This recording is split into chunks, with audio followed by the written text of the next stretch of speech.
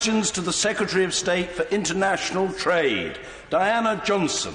Mr. Speaker. The Secretary of State for International Trade, Secretary Dr. Liam Fox. Thank you, Mr. Speaker. With permission, I will answer question 1 together with questions 7 and 9. As we leave the European Union, the Government will ensure all future trade agreements continue to protect the UK's right to regulate public services, including the NHS. I've been clear on a number of occasions that more trade should not come at the expense of high levels of quality and protection enjoyed in the UK. Johnson. Thank you, Mr. Speaker. I'm pleased that the Secretary of State has made those comments, and I'm sure we can all agree that whatever happens with Brexit, our country must not be held to ransom by multinational corporate interests over the future of the NHS and other public services. So can the Secretary of State give a watertight guarantee that we will not see any trade deals that would drive up the cost of medicines and allow foreign firms to sue the UK over improvements in public health and standards in healthcare generally? Mr. Speaker, as I've again made clear in questions and in debate in this House, if we look at trade agreements we have already entered into, for example, with Canada, it's clear that in Chapter 9, in the Cross-Border Trade and Services Chapter, Article 9.2 makes very clear that the Government retains the right to regulate in public services. Any changes in the NHS should be a matter for domestic policy debate in the United Kingdom and not anywhere else. Menzies. Mr. Speaker, the UK is a world leader in healthcare provision, founded on the core values of the NHS.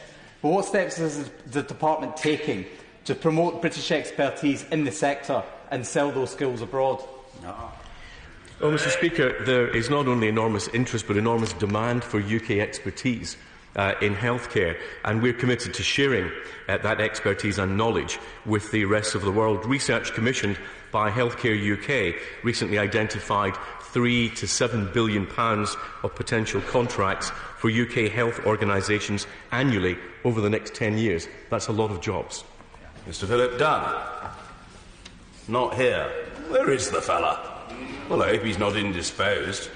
We'll have to proceed. Mr. Angus Brendan McNeill. Thank you very much, Mr. Speaker. Free trade agreements, of course, are needed, and the EU has some very good ones, which is why the United Kingdom government is copying them. But trading at WTO is very expensive. What is the Secretary of State doing to dispel the notion that's abroad, particularly in his own party, that leaving and trading on WTO terms is a good idea? Because if it was, every country would be walking out of the trade box, every country would be ripping up trade agreements. It is a very silly idea and a very dangerous idea, and I hope he's doing his best to combat it. Well, Mr. Speaker, I'm not quite sure how this relates to the healthcare debate exactly, but it's an important point that the WTO rules provide a baseline, and the way in which countries get preferential trade beyond that baseline is very often through a free trade agreement. That is why we want to see free trade agreements beyond what we have today. Cummins. Thank you, Mr. Speaker. I welcome the assurances that the Secretary of State has given to the House here today. But can he confirm that the principal protections for public services related to the CETA agreement are in fact to be found in the Joint Interpretive Instrument, which does not have the same legal force as the treaty? Crucially, it cannot alter it or override it. If we are to have confidence in the protections of our public services and the NHS in future trade agreements, these must be written into the text of the treaty. Does he agree? Well, Mr. Speaker, however we get the assurances, that's what we need to do. In CETA, for example, it is contained in Chapter 9 and 28, as well as Annex 2, and the additional national reservation in Annex 2. It is up to this House how we carry out public policy. For example, in the 4 years from 2006, Labour outsourced 0.5% of the NHS budget to the private sector each year, which of course fell to only half that level under the coalition government. If Labour want to be able to increase to their previous levels of outsourcing, they should be able to do so under policy protection given under the treaties. Fabricant. Question 2, sir. Indeed. Minister George Hollingberry. The Government supports UK services businesses to access foreign markets in a number of ways, including through trade promotion and facilitation. For example, in March this year, DIT took a delegation of 8 leading fintech companies to exhibit at Money 2020 in Singapore, and DIT also works with partners overseas to remove access barriers, opening up new opportunities for UK businesses. Michael Fabricant. So my honourable friend will know that in this rather complex world environment, there's a confusion at times under WTO rules between goods and services. Once we leave the EU and get a clean break and regain our place at the WTO table, will he make it a priority to try and make clearer definitions of what are goods and what are services? Minister. I thank the honourable gentleman for his question, and he's right. There are a great many complexities at the WTO, and in fact the world is sliding inexorably towards a future of increased protectionism without changes being agreed to the WTO to address old problems and to cope with new forms of trade that simply didn't exist even 10 years ago and create the confusions he identifies. As a newly independent voice, the UK will be a champion for change, for openness and for cooperation, because believe me, Mr. Speaker, a failure to deal with the problems the WTO faces is not an outcome that anybody should want to contemplate. Congratulating the honourable gentleman member for Huddersfield upon the magnificence of his tie, I call Mr. Barry Shearman. Mr. Speaker, can I ask the front bench opposite, all of them, to tell me what I can explain to my service industries who export overseas and my manufacturing, who for years have been frustrated that the Chinese are stealing their patents, stealing their IP, and now this government's going to open not only the back door, the front door to the Chinese ability to take their secrets and under-compete them. Mr. Speaker, just in the last week, the Chinese have agreed a joint communiqué with the EU about the forced transfer of intellectual property, which gives us some comfort. We work extensively with the Chinese government through joint trade reviews to examine various areas of the economy, particularly in services, where we can address this. And I do believe that progress is being made on this front. But I go back to the point I made to my honourable friend from Lichfield a little earlier. This is a complex area. The rules of the WTO make this very difficult to address, and we need to change it. Mark Brisk. Thank you, Mr. Speaker. 3/4 of our economy is in services, and yet over 90% of service firms export nothing. What more can be done to change this underlying culture and systemic issues, so that the majority of service firms export? As I mentioned in answer to the previous question, Mr. Speaker, we are conducting a number of joint trade reviews with India, with China, with Brazil, some of the largest economies in the world, to make sure that we address some of these access barriers, to make sure that contracts, for example, are translated into an official English version of Chinese language contracts, to make sure that service providers can understand what the rules and regulations are, to make sure that qualifications are matched across the piece. There is a great deal we can do and more that we will do. Mr. Stephen Gethins. Mr. Speaker, I welcome what the Minister has said about trying to open up overseas access to UK service companies. However, isn't it hugely disappointing that the continuity agreements with Norway and Switzerland exclude trade in services? And also, was it not the case that if post-Brexit we revert to WTO rules trade with the EU, we would see a massive 26% fall in global service trade, with a fall in the UK's service trade just as bad, even if we get that free trade agreement? As we approach the negotiations with the EU on the FEP, of course services will play a large part in that. We have signed MRAs with Australia and with New Zealand. And as for the Norway and indeed for the Switzerland deal, we should never forget that 35% of pretty much all of the goods contracts that are entered into by the UK is contained within services value. So this isn't just a matter of pure services, it's a matter of goods as well. Bill Esterson. Service exporters depend on an international workforce, but arbitrary immigration targets limit their ability to recruit the staff they need. Growing our market share in services is essential to the future success of our economy. So if this government truly has a global strategy, why are businesses which want to export being denied access to a global pool of talent? On the whole, Mr. Speaker, the services businesses which are exporting are doing so by establishment overseas, and therefore recruitment in the UK is not something that particularly concerns them, as they are employing people in foreign countries. That said, we know that there is an issue about provision of skilled labour in the UK. The immigration bill, when it comes forward, will provide reassurance on the ability to recruit people with certain levels of skills, and I look forward to seeing those in the House when they come forward. Rachel McLean. Question number 3, Mr Speaker. Yeah.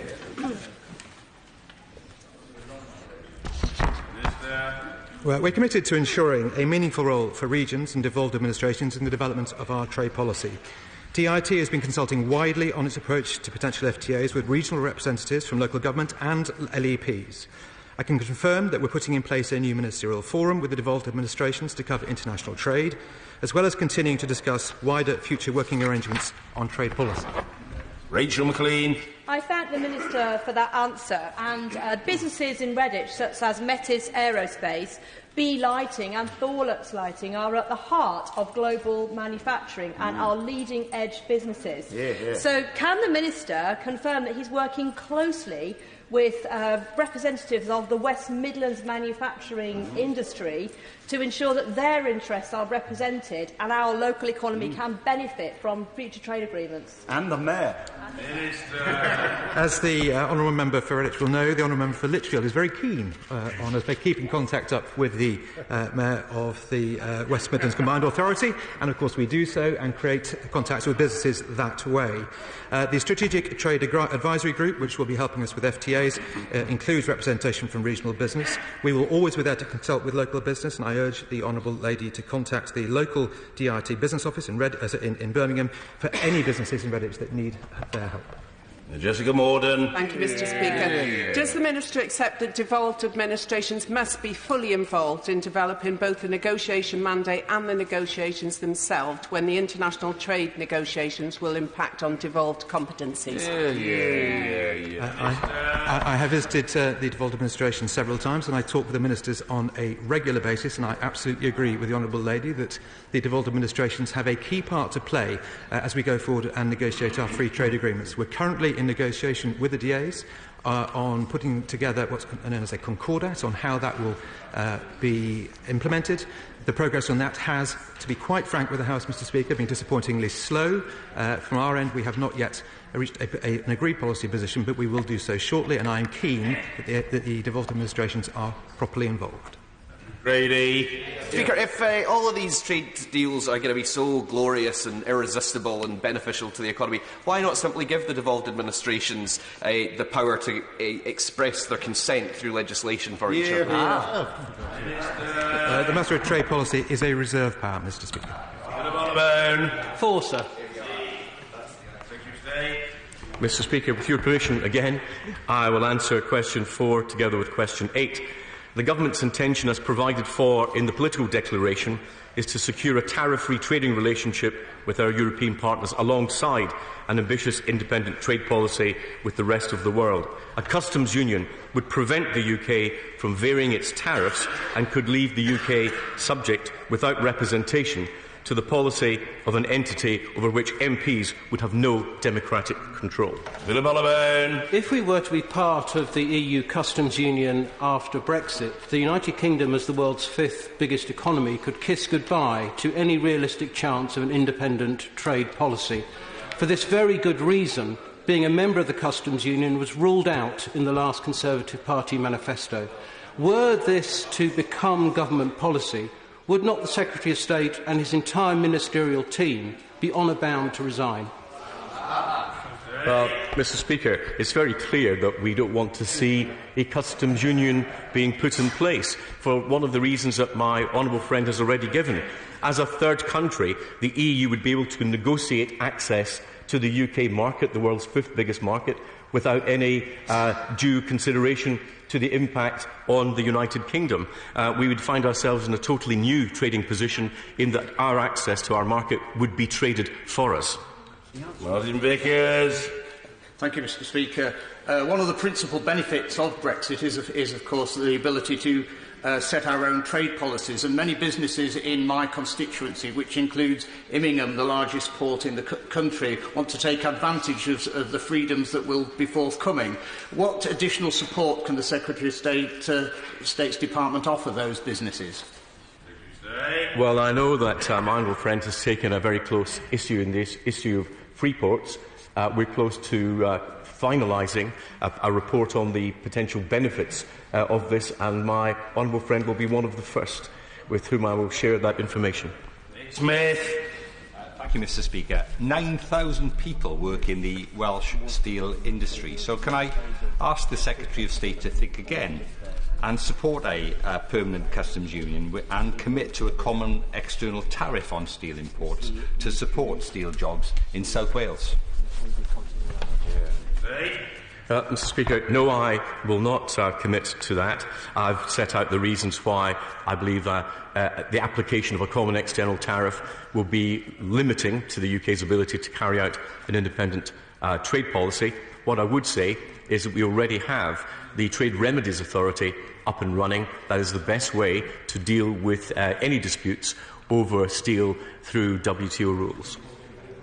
On break. Speaker, does the Secretary of State accept that even outside the European Union, some other countries will seek to restrict our trade? So, for instance, hasn't the US said in terms of its negotiating objectives that it will seek to restrict the trading ability of any country that seeks to trade, for instance, with China? Well, the United States is perfectly entitled to set out objectives for trade, as are we. And we believe that trade is best operated through the rules-based international system based on the WTO. Countries can have their own opinions, but it's still the safest and best and most predictable way to carry out global trade. Thank you, Mr. Speaker. We know the benefit of a permanent customs union, particularly for the integrated supply chains on which so much of our manufacturing success is based. What assessment has he made of the net economic benefit of an independent trade policy in the short, medium and long term? Well, Mr. Speaker, we believe it's possible to get the benefits of customs union, which are no tariffs, no quotas, no rules of origin checks, through the mechanism set out in the government's proposal on our future relationship with the European Union. And, of course, the ability to access growing markets will be dependent on our ability to create trade agreements with those. We see a report by UNCTAD, for example, that suggests by 2030 that the Asian proportion of trade will be above 50% for the first time since the 19th century. We have to be in a position to take advantage of that. Carmichael. Question 5, Mr. Speaker. The UK's intellectual property regime is consistently rated as one of the best in the world. The Government is reviewing its future trade policy as we leave the EU and ensuring that existing trade agreements, including provisions on intellectual property with global partners, can continue uninterrupted on the day the UK leaves the EU. Alistair Carmichael. Thank you, Mr. Speaker. The Minister will no doubt be aware that tomorrow is World Intellectual Property Day, and this year the theme is sport and intellectual property. Can I tell him, however, that a number of United Kingdom-based companies have had their intellectual property stolen by a Saudi Arabian-based pirate broadcaster, BoutQ, including, and I know this will interest you, Mr. Speaker, last Monday's Watford against Arsenal match. So what steps are we doing, or what steps are we taking, rather, to protect the intellectual property rights of UK businesses and sports interested this way? And will we use our trade policy to hold to account those countries like Saudi Arabia that are allowing the theft of our country's intellectual property in this way? Thank you very much, Mr. Speaker. The case the honourable gentleman raises is not one with which I'm familiar, and if he would like to drop me a line on that, I'd be very happy to look into it more carefully, but we will continue to make representations to Saudi Arabia on this point. The UK regime on IP is respected around the world. We have local, we have European, and we have international commitments on that front, all of which produce one of the tightest regulatory regimes for IP worldwide and one of the most respected.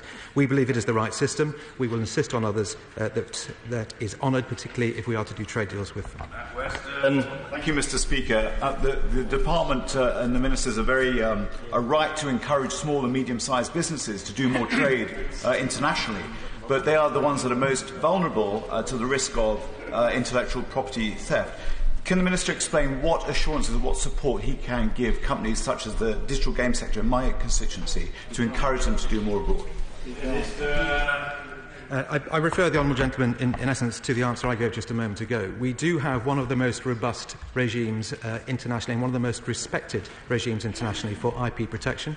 We have a specialist group that sits in DIT that advises us on IP matters. It is something that is very, very important to this country. We recognise absolutely the extent of exports that come out of this area, driven by this area in games, in TV, in sports and so on and so forth. So it is hugely important to us. SMEs, please be in contact with local DIT offices. We can always help and we'll be delighted to do so. Ford. Question number 6, please. Yeah.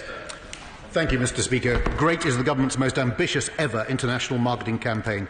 It encourages the world to visit, study and do business in the UK, while the party opposite never loses an opportunity to talk this country down, as the honourable gentleman does there. We use GREAT to sell Britain abroad. And I've been asked if the chuntering could stop from the potential future Speaker for 1 second.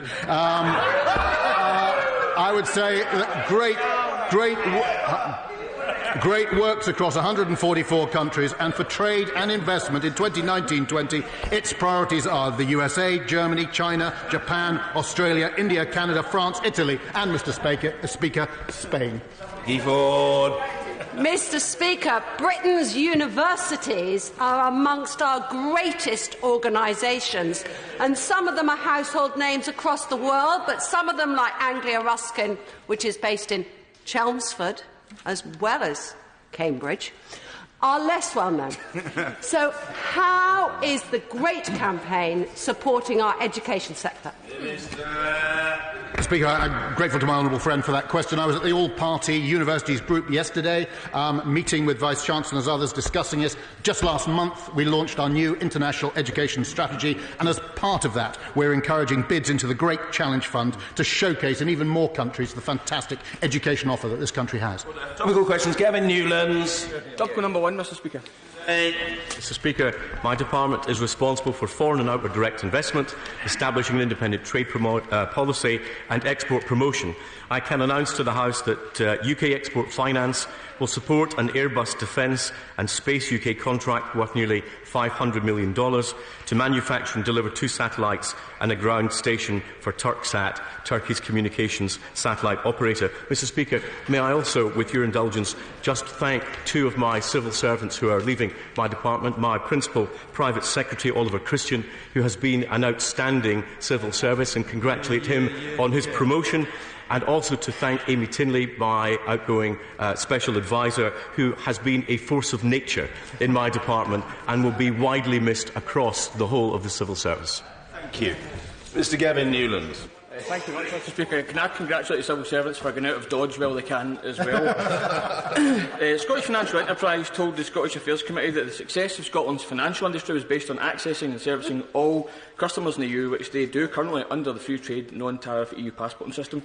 Does this not highlight, once again, the vital importance of freedom movement to Scotland, and that his government simply doesn't care about Scottish interests or Scotland's vote to remain? Yeah. Well, first of all, I'll ignore the lack of grace about the honourable gentleman's first comment. What it does show is the importance of services and importance of access to the single market in the United Kingdom to Scotland. Financial services are one of the country's greatest and strongest exports, and Scotland benefits hugely from being part of the United Kingdom's infrastructure. Andrew Rosindell. I congratulate the government on the GREAT campaign, but in this week of St George's Day, as we celebrate all things English, will the Secretary of State confirm that we are going to promote not only everything British, but also the component parts of the United Kingdom, including England, Scotland, Northern Ireland and Wales, and indeed our cherished Crown dependencies and overseas territories? Well, Mr. Speaker, my honourable friend, in his usual way, makes an excellent point that it's not just the fact that we have those very important constituent parts of the United Kingdom to celebrate, but we also celebrate our commonality and our unity as expressed through the Union. Mr. Barry Gardner. Mr. Speaker, the world was shocked by the 2 crashes of the Boeing 737 MAX 8s that saw the tragic loss of 346 lives. And that, of course, is a matter for EASA to investigate. But it's for the Secretary of State to investigate whether the export capacity of Airbus was unfairly affected by Boeing's failure to be transparent about the pitch instability of the aircraft or to provide specific safety training on the MCAS system, which was supposed to counter that instability. He will know that in one 12-month period, the concealment of those issues helped Boeing increase its sales against the Airbus A320 neo aircraft by 768 planes, whilst Airbus sales dropped by 748 in the same period. What support, if any, does his department currently provide to Boeing? Does he consider that its ethical failure has had an adverse impact on Airbus's sales?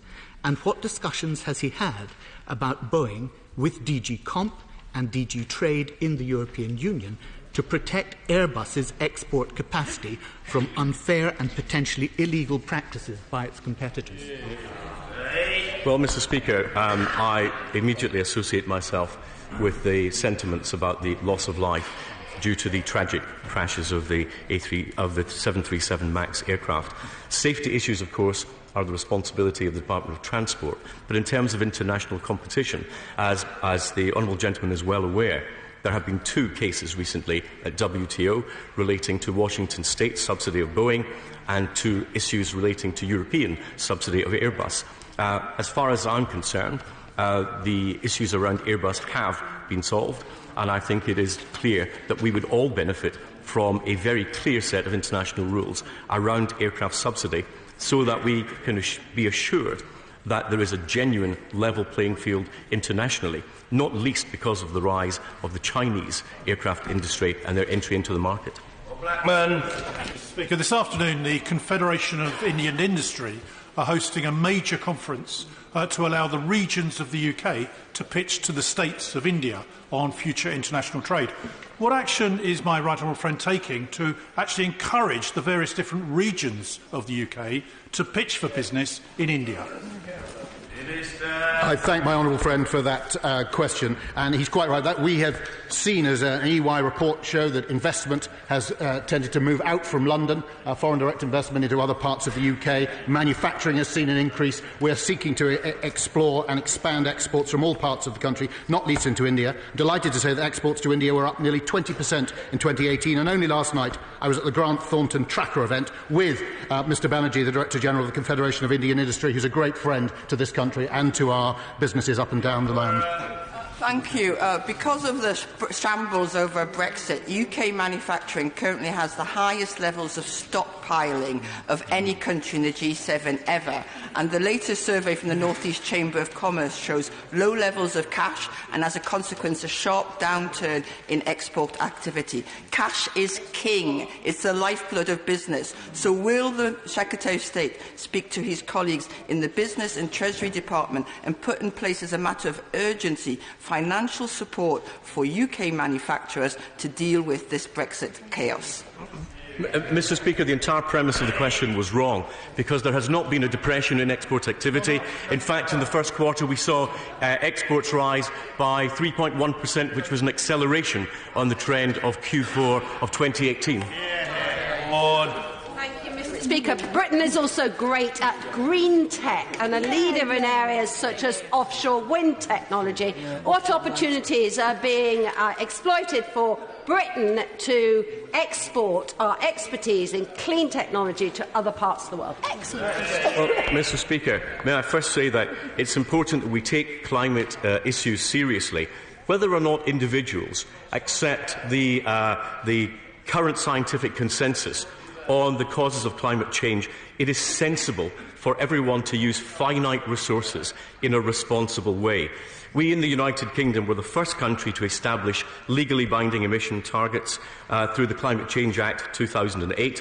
We have reduced emissions faster than any other G7 country, and we are leaders in clean energy production. There is an estimated $11.5 trillion that is likely to be invested in clean energy between now and 2050 globally. That represents an enormous opportunity for the United Kingdom, which is already, as I've said, a global leader, both by practice and by export. There are a lot of potential jobs for the United Kingdom. Thank you, Mr. Speaker. And can I ask the Secretary of State to welcome Anzac Day and our long-standing friendship with Australia and New Zealand?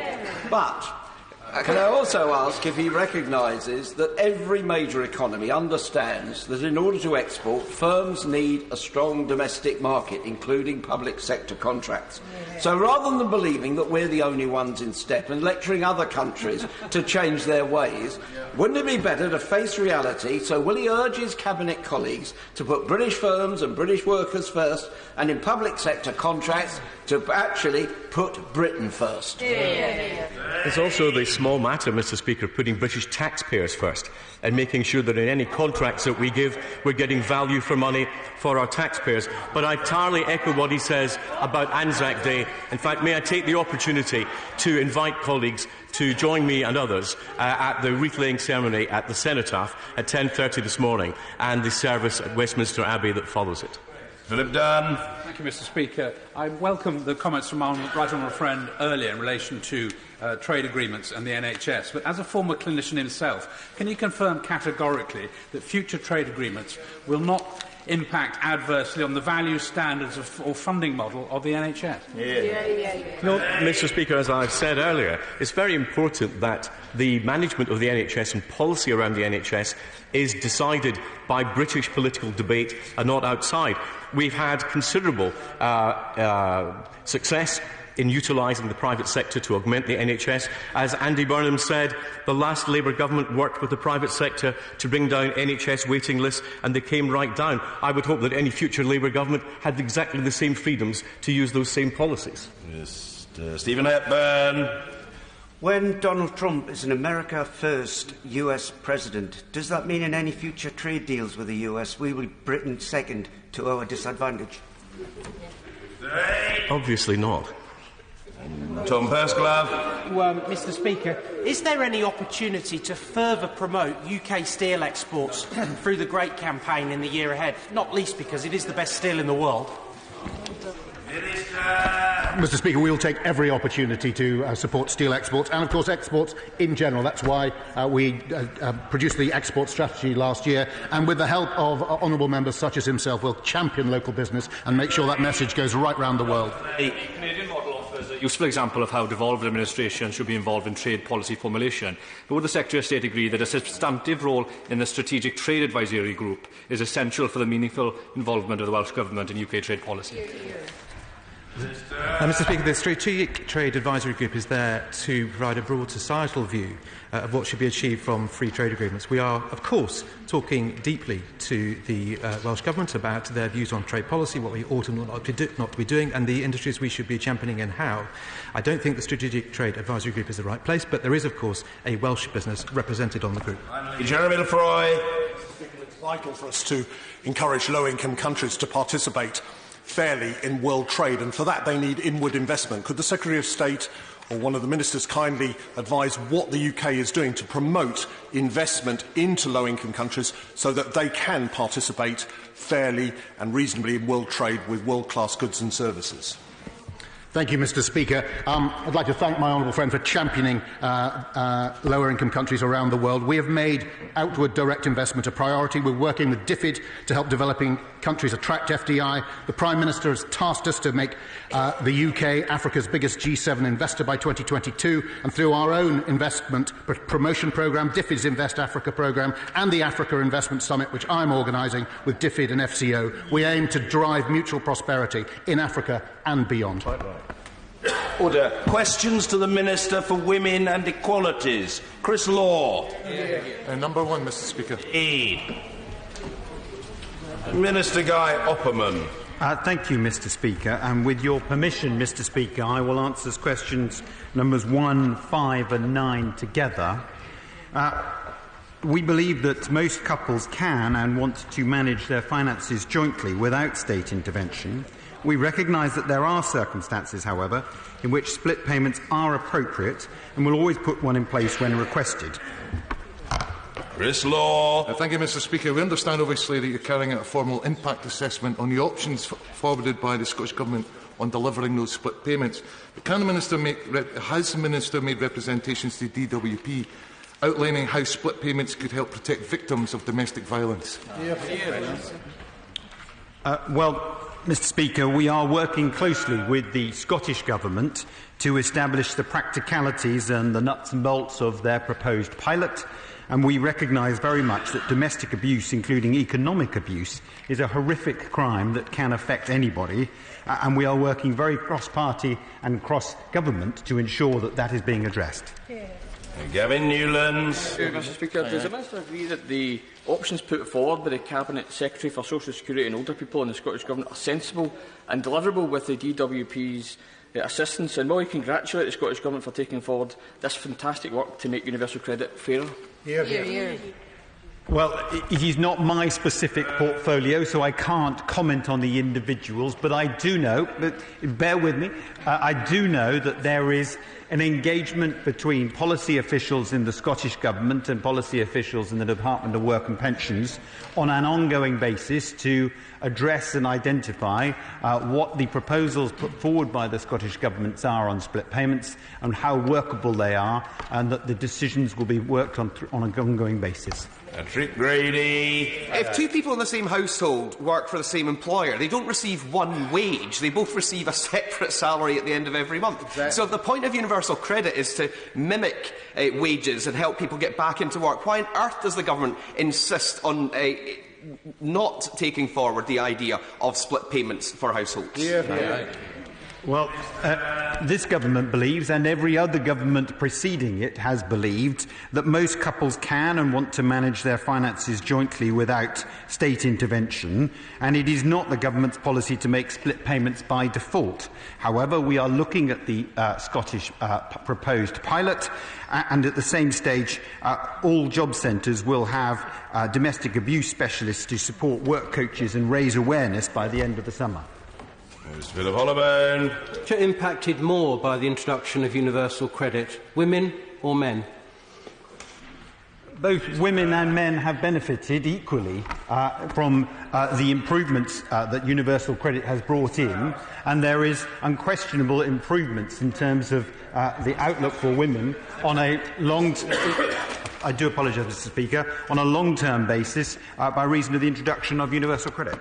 Vicky Ford. Thank you. Does my right honourable friend welcome the decision to make sure that universal credit is paid to the main carer in the household so that more women can make sure that their families are well supported? Well, my honourable friend makes a very good point, and it is very much the case that the Secretary of State for Work and Pensions has highlighted this and is very much bringing forward proposals to ensure that the main carer is the recipient, and the way that we're doing that in particular is looking at the universal credit application form so that the identification of the bank account should be done in the appropriate way. Minister, I'm sure you're aware of the difficulties that Women's Aid and other domestic abuse charities have highlighted. Can you maybe explain to this House how those difficulties they have highlighted will be addressed? Well, that's a very broad question, in which I will ensure that the Minister writes specifically in relation to the work that is being done on an ongoing basis with Women's Aid. But there is a wholehearted strategy on domestic abuse and support for women in this particular context, which is being addressed on a multitude of different levels. Angela Crawley. Thank you, Mr. Speaker. Now, the Minister has repeatedly said that split payments would be too difficult, and therefore, by de facto, the Government are not willing to consider this as an option at this moment in time. But as the Scottish Government has proven, and as the Minister for Social Security has proven, it is possible to ensure that split payments are the default. And does he not accept that by not doing this, you're simply compounding financial insecurity and leaving women in potentially perilous situations? Well, Mr. Speaker, split payments are available on request. No information is needed to get a split payment, but 60% of payments are already paid into a woman's bank account. And as I outlined to my honourable friend from Chelmsford, main carer recipient work is being done to ensure that this is on a practical basis. Number 2, Mr. Speaker. Stephen Hammond. Thank you, Mr. Speaker. With permission, I'd like to answer question 2 and question 13 together. Preventing health problems is the best way to improve life expectancy. We're taking action on childhood obesity, diabetes, cardiovascular disease and to reduce smoking rates. Later this year, my department will produce a prevention green paper which will set out cross-government plans for prevention in greater detail. Thank you, Mr. Speaker. In Newcastle, cervical cancer screening rates are significantly lower in more deprived areas of the city, whilst the recent Macmillan Cancer Inequalities report showed that more deprived areas had worse access to cancer treatment.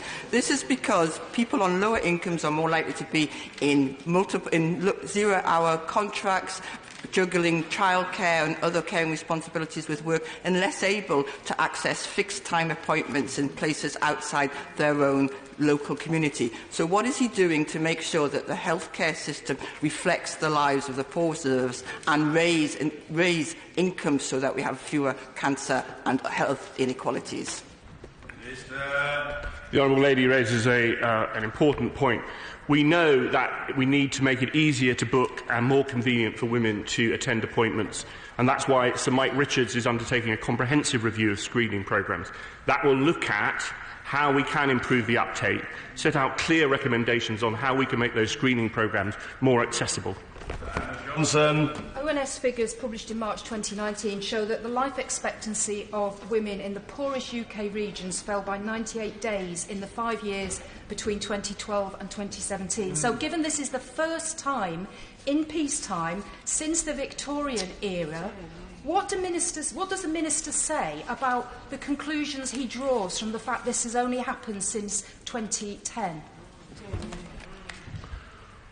Well, the conclusion I draw is to look at what the Public Health England's recent review has made clear, that it's not possible to attribute the slowdown in the improvement of life expectancy overall to any single cause. And that's why, in answer to the response to the previous Honourable Lady, I made the point that we're not complacent. The budget has seen us fully fund the biggest cash boost.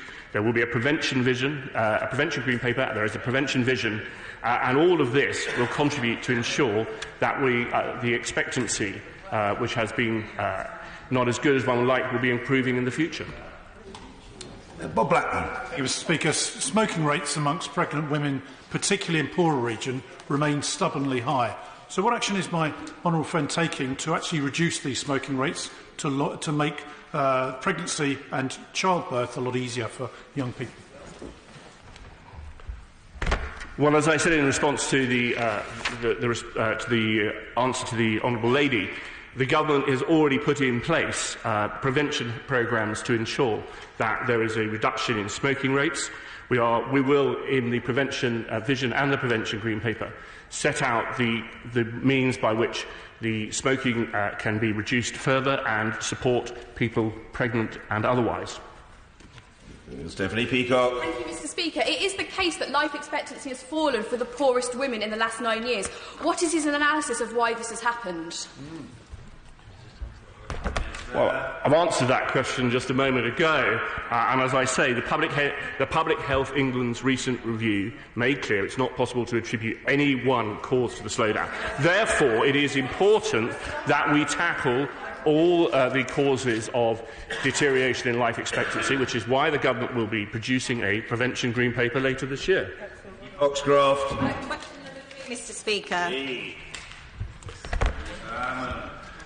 Tackling domestic abuse is a key priority for this government. That's why we've put £2 million behind expanding the Pathfinder programme, which will create a model health response for survivors of domestic violence and abuse. Training for frontline medical staff to help identify domestic abuse is included in a wide range of training and education curriculums for health staff. Vicky Foxcroft. Thank you, Mr. Speaker. According to Women's Aid Survival Beyond report, 54% of women experiencing sexual and physical abuse meet the criteria for at least one common mental health disorder. Now, I noted what the Minister said about training, but what specific training on domestic abuse is his department doing to ensure that this actually happens? Well, I want to commend the Honourable Lady for her work as chair of the All-Parliamentary Group on Domestic Abuse and Violence, and she will know that the department actually produced a domestic abuse a resource for health professionals, and it advises health professionals on how to best to support adults and young people over 16 who are experiencing domestic abuse. So that training is there and available now. Victoria Prentice. Mr. Speaker, does my right honourable friend agree that a publication of a definition of domestic abuse will help frontline staff to identify those who are victims? Well, my honourable friend is right, and it's clear that that definition, which also includes a number of factors from across government, including mental health, economic issues, will actually make it much clearer for frontline staff to understand a proper definition and look for more closely incidents of domestic violence and domestic abuse. The most recent survey done in prisons, women's prisons, shows that nearly 65% of women prisoners have had an acquired brain injury, a significant brain injury, and often that is directly related to their offending behaviour. The vast majority of these are people who've suffered domestic violence. Shouldn't we be screening every woman as she arrives in prison so that we can make sure they get the neuro-rehabilitation support that they need? Yeah. The honourable gentleman raises a very important point, and he will know that the government has committed extra money to ensure that women prisoners get the support they need in terms of neuro problems when they enter prison. Dr. Caroline Johnson. Thank you, Mr. Speaker. Domestic violence can be extremely damaging for the children who witness it. What is the Minister doing to support those children? The honourable lady raises a very important point because it clearly impacts the whole of family life and the evidence that children see. So we need to ensure that there are no legal barriers to sharing data to protect children or vulnerable adults, and we also need to ensure that the money that we are spending, £8 million, is going to help those children recover from domestic violence. Carolyn Harris. Thank you, Mr. Speaker. Health-based independent domestic violence advisors, IDVAs, can identify victims of domestic violence that other services are unable to detect. Safe Lives National Domestic Abuse Charity suggests this happens often amongst the elderly or BAME victims. Surely by placing these professions in an A&E environment, countless victims could be identified and helped. Will the Minister commit to placing independent domestic abuse advisors in all A&E departments? Well, the honourable lady has raised an important point. We need to ensure that when people turn up at A&E, they are properly triaged for all sorts of diseases, including domestic violence. I'll look at the point she made and reflect on it and talk to NHS England about it. Teresa Villiers. Number 4, sir. Thank you, Mr. Speaker. Since 2012, 62,949 start-up loans worth £489.5 million have been made to business owners. 39% of these loans were to female entrepreneurs. In response to the Rose Review, an industry-led task force will look at driving greater investment in female entrepreneurs by finance providers. The government is also establishing a new Investing in Women's Code where financial institutions will take steps to improve the allocation of funding to female entrepreneurs. It really is. It's really worrying that the Rose Review concluded that only 1 in 3 active entrepreneurs are women. So will the Minister take action to respond to the recommendations of the Rose Review so that more women can turn their great business ideas into great businesses? Hear, hear. Well, I thank my honourable friend for highlighting the particular findings. It is our ambition to increase the number of female entrepreneurs by half by 2030. The new code, Investing in Women, will drive more funding for women, encouraging more to start businesses. Alison Rose is already taking several recommendations forward with the backing of industry, and my right honourable friend, the Minister for Women and Equalities, is bringing forward the government strategy to address persistent gender economic barriers facing women across the country at every level. Very Chairman. Speaker, is the Minister aware that an increasing number of women entrepreneurs are using the digital source of blockchain in order to start their business and grow their businesses? And if so, will she meet some people to introduce her to blockchain solutions? And will she say something to her colleagues in the Treasury and the Financial Conduct Authority to encourage this use? Well, I'll thank the honourable gentleman actually for his question, and I would be very happy to meet with women who are using all different manners. I was just yesterday meeting with eBay, who were talking about their work that they're doing with women in encouraging them to start their own businesses, and how they're working particularly in Wolverhampton with retail businesses. So I'm always available to speak to anything that will engage women in business, and in actual fact not just women, all people. Bill Esterson. Question 6, Mr. Speaker. Thank you, Mr. Speaker. The Government strongly condemns sexual harassment in the workplace and is committed to seeing it end. Employers are already responsible for preventing sexual harassment in their workplaces and can be held legally liable if they don't. But we are consulting this summer to gather evidence on whether reinforcing this with a proactive duty would lead to better prevention of this terrible practice in the workplace. Bill Esterson.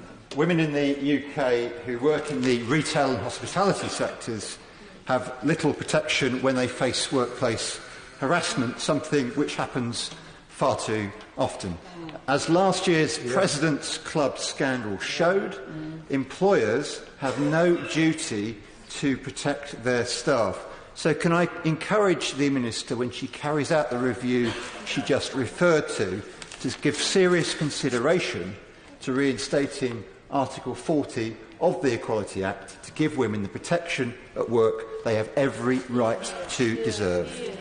I'm extremely grateful to the honourable gentleman for raising this, because it is important. Every woman, indeed every person in their workplace, should be able to enjoy their place of work without the threat or the risk of sexual harassment. I do take issue gently with him on Section 40 of the Equality Act. He may know that it was used only twice when it was in force, and it had the 3 strikes approach, which we believe was one of the reasons why it wasn't used as often as it should be. So we're very open-minded. We've got this consultation. I'd encourage everyone to participate in it so that we can find solutions that suit not just employees but also responsible employers. Cryer. Thank you, Mr. Speaker. Has the Minister thought about looking at the system of protected conversations that was introduced by the coalition government? Because it could be that protected conversations, given their nature, that system gives a licence to employers to engage in harassment in conversations that then cannot be quoted under statute at subsequent hearings. I'm very happy to look at that. I mean, as I say, we will be consulting in the summer. We want also to understand the scale of sexual harassment in the workplace. By definition, it tends to be activity that is hidden, that there is stigma to it. We want to absolutely make the point that it is not right for anyone of any gender, of any sexuality, to suffer this sort of behaviour in the workplace. Tom Pascal. 7, Mr. Speaker. Gender pay gap reporting provides transparency for everyone to hold employers to account, and many organisations already recognise that closing the gap makes good business sense. I am writing to public sector employers who are within scope of the regulations, urging them to develop action plans, and also meeting influential business leaders to press them to take action in their sectors to make the best of the potential that their female employers can provide to them. Tom Bursglove. I'm very grateful to the Minister for that answer. And what early assessment has she made of successful business compliance performance compared to that of last year? Well, before I answer that, Mr. Speaker, I feel obliged to wish my honourable friend good luck in the London Marathon this weekend, and all members of this House who will be running those 26 miles, hopefully in good weather. We are delighted, and I'm sure the whole House joins me in being delighted, that we have exceeded last year's compliance levels, with 95% of all employers believed to be in scope in the regulations having reported their data by the deadlines, but we are confident that 100% compliance will be achieved shortly, and have already seen the reporting rates rise to 98%. Nasha. Thank you, Mr. Speaker. When across 45% of firms the discrepancy in pay increase is in favour of men this year, it is now clear that the government's policy of asking companies to simply report on the gender pay gap is frankly not enough.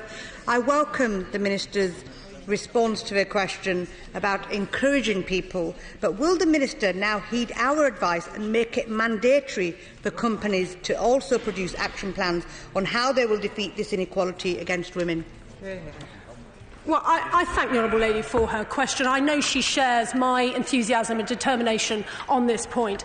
She will be pleased that already around 50%, just under 50% of employers within Scope are publishing their own action plans. They're doing this because they understand it makes good business sense, and we believe that this is the best approach. Interestingly, 56% of employers have reported either reductions in their gender pay gaps or the fact that they're staying the same. There's a great deal of work to do, but we've got to bring business with us. They've got to realise it makes good business sense to close their gap and to treat their female staff properly. And we believe by encouraging them, that will bring the best results.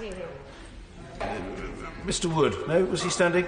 I was. Thank you, Mr Speaker. And I welcome the progress that's been made in closing the gender pay gap and increasing representation of women on company boards. But what is the government doing to support low-paid, low-skilled women who often seem to be left out of the conversation?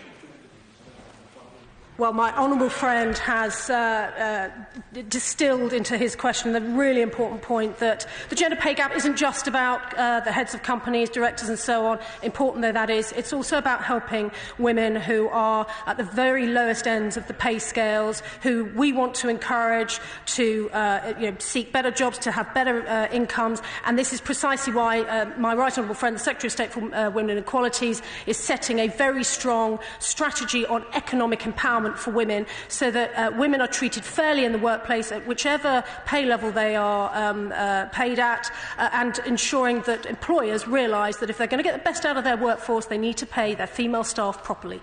Mr Speaker. Universal credit treats all genders equally, and female employment is at a record high.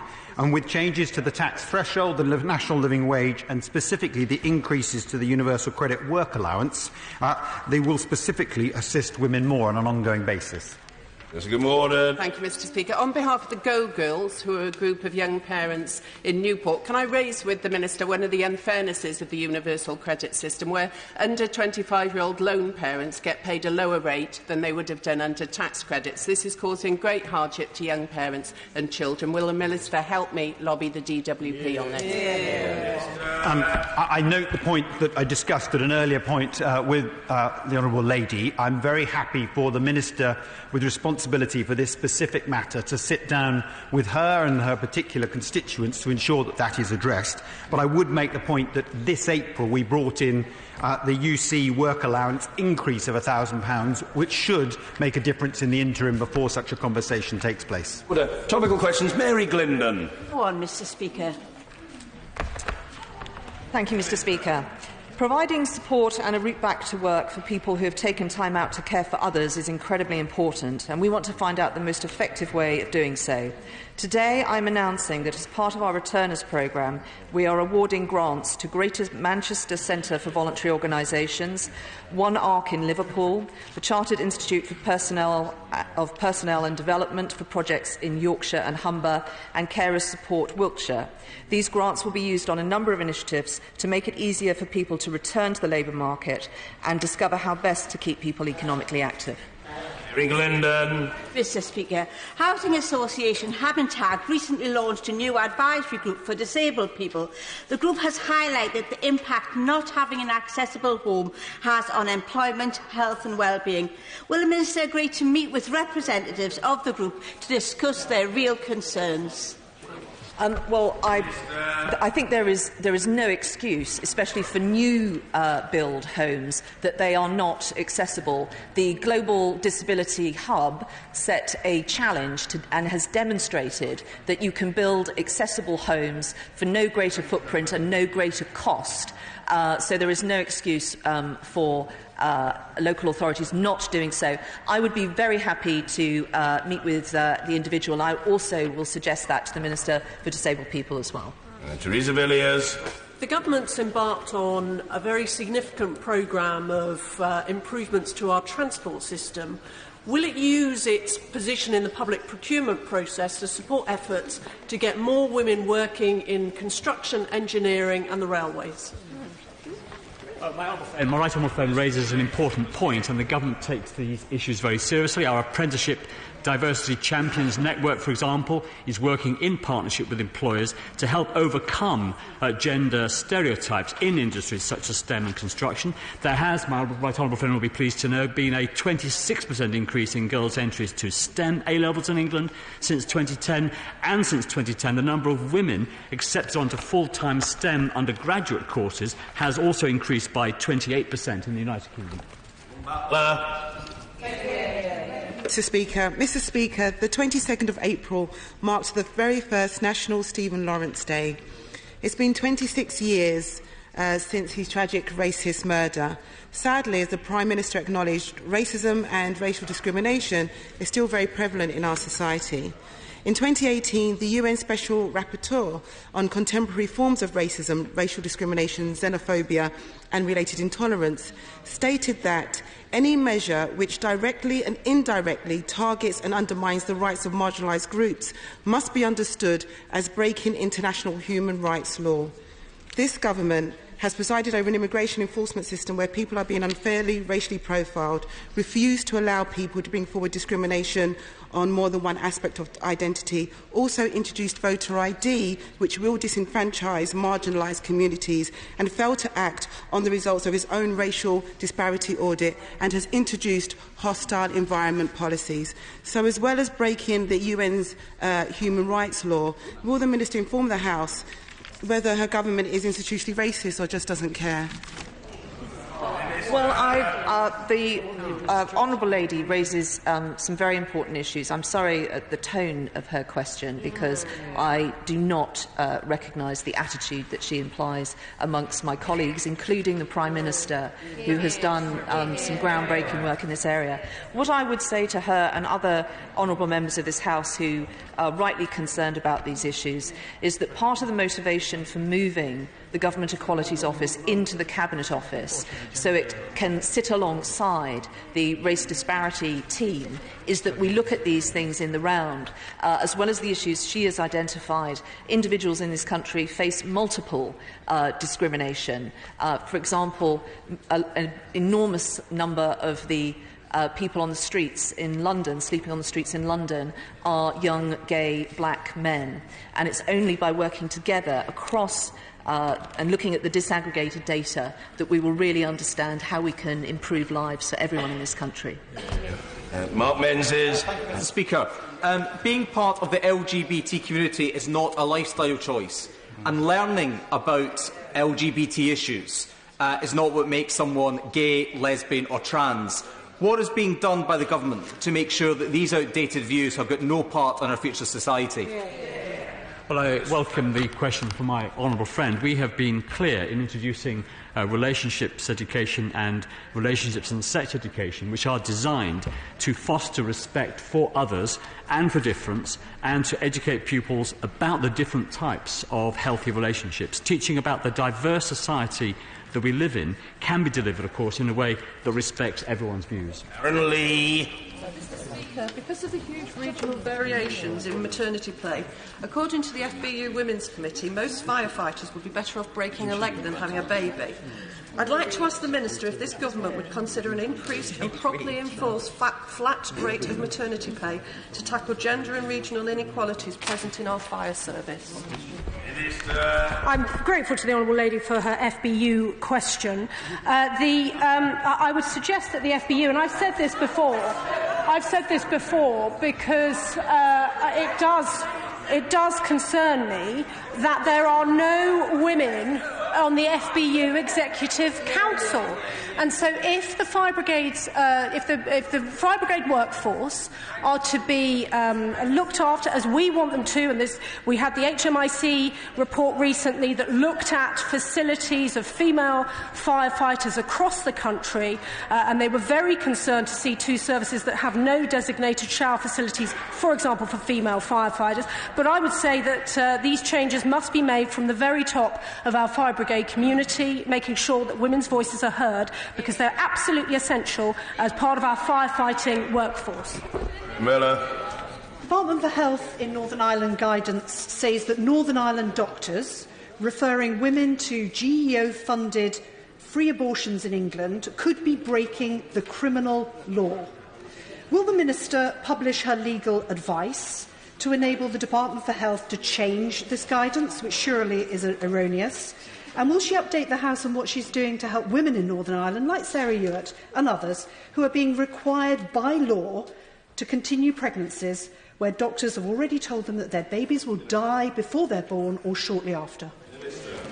Well, can I start, Mr Speaker, by thanking my right honourable friend and her committee for an incredibly important piece of work, not just because it has looked at the legal and human rights issues, but also it has got on record public opinion, healthcare professionals and legal professionals' opinion in Northern Ireland, and has shown the complete paucity of care being endured by women in Northern Ireland. With specific regard to the legal advice, I gave in my evidence to the committee via a letter clarification that the legal advice we received at the time of setting up that scheme meant that it would not be a crime to refer people into these services, and that the issue that she raises in her question does not stand. And I have also met with my honourable friend, the member for Thurrock, who looks at health inequalities, and she believes that she already has the powers to provide guidance to ensure that no one is deterred from referring someone to a healthcare service that they need, and that their life may be in danger if they do not receive, because of fear or that it might be a crime. This is completely bogus, and she has undertaken to do that immediately. But there is obviously more to do to put right this issue so that every citizen of the United Kingdom, with apologies, Mr Speaker, can have the healthcare services that they need. Thank you. We are running very late. I can live with that because my intention is, as always, to accommodate backbench members, but they could help each other by now contenting themselves with single-sentence questions. Dr. Rupa Huq. Can I ask the Government what's concretely being done to keep its promised decision to keep under review their rejection of national lasting legislation to protect women entering abortion clinics? Ealing's pioneering buffer zone is a year old now, but it's going to need renewal. Councils are cash-strapped, and they said that not enough women were being harmed. How many would it take to... Order, I'm sorry, but I did say very clearly single-sentence questions. People have got to be able to adjust. It's not difficult. Minister. I'm grateful to the Honourable Lady, who's done a great deal of work in her own constituency on this. We are keeping it under review. We're very keen that local councils are able to use the powers they have under the anti-social behaviour laws, if appropriate, in their particular areas. Vicky Ford. Thank you, Mr Speaker. Recent research shows that the HPV virus vaccine has led to a dramatic decline in cervical cancer. Having a vaccination saves lives. Can we use this opportunity to urge mums and dads across the UK to make sure their kids have the measles vaccine? My honourable friend is exactly right. The evidence is clear. The MMR vaccine is safe and it's effective. Mums and dads should ensure that their children are vaccinated. Thank you very much, Mr Speaker. Eva Women's Aid in my constituency, who deal with nearly 1,000 vulnerable women a year, have had their Rape and Sexual Abuse Support Fund grant cut, and it's now forcing them to look to close services. Will the Minister join me in urging her colleagues at the Ministry of Justice, who fund them, to reconsider these cuts before crucial services for vulnerable women in Redcar and Cleveland are lost? I'm very grateful for the honourable member's question. As the honourable member will know, we're doing a great deal to support women who have suffered, or men, from domestic violence. There is the Domestic Violence Abuse Bill, which is currently being looked at. The Government has pledged an additional £20 million over this Parliament to support victims and organisations combating domestic abuse. I know Women's Aid do a fantastic job, and I thank her very much for her question. Helen Grant.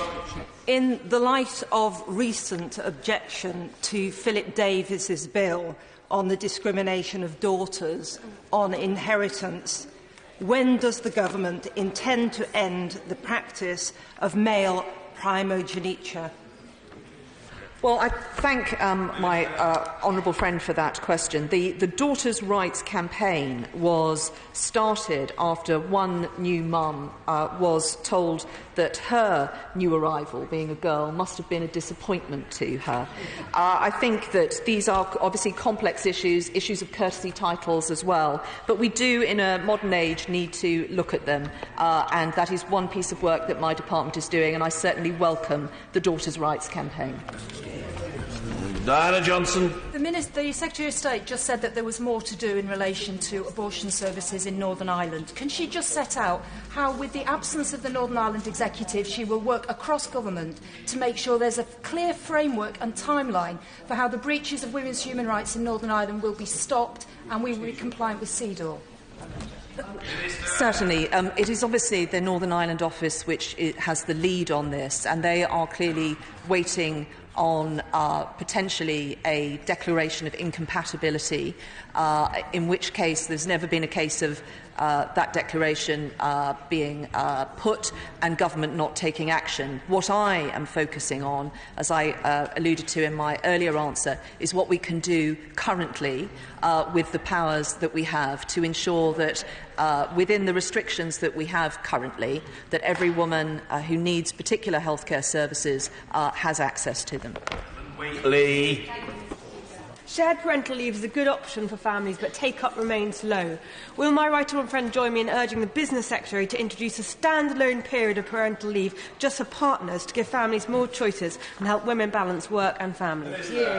Well, can I congratulate my honourable friend on the work that she has been doing and campaigning on this issue, along with a number of our Conservative colleagues. It is an issue that we are looking at as part of the Women's Economic Empowerment Strategy. We want parents to have the choice as to how they share caring responsibilities, and we know that there are very practical as well as cultural barriers to them doing so. When will the government consult on changes to the law to protect employees from being sexually harassed by customers or clients? This was announced in December last year. When will it take place? Good question. Well, the Honourable Lady may have heard my answer to the previous question.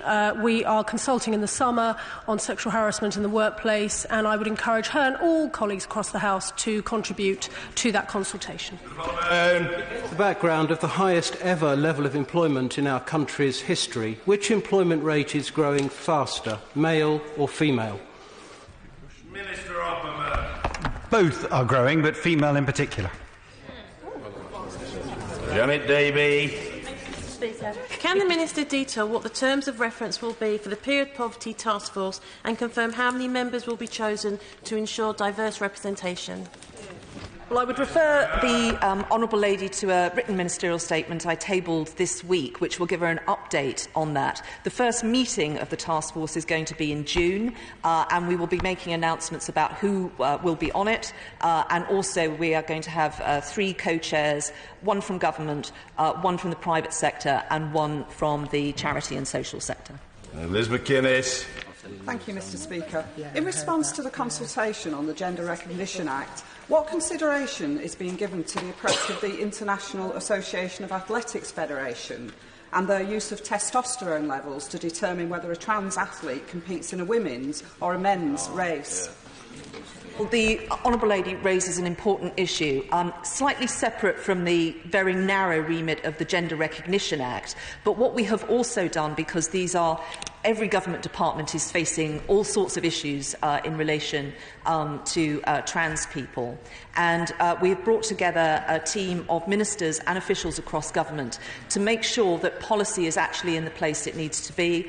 I have also had separate meetings with the Minister for Sport, both discussing elite sport, but also community sport as well.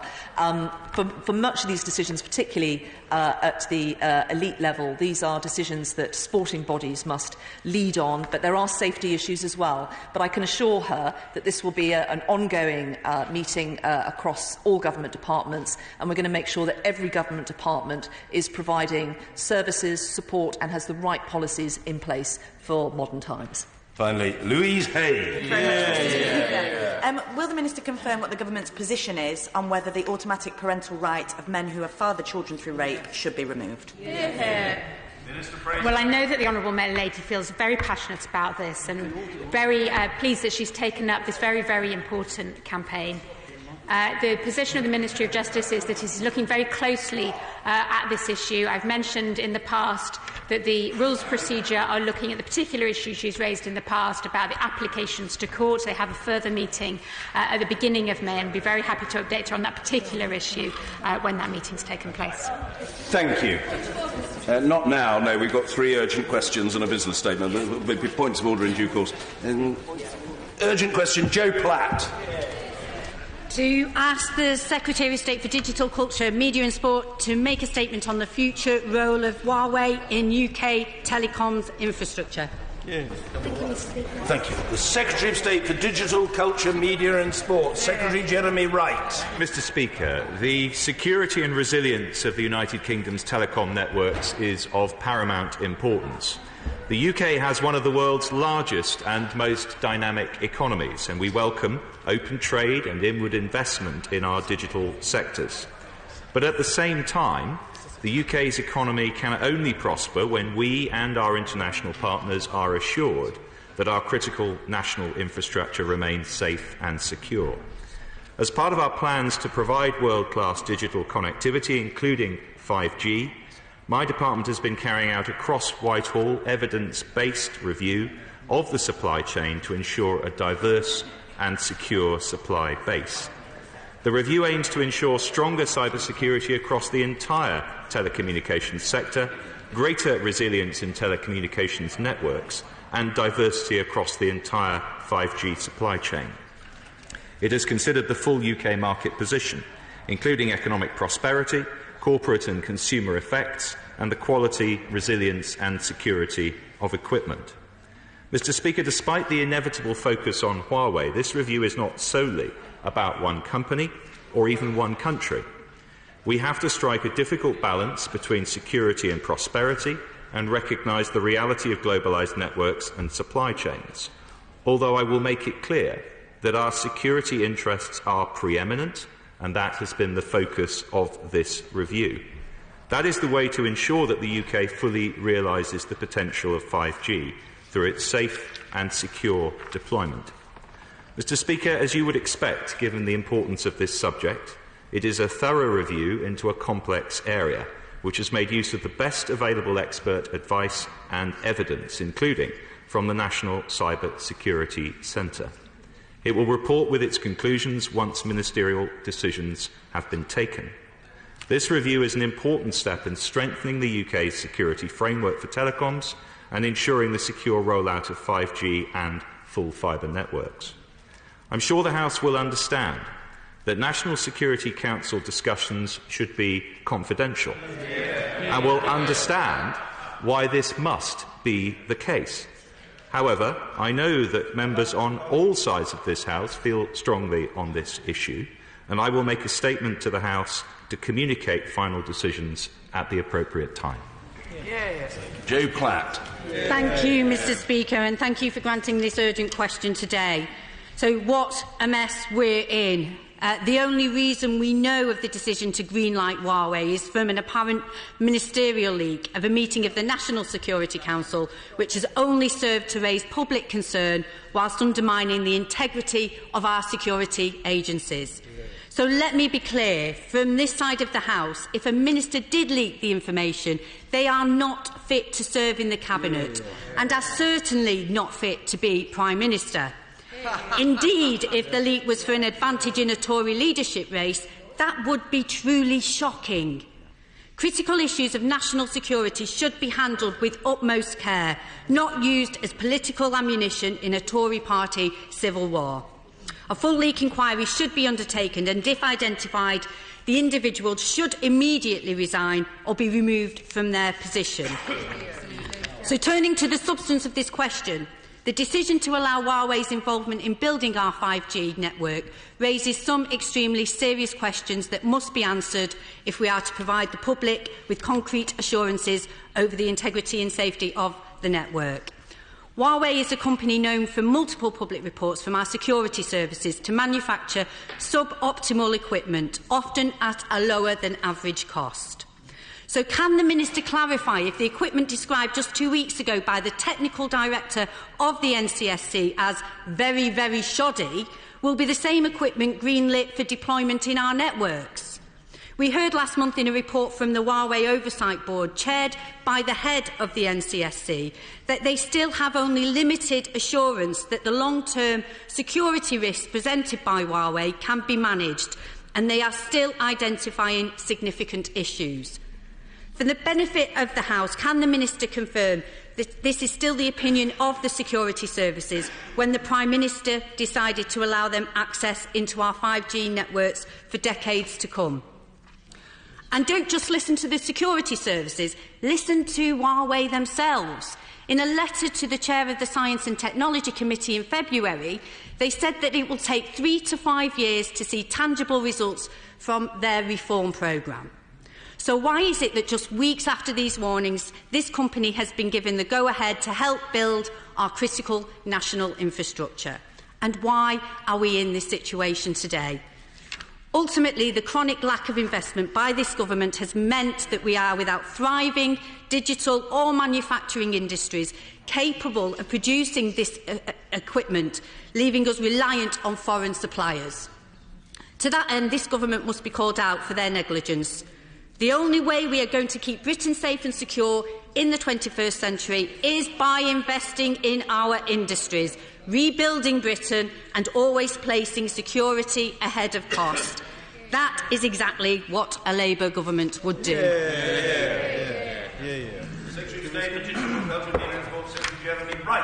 Well, Mr. Speaker, first of all, let me repeat what I said a moment or two ago. There has not been a final decision made on this subject, and so the Honourable Lady is wrong to describe matters in the way that she has. However, I entirely agree with what she has said about the leak of any discussions in the National Security Council.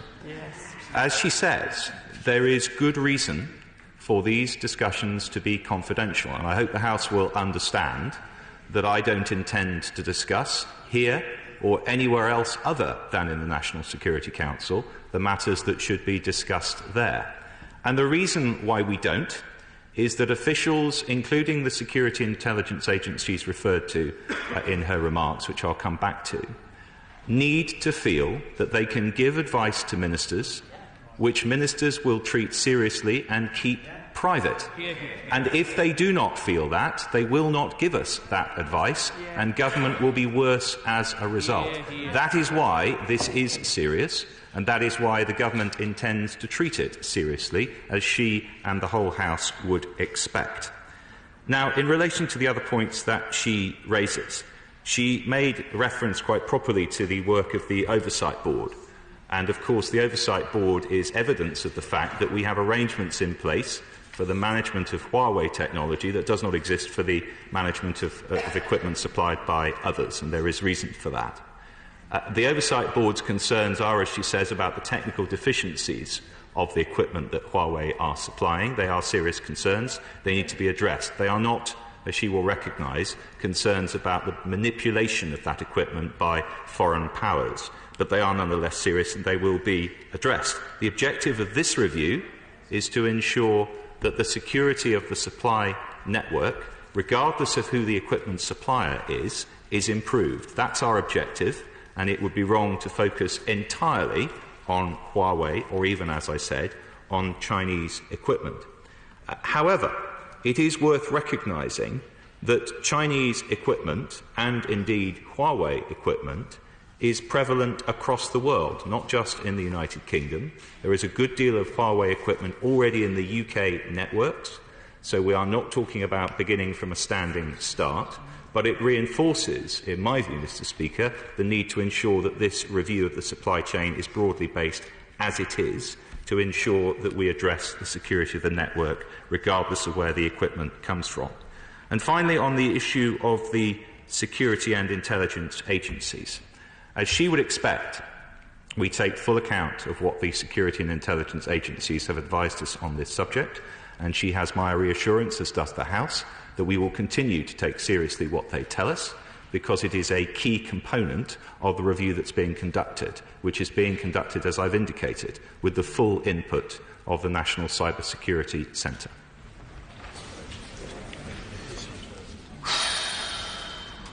James Gray. Mr. Speaker, my right honourable friend is quite right to make no comment at all on an apparent leak from an organisation like the National Security Council. But the multiple questions are asked as to why documents such as this of such huge national and international security importance was being discussed openly at the National Security Council. And indeed, the content of the document itself equally is worthy of much further inquiry across Whitehall and in this place. So would my right honourable friend perhaps welcome an inquiry by the Joint Committee on National Security in which I serve in this House, both into the document, into the way it was handled by the National Security Committee, and into the way in which the leak occurred? Well, Mr. Speaker, I think it is entirely appropriate for the committee on which my right honourable friend serves to make inquiries as they think fit. It's not a matter for me or for the government to indicate what they should or should not do. He will recognise, of course, that these are documents that should be discussed by the National Security Council. It is a way in which the National Security Council can make sensible and properly informed decisions. But as I indicated a moment or so ago, and as he knows full well from his own experience, that will become less and less likely to happen, and decisions will get less and less properly based if we can't trust people to keep private what should be kept private. Ronnie Cowan. Thank you very much, Mr. Speaker. As I see it, there are two major considerations. In the UK, we are lagging behind China, the USA and South Korea. The fact that we're even talking about this issue is a strong indication that there's been a lack of a realistic UK government-backed strategy, and that has allowed us to fall behind, and we're now facing tough decisions that could and should have been avoided. There is the threat of espionage, obviously denied by China, but rumours persist since 2012 of an elite cyber warfare unit either using Huawei software or utilising flaws in it. Why they should go to such lengths when the NSC leaks like a sieve is beyond me. But if we don't know, how can we possibly take that risk? So two brief questions to the Secretary of State. Can the Secretary of State define core and the edge of a 5G network and assure me that it can't be compromised from either side? And as EE are building 4G to carry emergency services, with their planned 5G piggybacking on that, will the Huawei's 5G plan disrupt this service? Well, Mr. Speaker, first of all, there is no lack of UK strategy here. We have a clear intent to make maximum use of 5G technology, and that's important because, as the honourable gentleman will recognise, in order for our economic development to be as successful as we all want it to be, this country will need to embrace this technology and make use of it in a variety of different ways. So the option of simply saying we will not engage in 5G technology isn't available to us, nor should it be, and I know he doesn't argue for that. If that's the case, if we need to provide for 5G networks, then I repeat, it's important to be realistic and to recognise that Huawei is a significant player in this market. There are very few others, and by the way, the others that exist also use Chinese equipment or assemble their components in China. So the idea that any option available to us could completely exclude Chinese equipment or involvement of any kind is, I'm afraid, not realistic.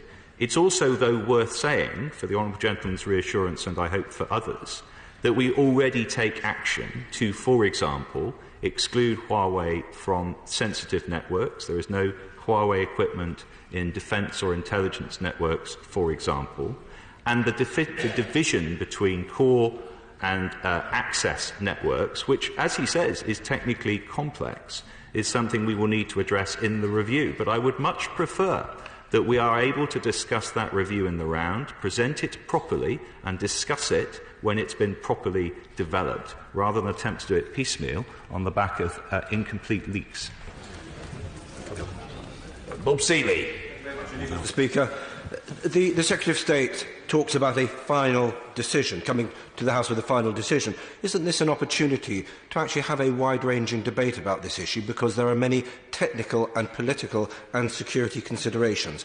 And if the US and Australia can block Huawei without damaging their trading relationships with China, it does beg the question why the United Kingdom couldn't potentially do the same. I'm grateful to my honourable friend, and I recognise his considerable interest and expertise in this field. I'd say two things to him. First of all, he's entirely right that Australia has made a decision to exclude Huawei completely from these systems. The United States has not yet made such a decision. They do so from federal networks. They have not yet decided in the areas that we are considering what their approach will be. On the subject of wide-ranging debate, as he knows, I always welcome wide-ranging debate and always happy to come to the House to discuss it. The difficulty we have here, of course, is that in order to do it, we need to have access to some material it's very hard to share with the House. That's why these discussions are had at National Security Council and why decisions in the end must be reached there. I think it is then the responsibility of ministers, and I take this responsibility seriously myself, to come to the House and explain those decisions to the greatest extent possible with those caveats, and I intend to do so, had always intended to do so, and still intend to do so. Diana Johnson. Can the Minister just say, or the Secretary of State just say, why he thinks Australia have taken that decision? Well, Mr. Speaker, I don't, of course, answer for the Australian government, and she would have to ask them. But we are, all of us, and that applies particularly to Five Eyes partners, wrestling with these very complex questions. We may reach differing conclusions.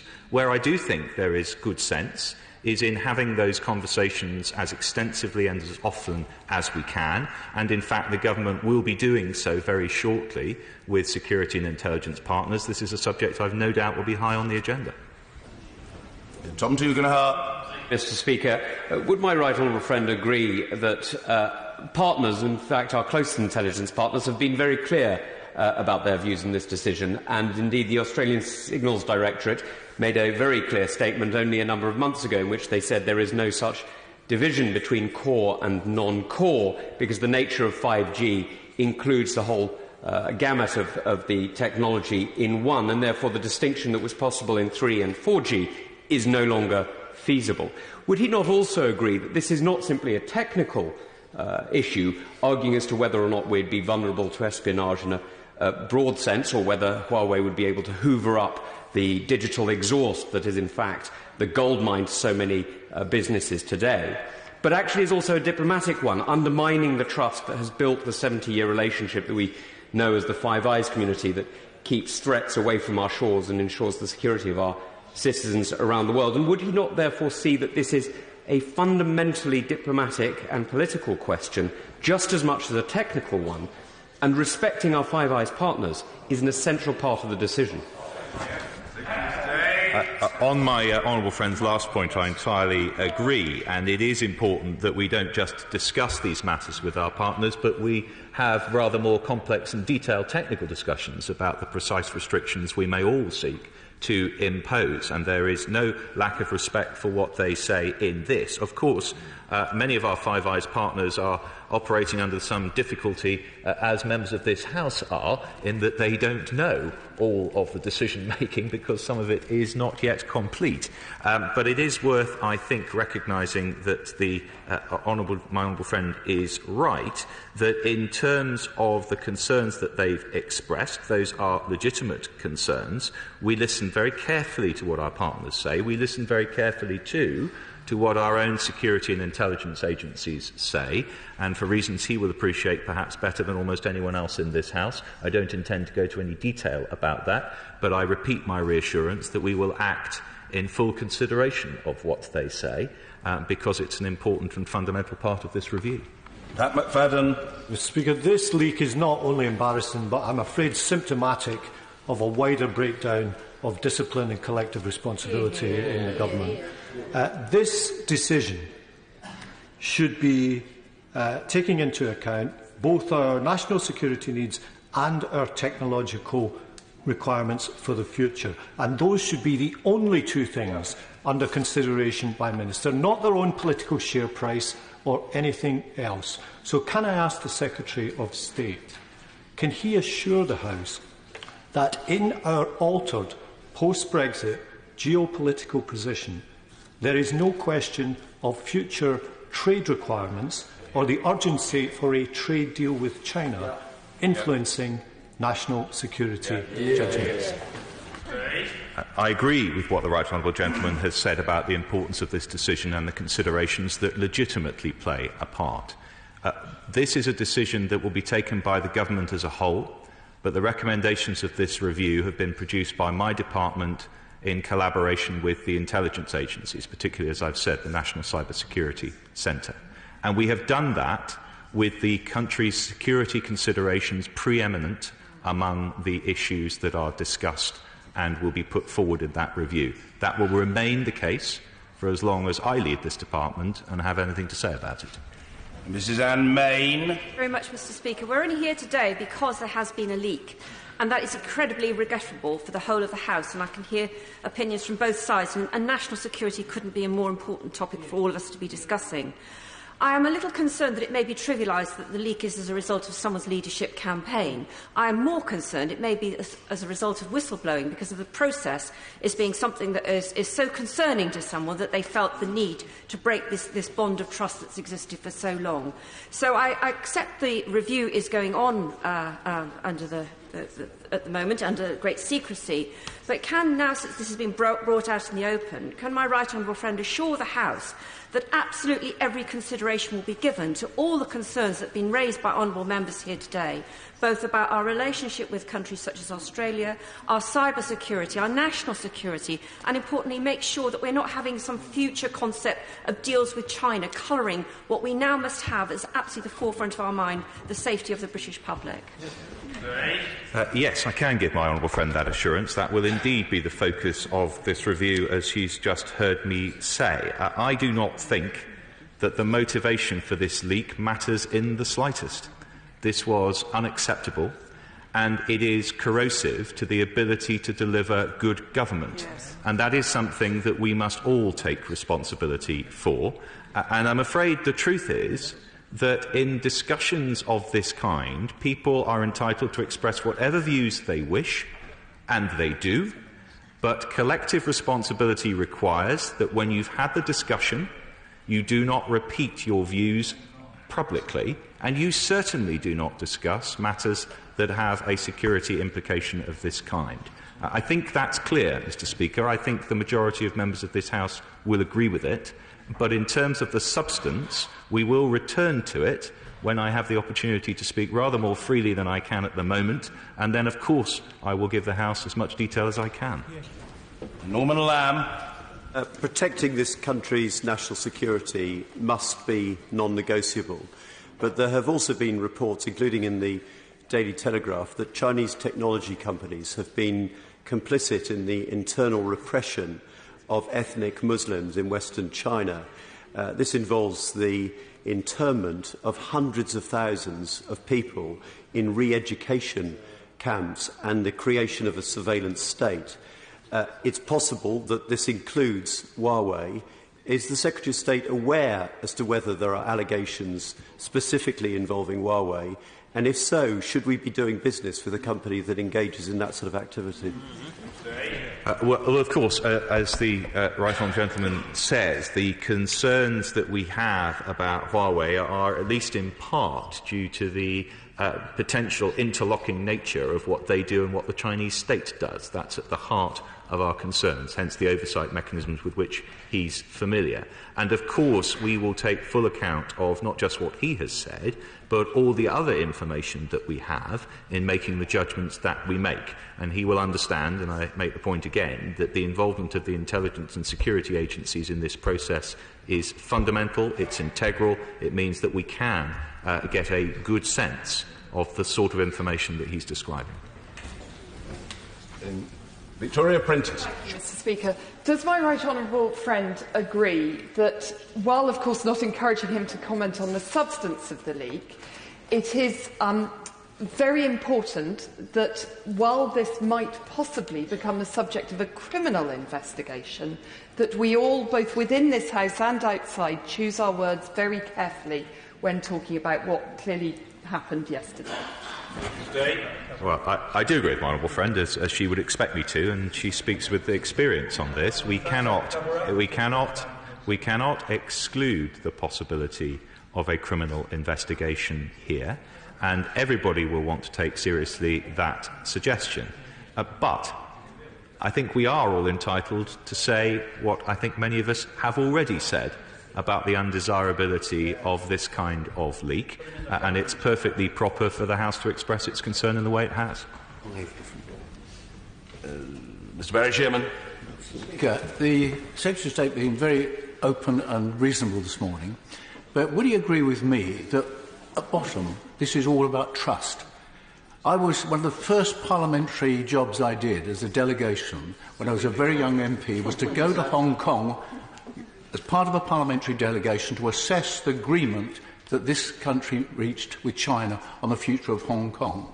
It is only this week we've seen how they shredded that agreement by taking those democracy protesters and giving them long sentences in prison this very week.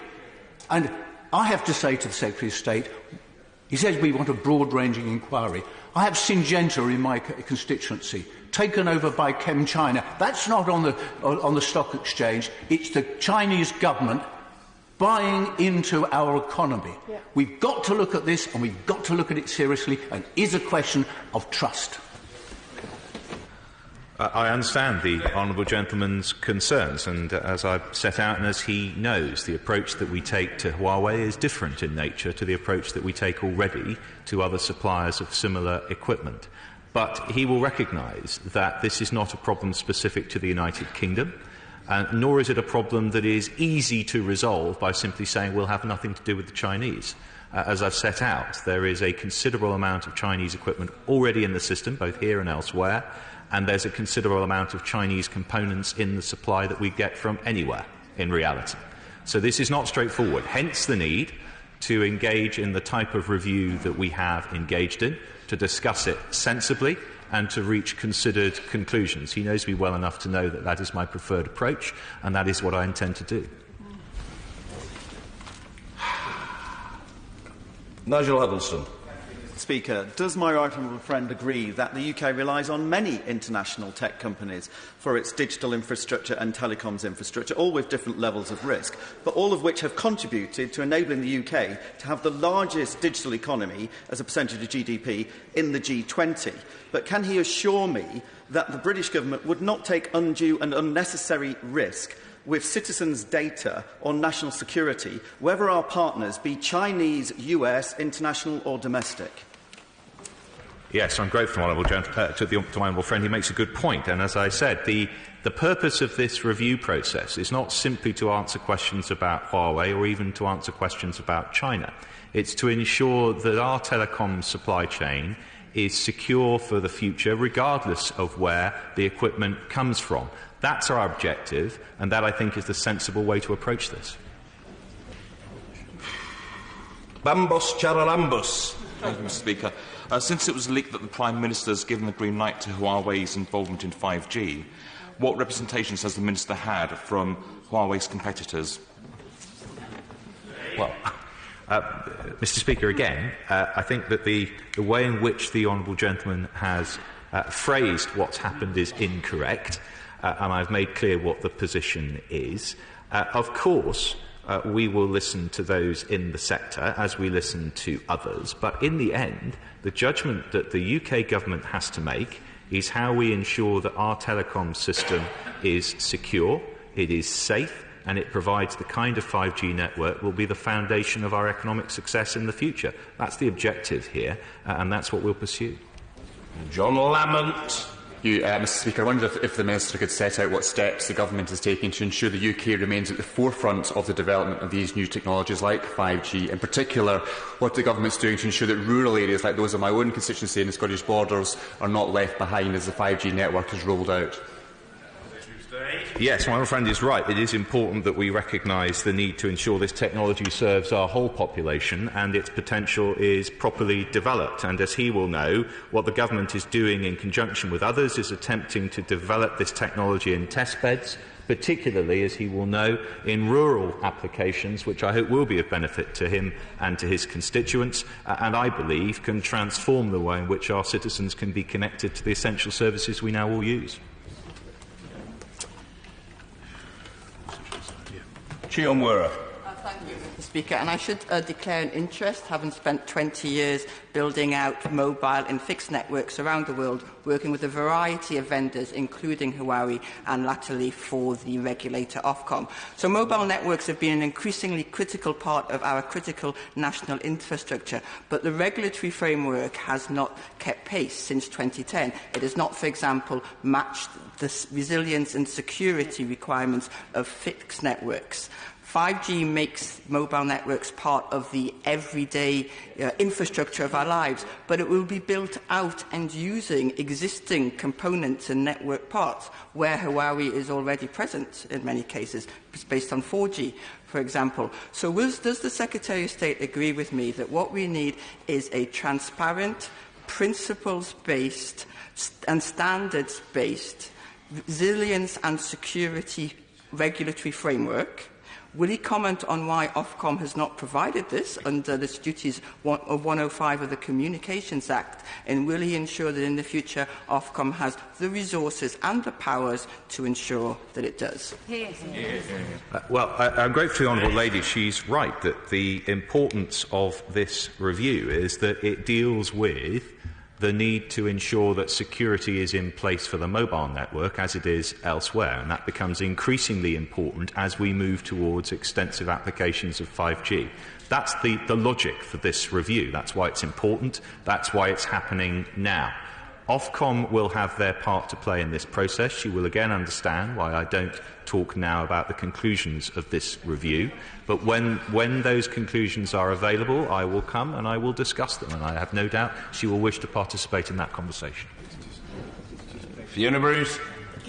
Following on the question from the member for North Norfolk, does the Minister recognise there are legitimate human rights concerns about reports of the use of technology by Chinese authorities to monitor its own citizens? For example, recent reports of the extensive use of facial recognition technology by Chinese law enforcement agencies to categorise people by social groups, race or ethnicity, and to monitor the movements of hundreds of thousands, if not millions, of minority Uyghur Muslims simply going about their daily business. Yes, Mr Speaker, these are legitimate concerns, and they are the reason that we have to consider companies that are closely connected or potentially influenced by the Chinese state in a different category, and we do. But as I said, there is a practical problem here, which is that if our objective were to be to exclude all Chinese equipment from these systems, we would find that exceptionally difficult to do.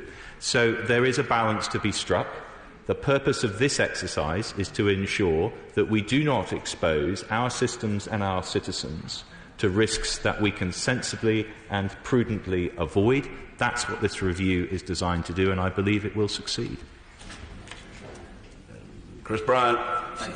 The thing is, when the Foreign Affairs Select Committee was in Beijing recently, every single person that we spoke to made it absolutely clear that the Chinese Communist Party will stop at nothing to gain whatever economic or political or advantage that they can possibly achieve, whether that is through espionage, it is through massive data gathering, or it is the abuse of intellectual property rights.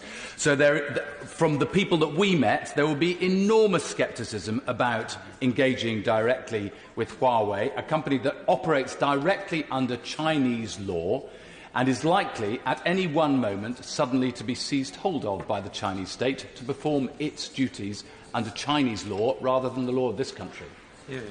Mr. Speaker, the honourable gentleman is right, of course, about these concerns, which are legitimately held. I will repeat the point, and I know he understands this, that we are not starting from a standing start. There is already considerable engagement with Huawei, and not just in this country but around the world, and we seek to manage that process in the ways that he knows about. But the long-term aspiration of broadening the market, diversifying suppliers, is absolutely the right one.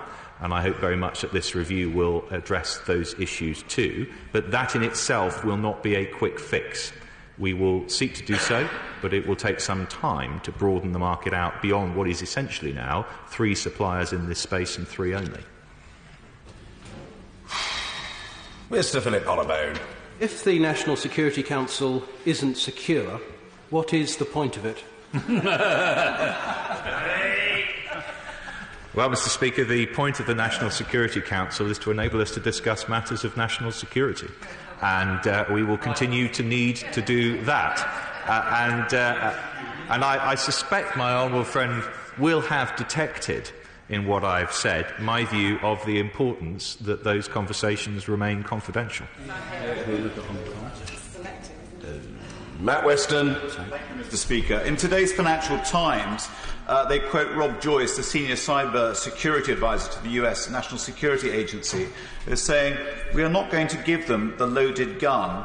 He then goes on to comment about the Oversight Board by saying, "For 8 years they have had the Cyber Security Centre there, and the last several years there have been some really horrific reports about the quality of that activity and what's being produced."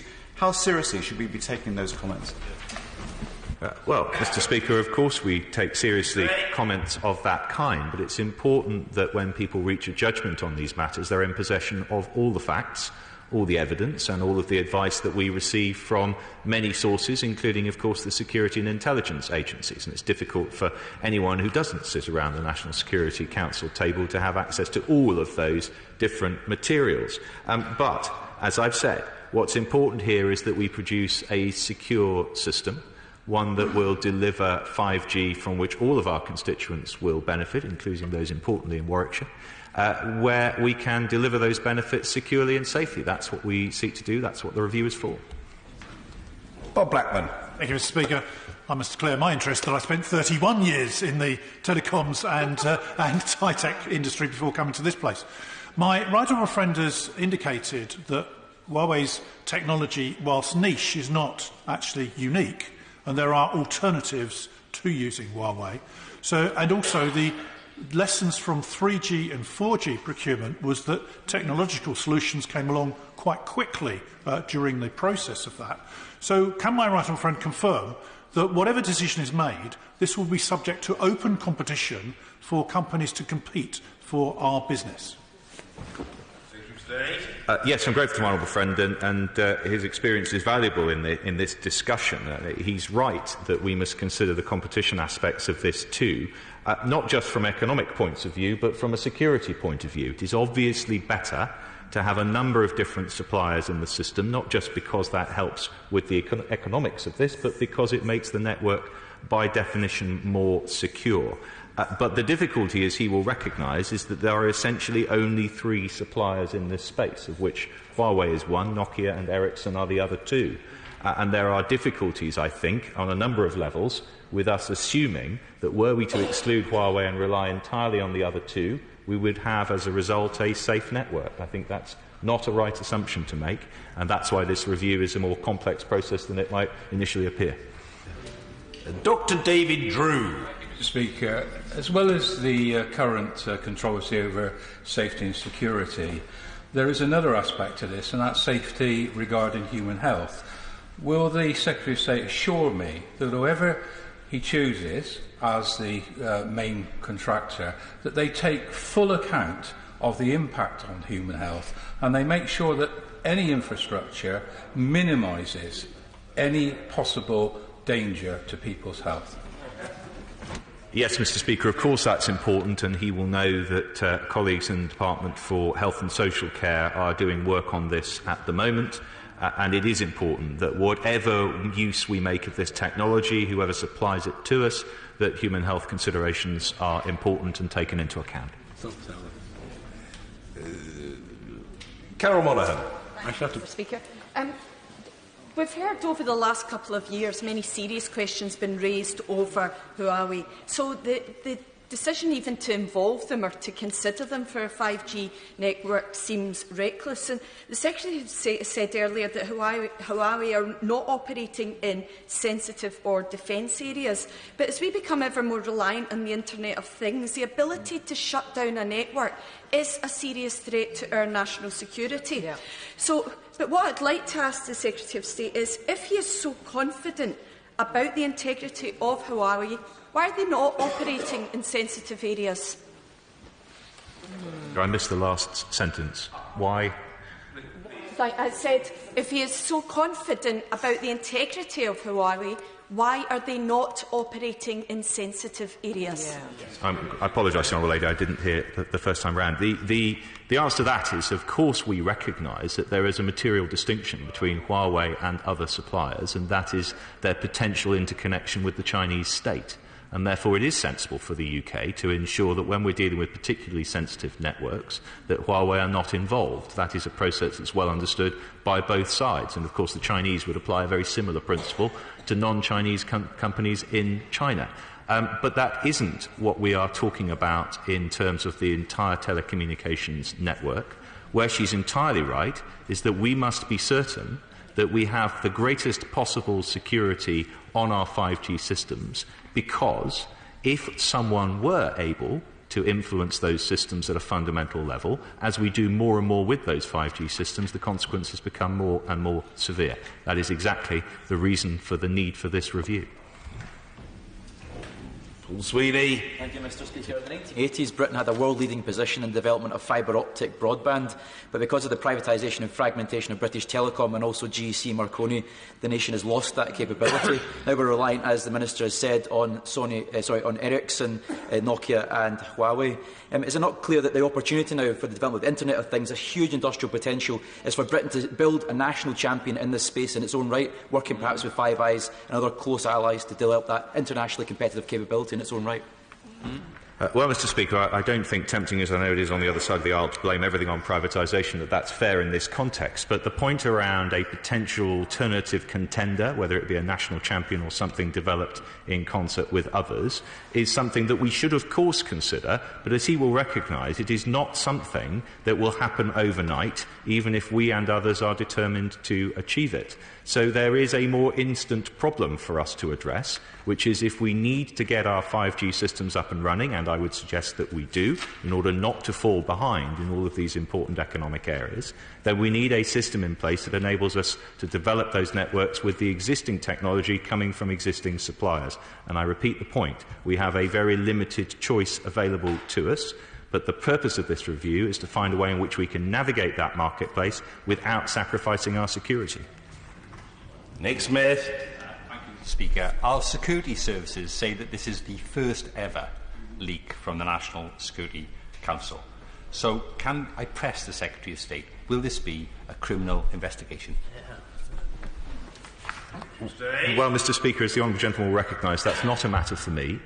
What I've said this morning when I spoke 10 minutes ago was that I cannot rule it out, nor can anyone else. It is a matter for the investigating and then prosecuting authorities to consider, and not a matter for me. But I think that the leak can be condemned by all of us, whether it is proceeded against in a criminal way or not. Jim Shannon. Thank you, Mr. Speaker. Minister, Huawei have been banned from the core of the 5G but are allowed at the edge. The edge includes masts and antennas, and they're also very sensitive. Canada and New Zealand have expressed concern. Australia and the United States of America have said there is no relevant distinction between the core and the edge in 5G networks. Can I ask the Minister, what discussions has he had to include those four countries and the determination that they have made to influence upon our decision? Well, the honourable gentleman knows from our discussions already this morning, these are important conversations and they continue with our Five Eyes partners as he would expect. But I repeat the point. that as yet final decisions have not been taken on this matter. So we shouldn't characterise it in that sense. But it is vital that when we come to make decisions, we consider all relevant matters. I will repeat my reassurance to him that the priority in all of those considerations will be security. That's why this review was commenced in the first place. That's its purpose, and that's what we seek to achieve with it. Thank you. Order. Urgent question. Catherine West. Thank you, Mr. Speaker. To ask the Chancellor of the Duchy of Lancaster and the Minister for the Cabinet Office if he will please make a statement on the electoral registration process for EU citizens for the 2019 European elections. Minister Brandon-Lewis. Thank you, Mr. Speaker. And I thank the honourable member for raising this issue. It is important that we ensure that everyone is aware of what they can do to make sure that they are able to exercise their right to vote should that opportunity arise. And we've been clear of our intention as a government that we want to leave the EU as soon as possible and not have to hold these elections. Electoral registration officers do have a statutory duty to ensure that people who are eligible to vote in relevant elections have the opportunity to do so. With regard to potential European parliamentary elections, that includes making sure that EU citizens from other member states who are resident in the UK and registered to vote are aware that they need to complete a declaration, commonly referred to as UC1 or EC6 form, in order to do so. And I'll place a copy of that in the Library of the House today. To vote in the UK, citizens of other EU member states need to be registered to vote and to complete the declaration form stating their wish to vote in the UK by Tuesday the 7th of May 2019. This form is accessible on the Electoral Commission's and local authority websites, and it's to ensure that EU citizens do not vote twice, here and in their member state of origin, as obviously it is illegal to vote twice in the same election. The Electoral Commission has issued advice on what action to take on this, and it was circulated to all local authority electoral offices on the 4th of April. The Electoral Commission's guidance advised that while the law doesn't require EROs to send a form out to all EU citizens, they have in previous years advised that EROs should identify those local government electors who are EU citizens and send them a UC1 form to help ensure that they understand their options and are able to exercise their right to vote should they wish to do so. It further advised that if the date of the poll was confirmed, electoral registration officers could also take other steps and would encourage them to do so to raise awareness, such as through social media channels and others. The Commission said it was also looking to support EROs in this work and with partners to spread the message more widely. But EROs, I quote from the Commission's, should think about how you can make EU citizens clear of the options available to them. The information on the UC1 form should help you to do this. Now, while the Government does support the work to encourage electoral registration, obviously the legal process of registration is the responsibility of ERO officers rather than the Government. And I would just say, in closing, Mr. Speaker, that prior to the extension of Article 50, we had already encouraged EU citizens to vote in their home country for the 2019 European parliamentary elections. And we expect that most EU citizens in the UK will have followed previous advice to ensure that they use their vote and are able to do so in their member state of citizenship. Catherine West. Thank you, Mr. Speaker. I am concerned that EU citizens living in the UK have to undergo this two-stage process to vote in the European elections. Even if they're already registered to vote in local elections next Thursday, the 2nd of May, they're separately required to complete an additional form to vote in the elections 3 weeks later, unlike other UK nationals. This added layer of administration is designed to prevent, quite rightly, EU citizens from voting twice. However, the Cabinet Office has also inferred that preferential status must not be conferred to EU citizens in this process. This scenario only really applies when the EU registers are open, yet there's no uniformity amongst EU member states, and in fact the majority of EU registers are now closed. Under normal circumstances, had Brexit shambles not taken over, councils would already have written to EU citizens in January, whilst all EU registers were open, to confirm the UK register in good time. They would have sent out reminders and issued polling cards to electors who are already on the register for the local elections. But we are not in normal circumstances. Our participation in the European elections was confirmed by the Prime Minister very late in the day, and given that the majority of EU registers have already closed, proposed, this additional EC6 process is largely superfluous. Far from giving preferential treatment to EU citizens, these unusual circumstances and the government's complete lack of action have helped create an artificial barrier to the enfranchisement of EU citizens. Instead, we are already hearing reports of a formal legal challenge to the government. Yet another Brexit mistake. In July 2018, the integrity of our democracy was questioned when Vote Leave were found guilty of breaking electoral law. Today, our democracy faces another threat, government-sanctioned barriers that could suppress EU citizens from registering to vote. There are now 13 days left until the voter registration deadline.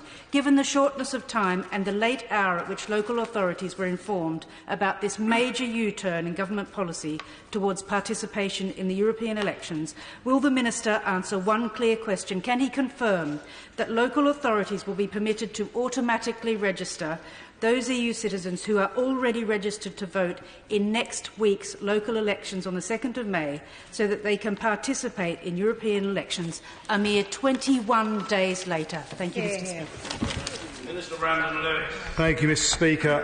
Well, I would just say to the honourable lady a couple of words. Obviously, we wouldn't be in this position if she and many more of her colleagues had voted on the 29th of March, and we wouldn't be holding these elections. There still may be an opportunity to do just that. In terms of the specific point she has raised, I would just say to honourable colleagues who have been speaking for a sedentary position a couple of key things. First of all, the local elections are different. In local elections, residents can vote more than once in different places where they pay council tax.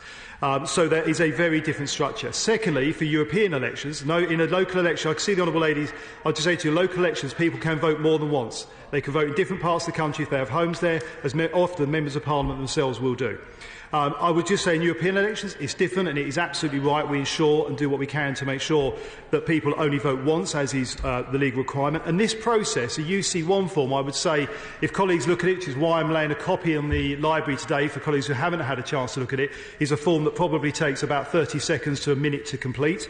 It's also a process that was used in the 2014 European elections and actually goes back to the legislation and the regulations passed in 2001 under the European Parliamentary Elections Regulations of 2001. So colleagues on the other side of the House would have proposed this themselves when they were in government.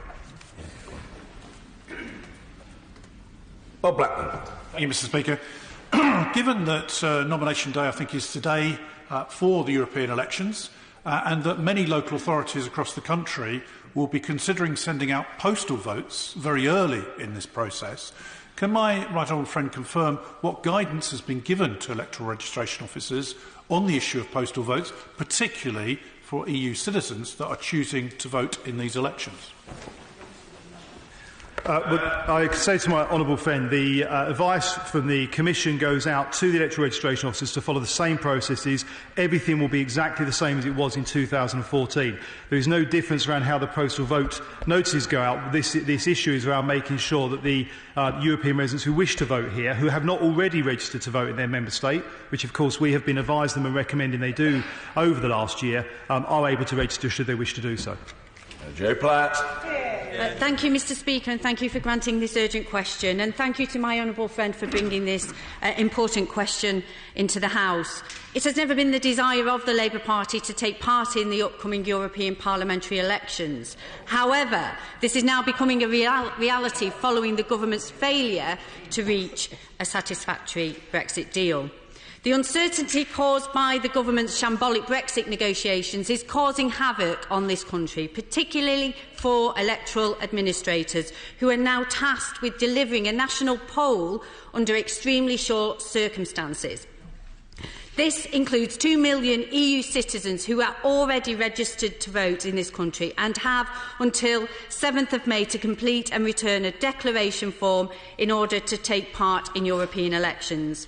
In normal circumstances, returning officers would have started writing to registered EU citizens in January to ensure they have completed the necessary paperwork, which cannot be done electronically. And prior to the 2016 EU referendum, the Electoral Commission began the process of identifying proposals for streamlining this administrative two-step process.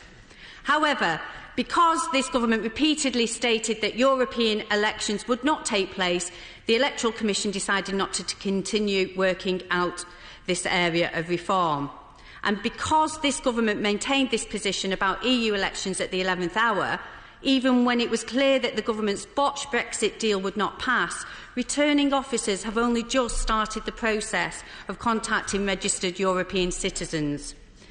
There is now only 13 days left until the deadline, and so far fewer than 300 forms have been returned, which equates to 0.015% of registered EU citizens. Yesterday, my friend, the member for Lancaster and Fleetwood, raised our concerns that thousands of EU citizens will be casting their vote in local elections, but denied that same right in the European elections, and that many are considering legal action. The Minister failed to provide proper assurances that this issue was being taken seriously. Given this shortness of time and the late hour at which local authorities were informed about this major U-turn, we have 4 demands for the government. So will the Minister give EU citizens with more time to return their declaration forms by extending the deadline from the 7th of May to the 15th of May? Will the Minister provide EU citizens with more chances to be aware of their options by ensuring electors are handed a copy of a declaration form when they vote in the local elections? And will the government pay for all costs associated with maximising EU citizen participation in the elections, given the short notice for the European elections and therefore the higher cost of getting people to sign up? And will the government make the registration process easier by confirming that scanned or photographed forms are acceptable? Mr Speaker, it's unacceptable that European citizens living here risk being denied their right to vote because of the government's incompetent approach to Brexit. This chaos must end. Thank you again, Mr Speaker. Well, just dealing with one of the last points the Honourable Lady made in terms of the form, I'm not quite sure, if she looks at the form herself in the library later, how it could be simplified any further. It literally is a 30-second form to fill in. I think it is a very simple, direct form. Now, obviously, on the wider issues, the Electoral Commission is the body that is responsible for ensuring legally that these processes are followed through, and I'm sure they will be listening and looking at what the outlines that she has made. But I have to say, we have been very clear about talking to and giving advice to EU citizens over the last year about making sure that for the European elections, those who wish to vote are registered in their home member state, and we expect, as I said in my opening remarks, that many will have done that. But there is the opportunity, should they wish to vote in the UK, should we hold these potential elections, that they can do so by filling in a UC1 and voting. Although I would just gently say to the Honourable Lady in her comments about the deal, I would just remind her that we are potentially fighting these elections because on the 29th of March, when the Labour Party had the chance to vote for a withdrawal agreement that fits their own party policy, the Labour Party decided to play politics rather than deliver on the referendum. Mr Philip Holloway. I declare my interest, Mr Speaker, as a member of Kettering Borough Council. When voters in Kettering voted 61% to leave the European Union in the referendum 3 years ago, they did not expect to be asked to vote in the European elections this year and find it ridiculous that they're being asked to do so. Fortunately, we've got an excellent electoral services team at Kettering Borough Council.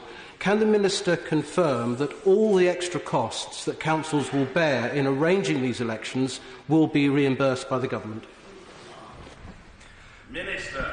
Well, obviously, at the moment, I have to say to my honourable friend, I share his view that obviously nobody who voted in 2016, I think on both sides of the debate, once they saw the result, expected to ever vote in a European election again. I still hope there is an opportunity for them not to do that. And as I say, I'm disappointed that we're in this position at all. But these elections will follow the process that they have done previously, as they did in 2014, and all the same processes will apply. Joanna Cherry. Mr Speaker, well, I'm delighted to confirm that the Scottish National Party is looking forward to the upcoming European elections as an opportunity to demonstrate Scotland's opposition to Brexit and our commitment to the visions and ideals of the European Union, particularly the protection of the rights of its citizens. So it's very concerning to hear that due to a lack of government planning, many EU citizens may be unable to register to vote for these elections. Of course, there was quite a mix-up back in 2014 in this regard, meaning that I think up to 500,000 EU citizens were prevented from voting, and the Electoral Commission was supposed to have had that sorted out in advance of any further European elections. And given what EU citizens have been put through over the last few years, it's particularly concerning that their voice may not be heard in these elections. And it's all very well for the Minister to suggest that they should go home to vote. But as has been pointed out by the Honourable Member for Hornsey and Wood Green, who I congratulate for getting this urgent question, many of the registers are already closed in other European Union countries because, unlike us, their government was organised. So can I echo some of the requests that have been made by others and ask in particular that the deadline for registration be extended?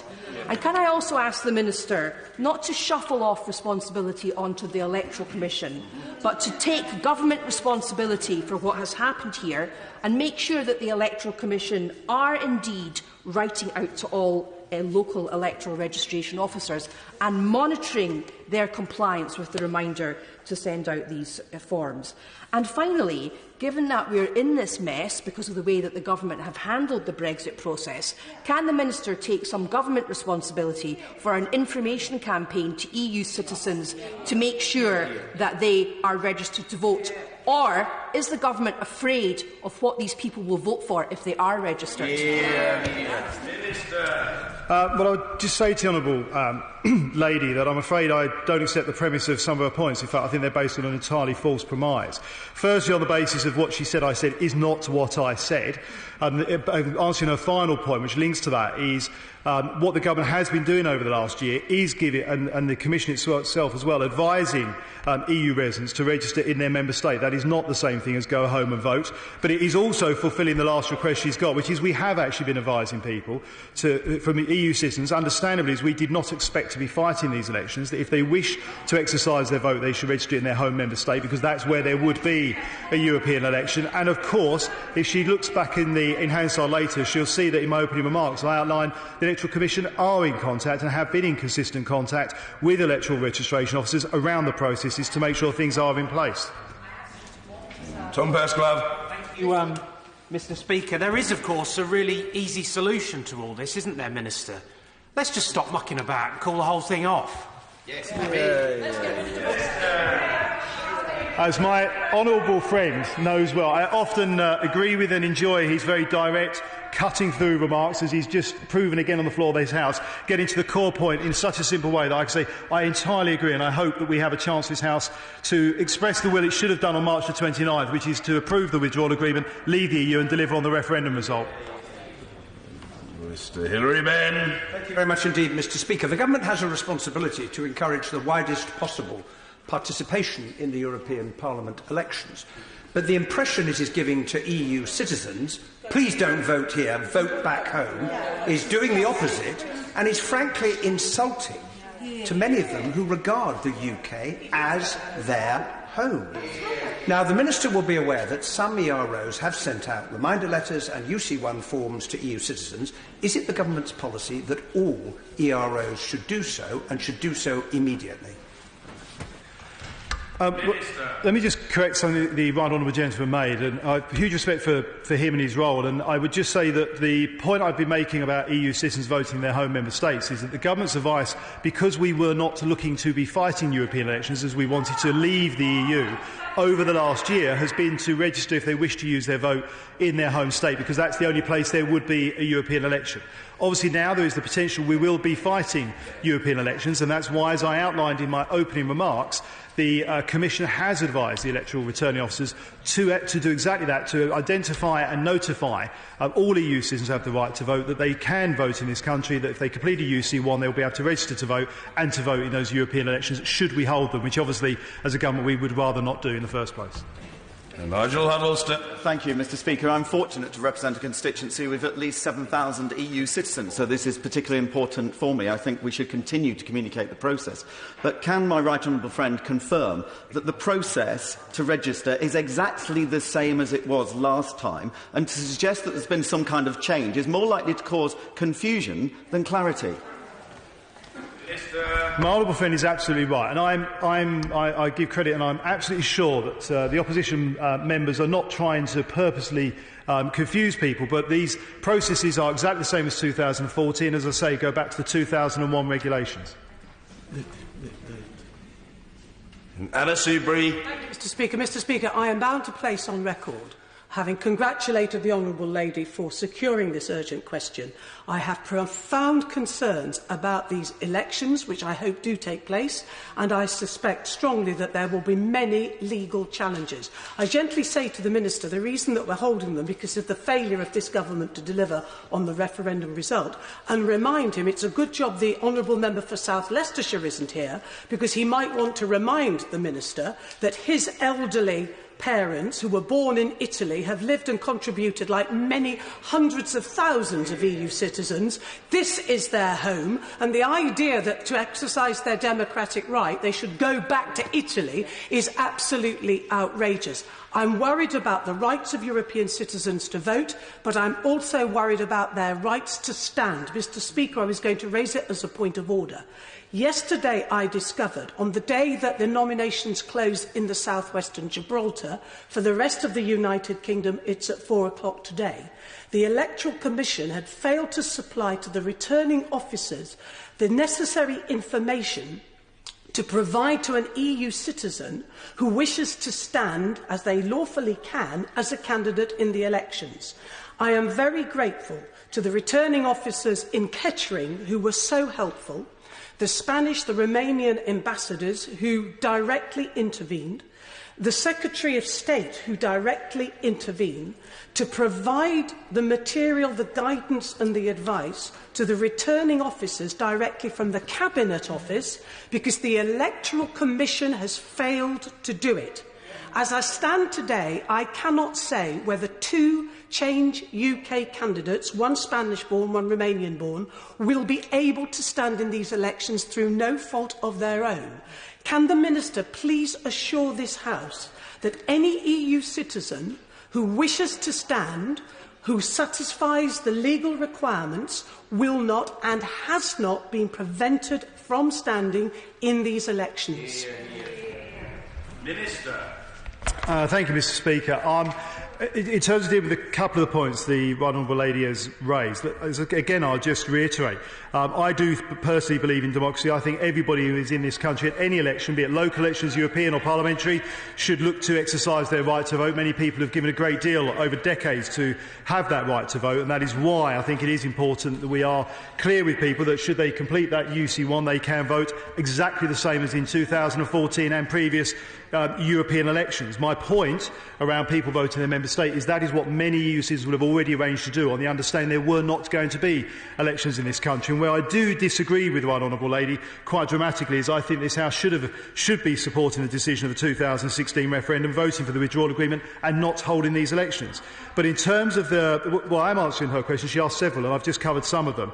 In terms of the final point, I think the final question she had around EU citizens who wish to stand as candidates in the elections, the rules concerning EU citizens who wish to stand in this country at the European election in May are the same as at the last election in 2014. There are no changes.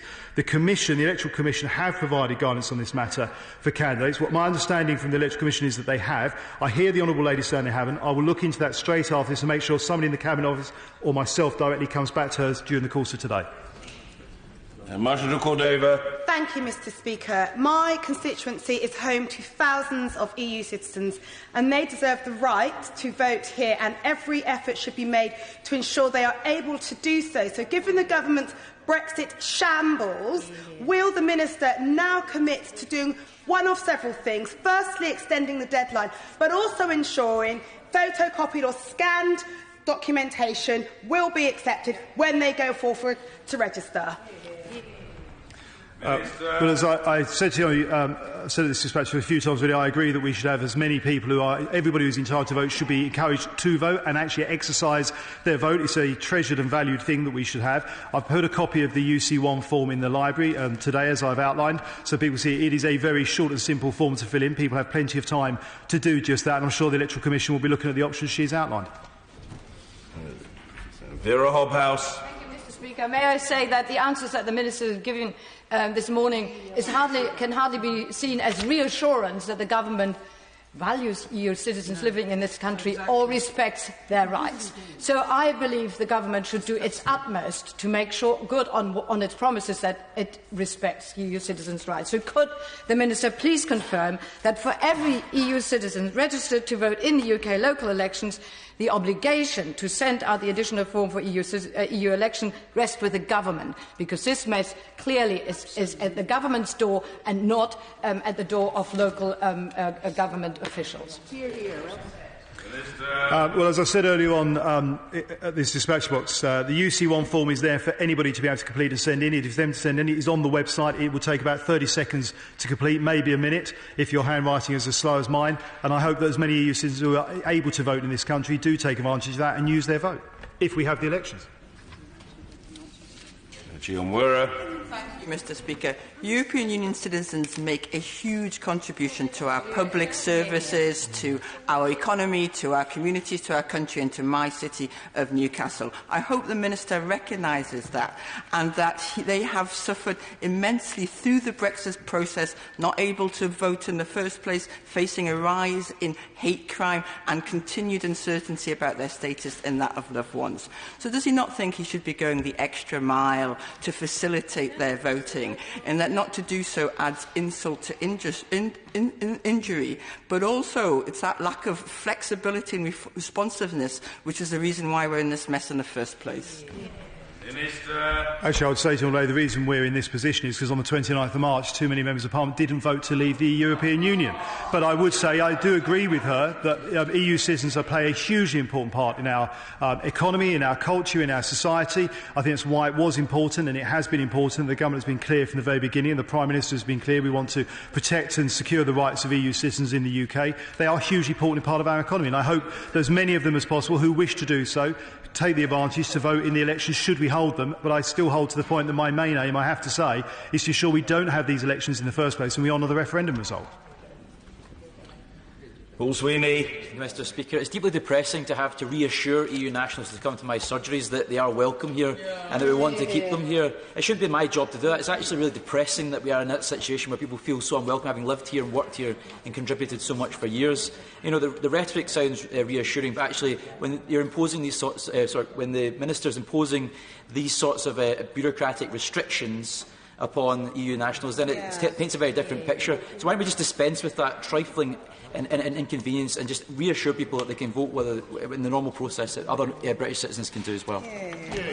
The Honourable Gentleman just said in his final way, making this point about the normal process. I would just point out again, this is exactly the same process as 2014. It flows through from the regulations of 2001. This is how the European elections are run, as I outlined in my opening remarks. And I do hope European citizens will take the opportunity to look at a UC1 form, and if we hold these elections, that they register to vote. Patrick Grady. Well, the SNP does have an EU citizen standing for the European Parliament, Christian Allard, and I'm pretty sure he considers this place to be his home. So he'll be voting in the elections. I'll be voting for him, and I look forward to him taking his seat in the European Parliament. The Minister keeps saying if this House had voted for the withdrawal agreement, then the elections wouldn't have been taking place. If EU nationals had had a vote in the referendum, perhaps the elections still would be taking place. So can I ask, in the contingency planning that the Cabinet ought to be doing in the case for a second EU referendum, will they be considering extending the right to vote to EU nationals in a second referendum? The government's focus is on doing all it can to ensure we deliver on and respect the referendum. The referendum we've already had, I think, is something parliamentarians should respect and deliver on before they start talking about any others. Diana Johnson. Can the Minister actually answer the question that the Honourable Member for Kettering posed, which is if local authorities are having to spend more money because of the late notice of the elections going ahead, because of the shambles on that side of this Parliament, would they receive that money back from central government? Well, actually, I thought I had answered the question in making the point that the local elections and European elections and general elections, they follow a same process with financing. Of course, at this stage, we don't actually even know what the full cost of those elections will be. You won't know until afterwards. We actually, at this point in stage, don't even know exactly how many nominations they will be. So we will be liaising through the Electoral Commission with electoral returning officers, as we always do at elections. But I have to say, bearing in mind the final comment of her remarks, is we are in this place because she and too many colleagues did not vote to leave the EU and avoid these elections on the 29th of March. Dr. Sarah Wollaston. Speaker, telling EU citizens to go home and vote is an absolute insult. This is their home, and none of this shambles is any of their making. Will the Minister give an absolute assurance that nobody who turns up to vote who is an EU citizen will be turned away as a result of this shambles? And why not? Why can we not have these forms and paperwork available at the point they vote? Will he give that assurance to the House? Well, first of all, nobody is saying that what she has just outlined to EU citizens in the first place. What we are saying is that EU citizens, as per 2014, should follow the process to register to vote so they can use their vote if we hold these elections, and that is about ensuring that people do vote once in the European parliamentary elections if they are held. Ben Lake. Will the Minister ensure that non-digital platforms are also utilised as part of any publicity drive, which he referred to in his opening remarks, so as to ensure that those who do not have access to the internet or to adequate broadband are fully informed of the process they need to complete ahead of the deadline? I think the honourable gentleman makes a very, very good point. I know the Electoral Commission look at all of these things, but I'll make sure that they are specifically aware of that point as well. Thank you. Order. Urgent question, Jonathan Ashworth. Speaker, to ask the Secretary of State for Health and Social Care to make a statement on the Government's failure to lay before Parliament the NHS mandate for the current financial year. Where is he? Minister of State Stephen Hammond. I'm grateful to have the opportunity to set out the Government's approach to setting a mandate for the NHS England for 2019-20.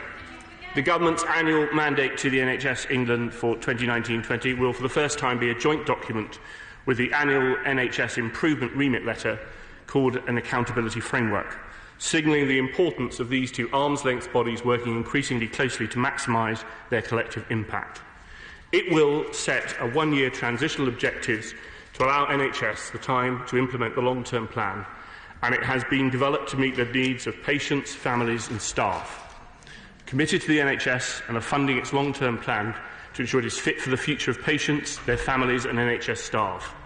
The accountability framework sets the expectations that will make that long-term plan a reality. The Government has continued to prioritise funding the NHS with a 5-year budget settlement for the NHS announced in summer 2018, which will see the NHS budget rise by £33.9 billion a year by 2023 to 2024. The funding settlement and the implementation of the long-term plan are not affected in any way by the short delay in the publication of the accountability framework. We're all engaged to ensure that the accountability framework is published and laid as soon as possible, and I and my ministerial colleagues and officials are working closely with NHS England and Health Watch England as statutory consultees to ensure accountability, improvement and progress to deliver the world-class care for patients. Jonathan Ashworth. I'm grateful, Mr. Speaker, and it's a pleasure to see the Minister of State, as always, but it should be the Secretary of State here defending his failure to produce the NHS mandate. In every previous year, in accordance with Section 23 of the 2012 Health and Social Care Act, an act he supported and voted for, despite everyone telling them not to support it, the Government has published the NHS mandate before the beginning of the financial year. This mandate outlines the Secretary of State's priorities for the NHS given the financial settlement. Yet this is the first time a Secretary of State has failed to lay before Parliament the Government's mandate to the NHS for the forthcoming financial year. Is this a failure of leadership, or is it the latest piece of stealth dismantling of the Health and Social Care Act? And if it is the latter, why not just take our advice and bin the whole thing, ending the wasteful contracting, tendering and marketisation it ushered in? He talks of the 10-year long-term plan, but it's no good him telling us he endorses Simon Stevens' vision of the NHS in a decade's time, when ministers can't even tell us what they expect the NHS to achieve in a year's time. He boasts of the new revenue funding settlement for the NHS, but he seemingly hasn't got a clue what he wants the NHS to spend it on in the next 12 months. And at the same time, he doesn't talk about the cuts to public health budgets, the cuts to training budgets and the cuts to capital investment. So can he specifically tell us, will his new accountability framework deliver for patients in the next 12 months? Last year's mandate pledged that A&E aggregate performance in England would hit 95% within the course of 2018. That pledge was broken. So can he tell us, were those A&E departments not trialling the new access standard? Will the 4-hour A&E standard be met this year, or will the target not be met for the 4th year running? Disgrace. Or how about the 18-week referral to treatment target? Over 500,000 people are now waiting over 18 weeks for treatment. The target that 92% of people on the waiting list should be waiting less than 18 weeks hasn't been met since 2016. Will that target be met in the next 12 months? Or is that target abandoned as well? Or what about cancer waits? 28,000 now left waiting beyond 2 months for treatment. The target for 85% of cancer patients to be seen within 2 months for their first treatment for cancer after an urgent referral has been missed in all but 1 month since April 2014. Will that target be met this year? Or will cancer patients be expected to wait longer and longer? And on staffing and pay, will those health staff employed on Agenda for Change terms and conditions in the public health sector, working for local authorities and social enterprises, will funding be made available in the next 12 months for their pay rise as it was last year? So, Mr Speaker, we have no NHS mandate, even though it's mandatory. We have no social care green paper, even though it's been promised 5 times. The big issue has been ducked again. We have no workforce plan, even though we have 100,000 vacancies across the NHS, and the interim plan, which should have been published today, has been delayed again. The Secretary of State parades his leadership credentials around right-wing think tanks, yet on this record he couldn't even run a whelk stall, never mind run the Tory party. It's clearer than ever that only Labour will fully fund our NHS and deliver the quality of care patients deserve. True. Well done, John. Well said. Hey. Mr Speaker, anyone listening to that will realise that the honourable gentleman is actually more concerned with political point scoring and process than he is of the substance and the funding of the NHS. The honourable lady shouts at me, but she will want to remember, of course, that the right honourable gentleman welcomed the long-term plan and much of it back in January. It is absolutely clear, and there was evidence in front of the Public Accounts Committee yesterday by the Permanent Secretary and indeed the Chief Executive of the NHS England, that whilst obviously it would be better to publish by the deadline, it is more important that the mandate is right than publish on a particular day. It's more important that we get this document for the long-term strategy of the NHS correct. So therefore, as Simon Stevens, who is the Chief Executive of the NHS, said, is there any problem with this short delay to the mandate? It's an important document, but it is, to be frank, causing him no problems, and it causes no problems. The honourable gentleman mentioned about access to treatment and treatment times. This winter, over 7 million patients have been seen in under 4 hours. That's an increase of nearly 6% in attendances. And I would have hoped, actually, that the front bench opposite might have praised the NHS and the hard-working staff rather than shouting across the dispatch box political points. He mentions that there are no targets. He's of course wrong in that. No, he said there are no targets likely to be set for the NHS this year. The accountability framework will include detailed and specific annual deliveries, and they will set out a process for delivering future implementation in detail, as well as some of the early delivery goals for 1920. So the honourable gentleman is wrong to say that the framework that will be set out will not have deliverables attached to it. It will. He also mentioned as well the Green Paper. Yeah, where is it? I have said, as he has heard any number of times, we are finalising that. Again, it is more important to get that right. The long-term plan for workforce implementation, a draft plan is being produced, and I expect that plan to be published in the very near future. The Secretary of State exceeded his time on his feet. He must not now chunter in a borderline delinquent fashion from his seat. Minister. Never too old to behave in a delinquent fashion. Minister. There are all sorts of lines I could follow that with, Mr. Speaker, but I think it is absolutely clear that it is this side of the House that is putting in the funding to make sure that the NHS can deliver for the patients, the staff and the families. Mr. Peter Bottomley. I say to the House, through you, Mr. Speaker, that most of us will remember what the NHS Confederation said 4 years ago, when they said they wanted a manageable number of objectives which focus on long-term outcomes for patients and populations rather than measures of how services are delivered, and they encourage collective responsibility for patient outcomes rather than silo working, particularly the expected outcomes from integrated care. Can I say to the Minister, I think most people in the NHS will welcome the short delay if the result is it makes it more possible for them to achieve the objective of the NHS, which is serving patients together. Well, the honourable gentleman will have noticed, as I made in my opening remarks, that this is an accountability framework because it brings together both the mandate and the remit letter for the mandate for NHS England and the remit letter to NHS Improvement. It is a sign of more collaborative working, which he says, and I agree, almost everybody across the NHS, and I would think everybody across the healthcare arena, would welcome. Angela Eagle. Mr. Speaker, the Minister will know the funding pressures that the NHS have been under, despite the 10-year plan, and we still await the actual money to be delivered, even though it's been announced. But in my area of the Wirral, there's a great deal of inefficiency caused by the chronic underfunding of social care, which this government is responsible for, which puts enormous pressure on health services.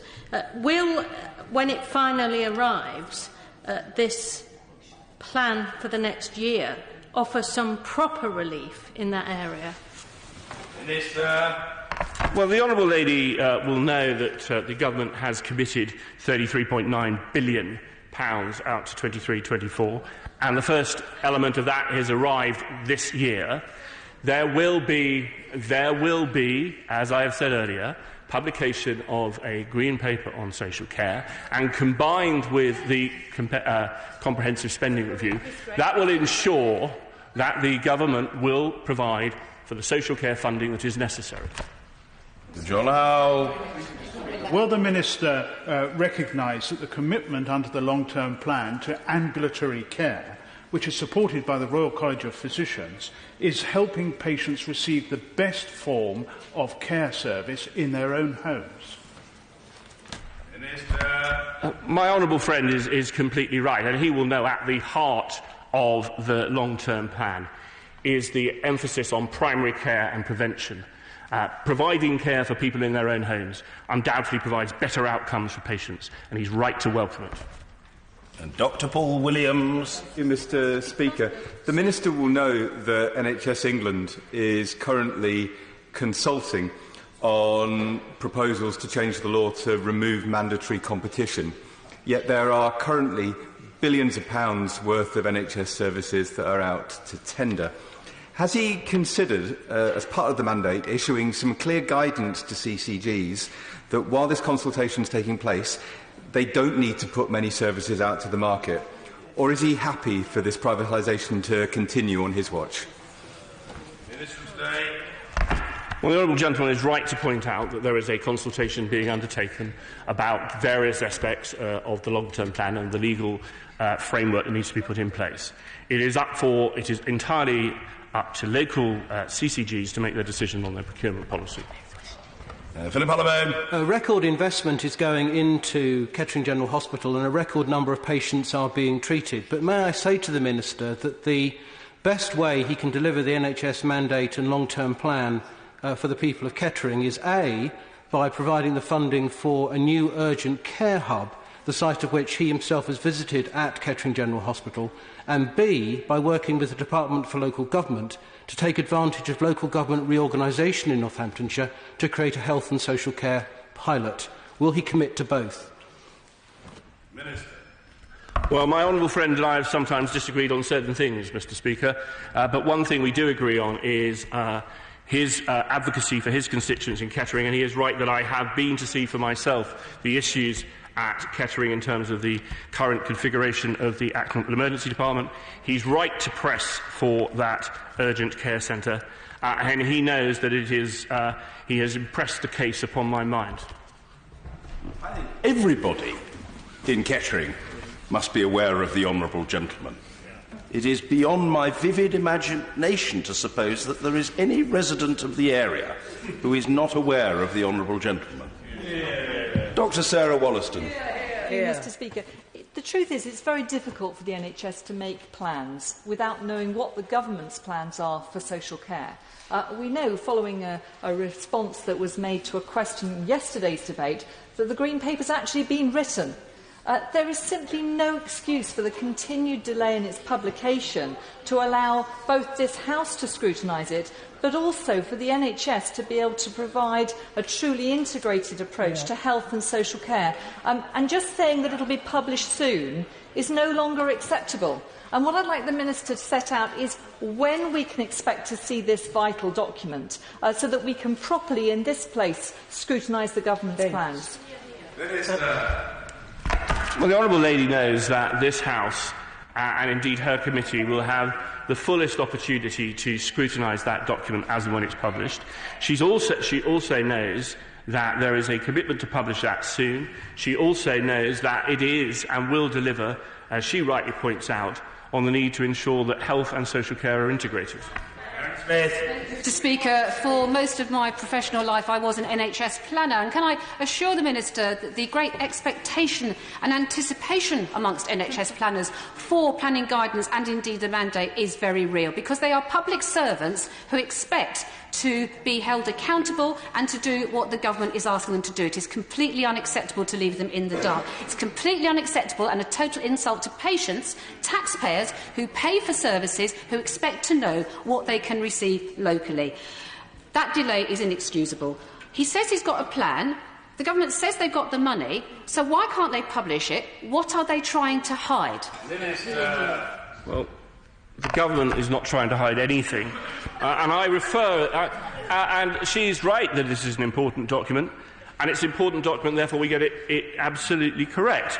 But I would just refer her to what the Chief Executive of NHS England said yesterday.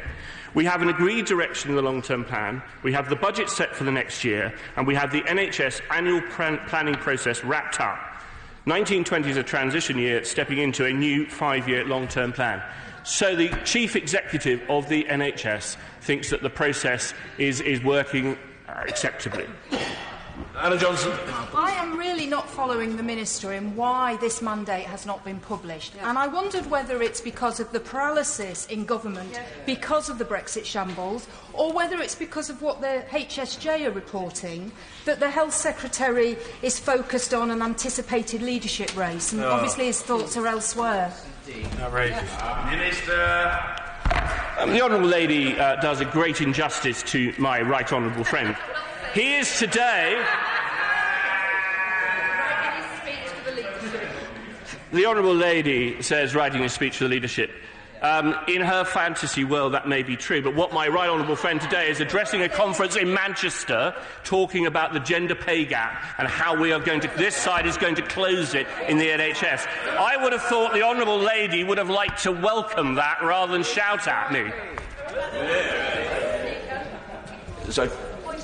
Oh, very well, yes. A point of order, Dr. Sarah Wollaston. Thank you, Mr. Speaker. My point of order is this, that when the Secretary of State comes to this dispatch box and makes a clear commitment about the date of publication of the Green Paper to be before Christmas, and the document we know has been written, what are the consequences for an absolute failure to honour a commitment made at the dispatch box by a Secretary of State? That's very true. Very true. Well, the consequences are political more than anything else. And quite what form that political consequence takes, if there is to be any, very much depends upon the view of the House of Commons. So the matter is the property of the House. And I don't wish to incite strong feeling on this matter, and the Minister has answered questions fully, whether to the Honourable Lady's satisfaction or not is another matter, and courteously. There are proceedings that can be brought to the House, but those are rarely brought and they would require a written communication with me.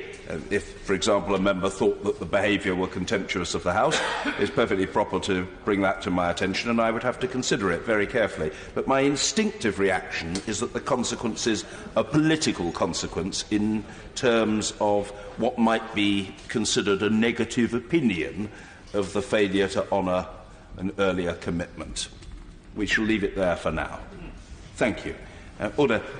Business question, Valerie Vaz. Thank you, Mr. Speaker. Will the Leader of the House please give us the forthcoming business? The House. Andrea Leadsom. Thank you, Mr. Speaker. The business for the week commencing the 29th of April will be on Monday the 29th, motion to approve a statutory instrument relating to the Chemical Weapons Sanctions EU Exit Regulations 2019, followed by a motion to approve a statutory instrument relating to the Zimbabwe Sanctions EU Exit Regulations 2019, followed by a motion to approve a statutory instrument relating to the Republic of Belarus Sanctions EU Exit Regulations 2019, followed by a motion to approve a statutory instrument relating to the Syria Sanctions EU Exit Regulations 2019, followed by a motion relating to the membership of the Intelligence and Security Committee. Tuesday the 30th of April, second reading of the National Insurance Contributions, Termination Payments and Sporting Testimonials Bill. Wednesday the 1st of May, Opposition Day, 19th allotted day, there will be a debate on an opposition motion subject to be announced. Thursday the 2nd of May, a general debate on World Immunisation Week. Friday the 3rd of May, the House will not be sitting. Mr. Speaker, can I welcome all staff and members of this House back to Parliament after Easter? First, I want to echo the sentiment expressed yesterday at Prime Minister's questions by paying tribute to Lyra McKee. We send our deepest sympathies to her friends and family, and in this House we will always stand against those who committed such a horrendous act. The whole House was shocked and appalled at the attacks on 3 Christian churches and 3 hotels in Sri Lanka on Easter Sunday. We send our deepest condolences to all those who have lost loved ones and who've been affected by this atrocity. Mr. Speaker, this month is Bowel Cancer Awareness Month, a valuable opportunity to raise funds and awareness for the millions of people who are affected by this terrible disease and to help ensure a future where nobody needs to die of bowel cancer. And finally, Mr. Speaker, can I wish all those standing in next week's local elections all the best for the final week of campaigning. We should continue to encourage anyone with an interest in serving their community to stand for election, and we should do everything possible to protect our democracy from unacceptable abuse and intimidation. And I'd like to finish by paying tribute to all of those who are willing to put themselves forward for public service. Thank you. Valerie Vaz. Thank you, Mr. Speaker. And can I thank the Leader of the House for the forthcoming business and again for our second opposition day. You ask for one and two come along, a bit like buses, Mr. Speaker, which is quite interesting because the Labour Party are announcing £1.3 billion worth of investment to reverse the government cuts into 3,000 bus routes. That's a lifeline to our pensioners. But, Mr. Speaker, it was the Prime Minister herself who announced a 2-year parliamentary session in mid-June 2017, just after the election. And we know that there isn't a fixed length of time for sessions, and it's usual after the first session after the election to go to 18 months. But there is correspondence circulating, and I say circulating rather than leaked, which shows that Whitehall, as I understand, has been told to work towards a new parliamentary session in or around June 2019. So can the Leader tell us what the government line is on when this session will end and when the new one begins? Because we've got important bills, Financial Services Bill, Immigration Bill, Agriculture Bill and the Fisheries Bill, all need their report stage. Mr. Speaker, I previously raised at Business Questions 17,000 British students who plan to study in Europe under Erasmus Plus from September. The Leader of the House didn't respond to that query. So our young people need to know whether their funding is secured. So can we have a statement from the Secretary of State for Bayes or Dexio? I don't mind which one. Could one of them make a statement ensuring that that funding is guaranteed? Which is why we need a Queen's speech, Mr. Speaker. In our Queen's speech, we would deal with the climate emergency. It was a Labour government that passed the world's first Climate Change Act in 2008, and we are the leading country working to achieve the agreements from Kyoto. The government's response so far is to expand Heathrow Airport, facilitate fracking, and it has a 25-year environment plan. No statement on a scrappage scheme for diesel cars. But, Mr. Speaker, that 25 years, by the end of that plan, Greta, who spoke so movingly to all of us, will be 41 years old. I don't think that's what she had in mind about a climate emergency. We need a Queen's speech because we need to stop the DWP's failing system of assessments. I ask this again following the tragic death of Stephen Smith, who had chronic obstructive pulmonary disease, osteoarthritis, and an enlarged prostate that left him in chronic pain, but he was deemed fit to work by DWP. No one should be fighting DWP from their sickbed. Mr. Speaker, the Leader's right. Our democracy is under threat. At the first meeting of the new subcommittee on online disinformation, the Information Commissioner has said that she was surprised and disappointed by the lack of space given to the regulation of online political campaigns in the government's recent online harms white paper, saying there should be more focus on what she called a huge societal harm.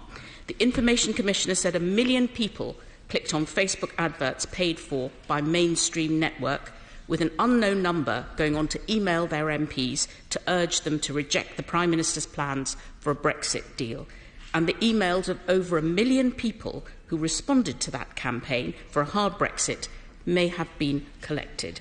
If we can't have a Queen's speech, could we have a statement from the Secretary of State for DCMS on how the government will regulate online political campaigns? Otherwise, we are in danger of also electing a comedian, as they have done in Ukraine. But more importantly, Mr. Speaker, could we have a debate on EDM 2309 on Donald Trump's state visit, tabled by my honourable friend, the member for Cardiff South and Penarth? The President, who's entitled to come here on any other visit, but not in our name, has spearheaded a dangerous policy of separating migrant children from their families, banning Muslims from the USA, suggesting today that GCHQ spied on his election campaign, referred to nations as whole countries, and called news outlets fake news in an attempt to limit the freedom of the press. The report by the Special Counsel says that he's obstructed justice. At least the EDM was transparent and not redacted. But could I ask the Leader of the House if she will look into an issue that a colleague has raised of mine and issue some guidance of what colleagues do outside each other's houses? They shouldn't be tweeting outside people's homes. It's not acceptable to their families. I will give her the name of the honourable member later. And, Mr. Speaker, whether it's 359 people, including 48 children, or Lyra McKee, life has needlessly been taken away. As Lyra's family have said, Lyra's answer would have been simple. The only way to overcome hatred and intolerance is with love, understanding and kindness. Murdered on Holy Thursday, she will be forever linked with peace and the Good Friday Agreement. Our thoughts are with the families in Sri Lanka who've been destroyed forever by these events. Innocent people enjoying their lives, or as Lyra was, a journalist doing her work. It is our duty and our responsibility to them, as Father McGill said, to work for peace. Leader of the House. Well, can I thank the Shadow Leader for her remarks about Lyra McKee? I think that's a very fitting tribute which all honourable members would agree with. She asks when this parliamentary session will end, and of course, as ever, it is subject to the progress of parliamentary business, and an announcement will be made in the usual way at the appropriate moment. She asks about Erasmus+. She'll be aware that whilst we remain a member of the European Union, then students will be continuing to be a part of the Erasmus arrangements, and that under the withdrawal agreement and the future economic partnership with the European Union, new arrangements will be put in place, but it's certainly the ambition of this government that we will seize many new opportunities for young people to be able to study overseas and to form links around the world. We do have education questions on Monday the 29th, and she may wish to raise her specific question there. She asks about climate change and the climate crisis, and I would like to pay tribute to all of those who've done so much to peacefully share their views about the importance of addressing climate change. The Honourable Lady opposite will be aware that it was this government that ratified the Paris Agreement in November 2016. When I myself was a DEFRA Minister, I was proud to be part of the a DEC Minister, Energy Minister. I was proud to be part of that team. It was the first truly global, legally binding agreement to tackle climate change, and it's something that I know all honourable members support. We have in the UK reduced greenhouse gas emissions by 25% since 2010, and UK CO2 emissions have fallen for 6 years in a row, the longest streak on record. She's right to mention our 25-year environment plan with a pledge to eliminate all avoidable plastic waste. I myself banned plastic microbeads in cosmetics and personal care products. Very important that we do everything we can to protect our marine environment. And also, of course, air pollution has reduced significantly since 2010. And we have put in place a clean air strategy and a clean growth strategy, all of which aim to make sure that we lead the world in decarbonisation, something that matters a great deal to all of us. She raises the tragic situation of Stephen Smith, somebody who I've also seen on social media had the most appalling situation. I'm not aware of exactly the circumstances surrounding his tragic death, but I can see it was a very harrowing story. What I can say is that the government spends £55 billion a year to support disabled people and people with health conditions, which is up £10 billion in real terms since 2010, and that the government does everything in our power to make sure that we prioritise the well-being of people with disabilities. The Honourable Lady asks about online harms and, in particular, what we can do to ensure proper protection of people's data, as well as protecting them from the abuse that we see all too often. She'll be aware that the Online Harms White Paper sets out our plans for world-leading legislation to make the UK the safest place in the world to be online, overseen by an independent regulator, and we will be making further announcements on that in due course. And finally, she mentions the state visit from the President of the United States. The Honourable Lady and all honourable members will be aware that the UK has a special and enduring relationship with the United States based on our long history and commitment to shared values. The upcoming visit will be an opportunity to strengthen our already close relationship, one based on frank exchange of views and, where we disagree, making our disagreements also frankly known. But it will also be an opportunity to discuss how we can build on our close ties with the United States in the years ahead. Thank you. Bob Blackman. Thank you, Mr. Speaker. And can I draw the House's attention? I chair the all-party parliamentary group for building communities. And on Tuesday, we launched our inquiry into not only how we can build more housing units in this country, but how we build the infrastructure to make homes fit to live in, so that we build communities rather than just building empty shells. So could we have a debate in government time on how we can actually change the infrastructure of this country to encourage building those communities rather than just putting up houses which are soulless and people don't want to live in? Well, I think my honourable friend raises a really important point, that we're not just trying to build houses, which is a top domestic priority for the government to ensure that everybody has a safe and secure home of their own, but also to ensure that those are proper communities with the right level of infrastructure. I would encourage him to perhaps seek a Westminster Hall debate or a backbench debate so that all honourable members can share their own experiences and views.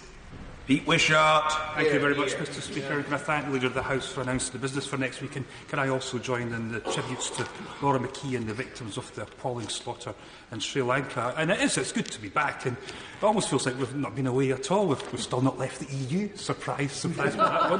The Prime Minister's still in office, maybe just, and we're still all looking forward to the European elections, which I know colleagues on benches over there are looking as forward to this as much as we in Scotland are looking forward to Prime Minister Boris.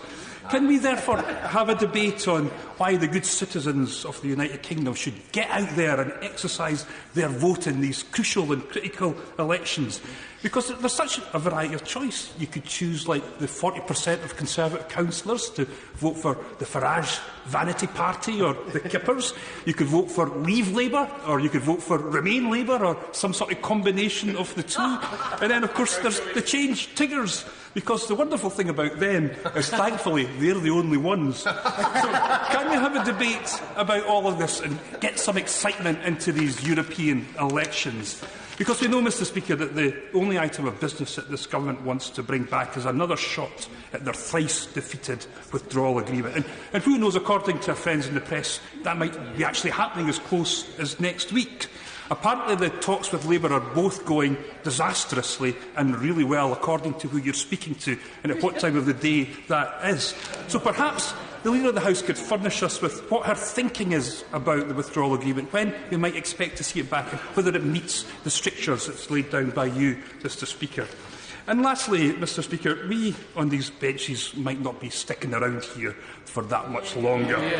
Scotland is looking at this Brexit freak show and increasingly saying, nah, no thank you very much. Imagine being in Scotland, Mr Speaker. Imagine being in Scotland and thinking that this isolating ugliness of this disastrous Brexit is the best that Scotland could ever be and aspire to. That is why there will now be another referendum on our independence, and that's why Scotland will be saying, it's been good to know you, but I think we'll manage it on our own. Thank you very much. Well, obviously, Mr Speaker, we would miss our resident rock star should he choose to leave us. But I think I could safely say we won't miss some of his terrible jokes. Really terrible. As for calling the Tiggers, they're the only ones. I mean, I don't think that's their aspiration. They hope to grow in number, and I'm not sure whether he wishes them success or disaster with that. We'll see.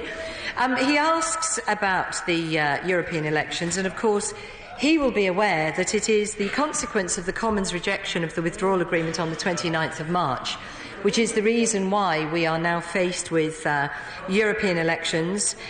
We have in government explored every avenue to find ways to avoid fighting the European parliamentary elections. After all, a majority of people in the United Kingdom chose to leave the European Union. It is absolutely unacceptable that here we are 3 years on, faced with the need to fight European elections because this House has not found it in its heart to be able to allow us to fulfil the will of the people. That is a great shame. It's something that I am personally extremely upset about, and it is absolutely vital that we bring in the withdrawal agreement bill to give this House the opportunity to make progress on delivering on the will of the people. But unfortunately, the honourable gentleman, as he so often does, shows his determination not only to ignore the result of the referendum of 2016, but also to ignore the result of the referendum of 2014. His party is determined to ask people the question again because they don't like the answer, and that is not the way for a proper democracy in the Western world to go about its business.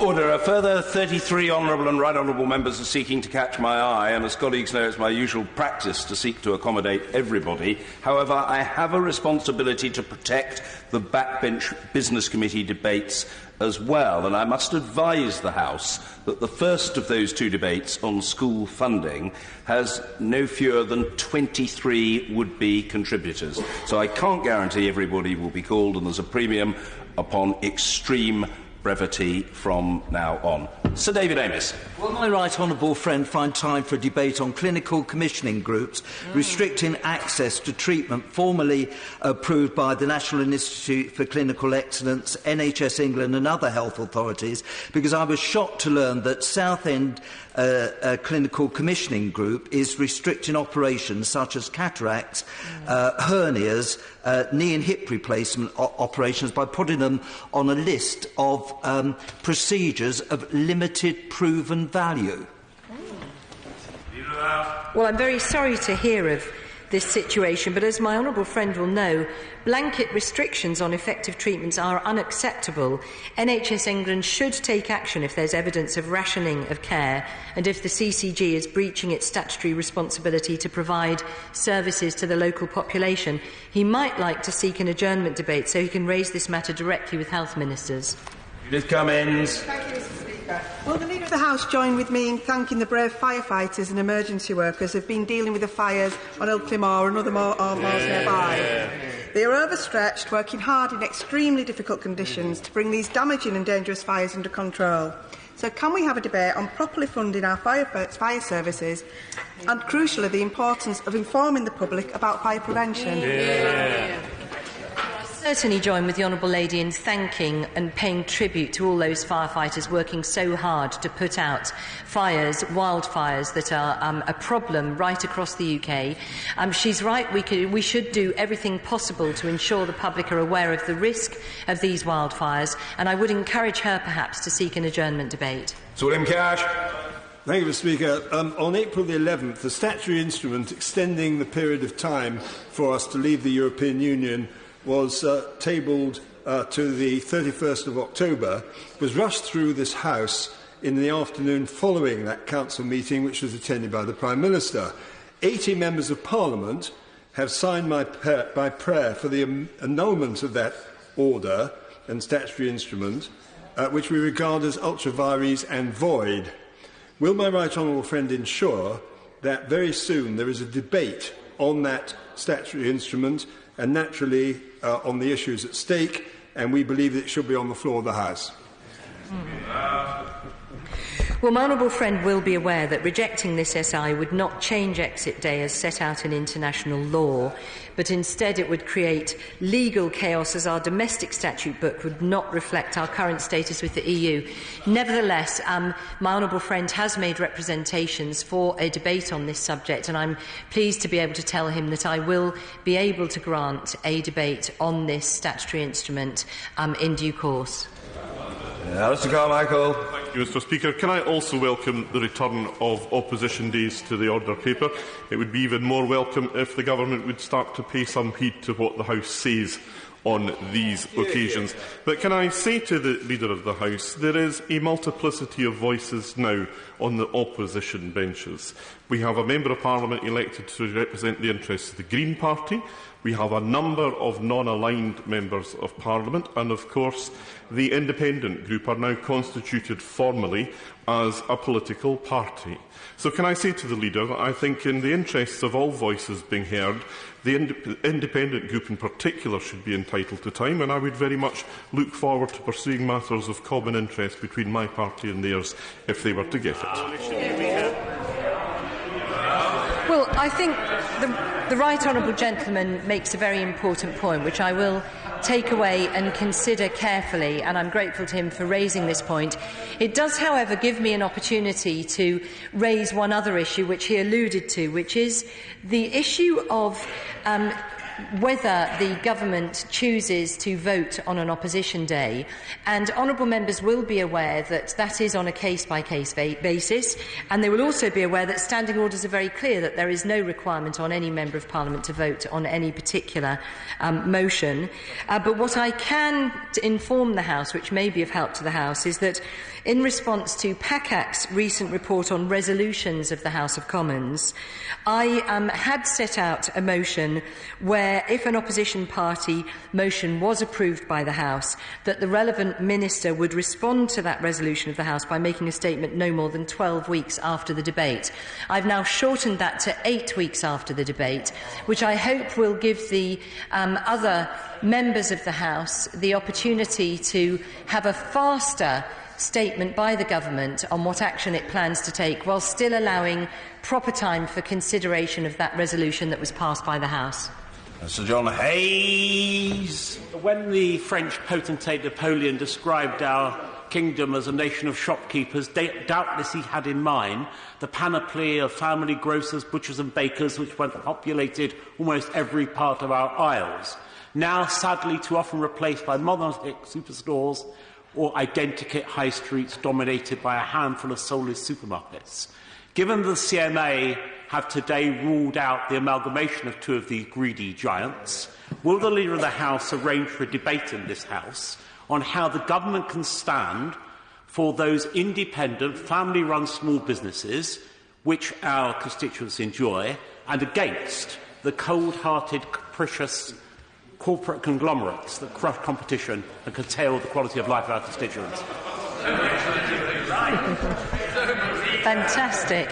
Well, I'm grateful to my right honourable friend for his question. Of course, he's absolutely right that we want thriving high streets, and Britain's retailers are a crucial part of our economy, supporting over 3 million jobs and contributing over 90 billion to our economy.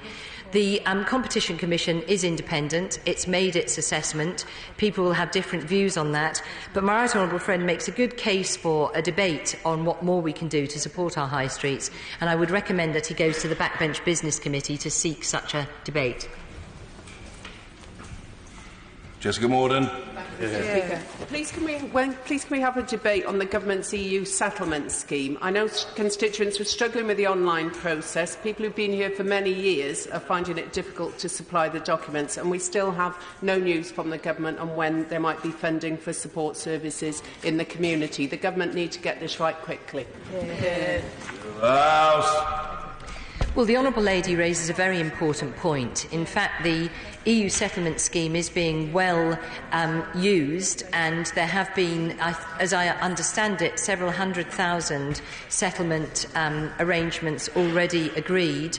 I'm sure that the government will be very keen to hear feedback on any areas of concern of honourable and right honourable members, and I would suggest that that's raised at the next DEFRA DEXU questions, so that the Honourable Lady can raise this issue directly with ministers. Mr. Peter Bone. Thank you, Mr. Speaker. It's just a matter of fact that the United Kingdom would have left the European Union either on the 29th of March or the 12th of April, except for the Prime Minister and the Prime Minister alone going to Brussels and asking for an extension. So to say that the reason there are European elections is down to not passing the government's atrocious withdrawal bill is wrong. And would the Leader of the House make that point clear? And would she also confirm, in relation to the Right Honourable Member for Stone, that not only will we debate what he has suggested, but we'll vote on it? Leader of the House.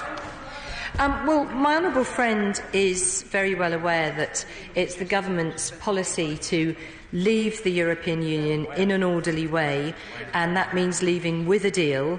And he will also be aware that the decision of this House not to support that deal, and indeed to require an extension to Article 50, is the reason why such an extension has been agreed. I've made clear to my honourable friend, the member for Stone, that we will be able to grant a debate on the statutory instrument that he has prayed against. Paula Sheriff. Thank you, Mr. Speaker. Over the bank holiday period, there were two major moorland fires close to my constituency and one major fire in my constituency. One heroic firefighter took to social media to air his concerns, saying that despite the best efforts Mother Nature had beaten them, he'd begged for further resources and were told that none were available. Therefore, further to the question from my honourable friend for Bradford South, may we have an urgent debate in government time to discuss the resources available to our beleaguered fire services? Absolutely. Well, again, can I pay tribute to the amazing work of firefighters, and particularly at this time of year and as we get into the summer with moorland fires and forest fires. It is a real problem and a challenge for them. I would encourage the Honourable Lady to perhaps seek a Westminster Hall debate so that she can raise the issue of her concern about resources directly with ministers. David Tredynick. Mr. Speaker, given the enormous environmental concerns, may we have a debate in government time about the enormous success of Hinckley and Bosworth Borough Council's recycling and rubbish collection services, focusing on four specific issues: the amazing combined dry recycling bin service introduced last year, the green waste collection service for 30,000 households, the total fleet replacement, and the additional vehicle for the commercial collection service. Does she realise that this Conservative-controlled council is one of the leading councils in the Midlands? And will she look kindly on my request for a debate on this issue? Well, I certainly commend my honourable friend for raising this issue, and I pay tribute to his excellent Conservative counsel, Hinckley and Bosworth, on their very impressive performance. We are committed to increasing both the quality and quantity of recycling and want to make sure that recycling is easier for everyone. Local authorities play a vital role in waste collection and recycling, and we are consulting on how we can help them improve services. That consultation closes on the 13th of May, which is, in fact, my birthday. Eddie Reeves. Thank you, Mr. Speaker. Following the Windrush scandal, my constituent was plunged into financial difficulties and was unable to see his father before he died because he couldn't afford the return flight to Barbados. He spent the last of his money on a one-way ticket to attend the funeral, but is now stranded there. His request for an exceptional payment has rolled on for months whilst he's been plunged into poverty. Can we please therefore have a debate in government time about the effectiveness of the compensation scheme for Windrush victims? Yeah. Well, I'm genuinely sorry to hear about her constituent's situation, and as the Honourable Lady will be aware, government ministers have apologised for the mistakes that have been made. Windrush citizens are British and have deserved to be treated as such, and a dedicated task force has been set up to handle these cases.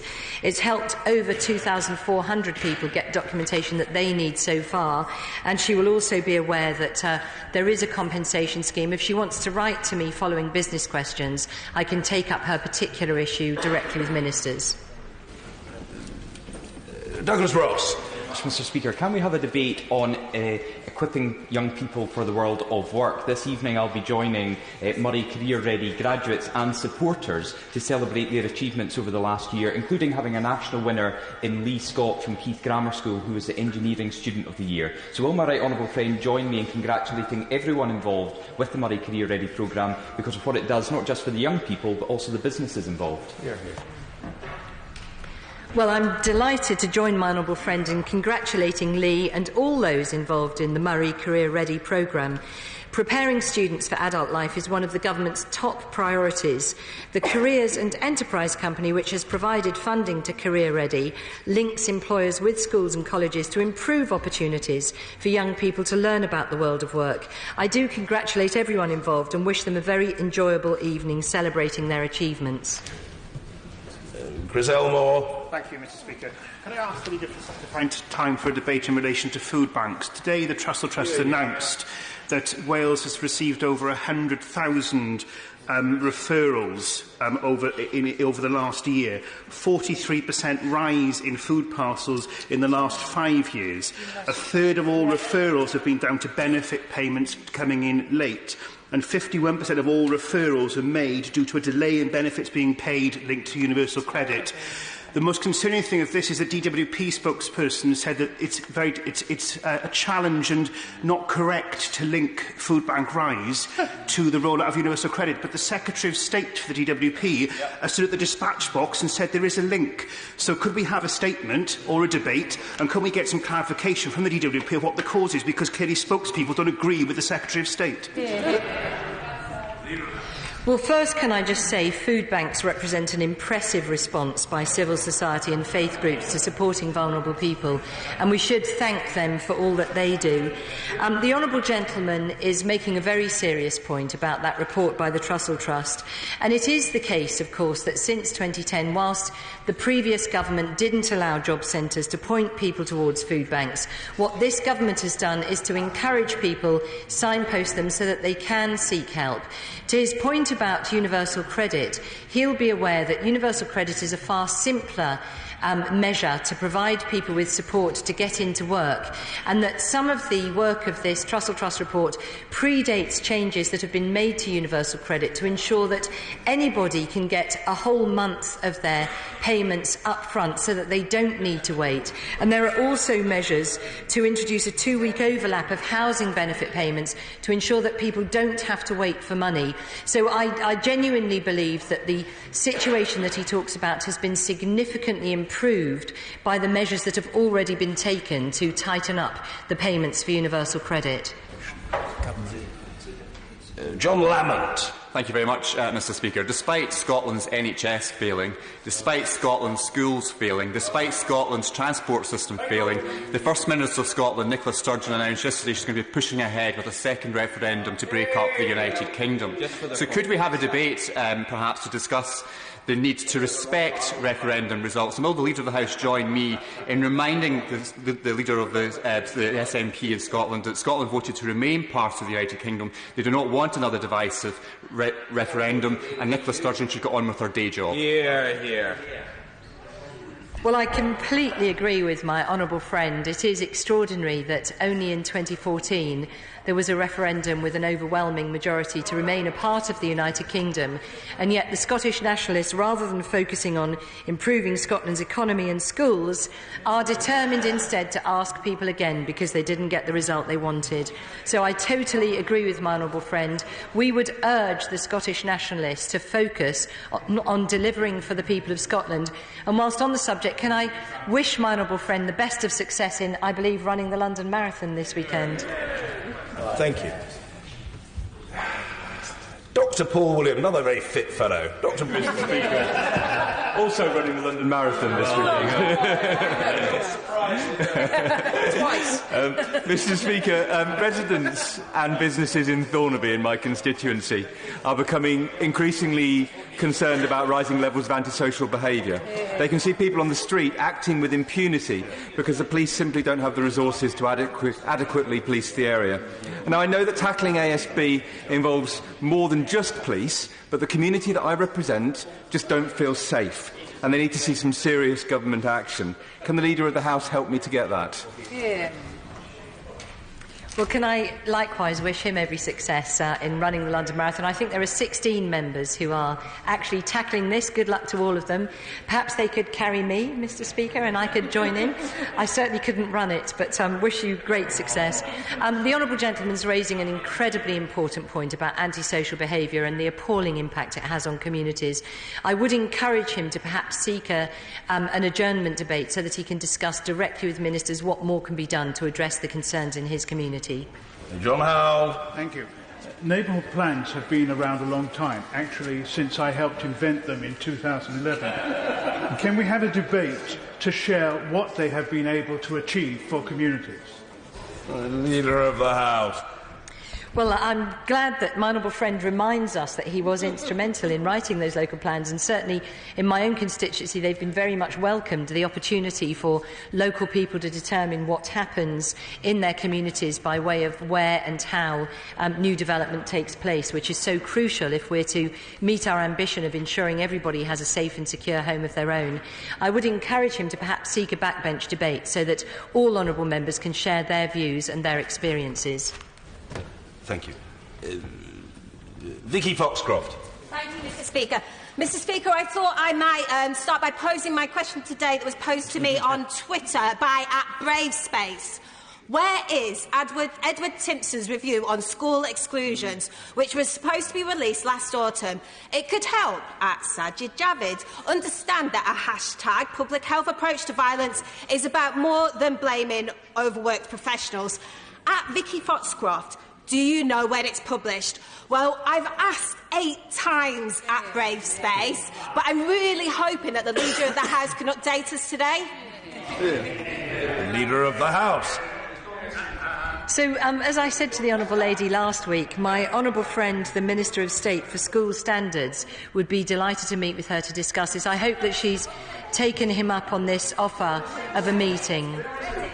I think we've got 16 more colleagues wishing to contribute, and I'd like to move on no later than 1:15. So let's see what we can do. John Cryer. Mr. Speaker, it's now been many weeks since the Prime Minister's Knife Crime Summit. In the meantime, the wave of violent and knife crime continues to sweep London and other parts of Britain. Only last night, there was a double stabbing in my constituency, very close to my office. At what point is the Home Secretary going to come to the Chamber and report on the summit and outline his plans for the future? Leader of the House. First, can I say I'm really sorry to hear about the latest stabbings in the honourable gentleman's constituency, and I know he's raised this issue in the Chamber on a number of occasions. he will be aware that this is an issue that the government takes incredibly seriously. We have announced up to £970 million of extra investment in the policing system for next year, as well as in the spring statement £100 million of immediate funding to enable police and crime commissioners to put further police officers onto the streets to try and tackle the immediate problems. However, this is a much bigger issue than that. Our offensive weapons bill has brought forward a means to restrict the sale of knives online, a means to introduce knife crime prevention orders, and of course we have a £200 million youth endowment fund seeking to get young people away from being tempted into a life of knife crime and serious violence. Thank you, Mr Speaker. Further to my honourable friend for Leighton and Wanstead, I think everybody's asking, where's the Home Secretary with respect to knife crime? The Leader of the House has said week after week that she's asking him to come and make a statement. Well, he obviously got confused because he did make a statement on knife crime, but not to the House of Commons. And I think it was the 16th of April where he announced all sorts of policies to tackle this. Only today we see why member after member raises this issue. The ONS has published figures today to show homicides at record levels and to show that knife crime offences are the highest they have ever been since records began. And the Home Secretary does not appear at the dispatch box. Can she go back again and ask him where he is? Leader of the House. Well, the honourable gentleman will be aware that we've had a number of debates in recent months, and we've had a number of urgent questions and statements on serious violence. The Prime Minister has held a summit trying to tackle this issue, looking at how we can bring in all of the stakeholders around the NHS, education, different local government services to try and tackle this very serious issue, in addition to which the government is investing significant sums in community schemes who are trying to get young people away from gang crime and knife crime. And the government is doing everything in its power to tackle this appalling issue, but I have taken away the honourable gentleman's concerns and have raised with the Home Office the desire of many honourable members for my right honourable friend to come to this House to make a further statement. Patricia Gibson. Mr Speaker, Largs Food Bank in my constituency has experienced significantly increased usage since November 9, 2018, an increase of between 200% and 300% on the same period last year. Will she make a statement setting out her concerns that too many people are struggling to put food on the table? In-work poverty is a disgrace, and we need to do more to ensure that everyone has enough to eat. Well, the honourable lady is absolutely right that in this country it is the case that nobody should go hungry, and the government has invested significant time, energy, effort and money into making sure that universal credit replaces an old system where many people didn't get the benefits that they were entitled to because the system was so complicated, and that this new system of universal credit helps people into work and supports them to meet their own needs for as long a time as necessary whilst they find work for themselves and for their families. Hugh Gaffney. Mr Speaker, this Sunday, 28th of April, marks International Workers' Memorial Day. Supported by the trade unions, and many trade union councils up and down the country will be holding events. What is the government doing to remember the dead and fight for the living, and remember workers who died at work? Well, the honourable gentleman raises a really important point, and of course it's vital that we remember all of those who've lost their lives through work, and sometimes through negligence, but often through accidents and so on. The honourable gentleman may well wish to seek perhaps an adjournment debate so that he can put on the record his views and some of the reminiscences and memories that people have who've lost loved ones.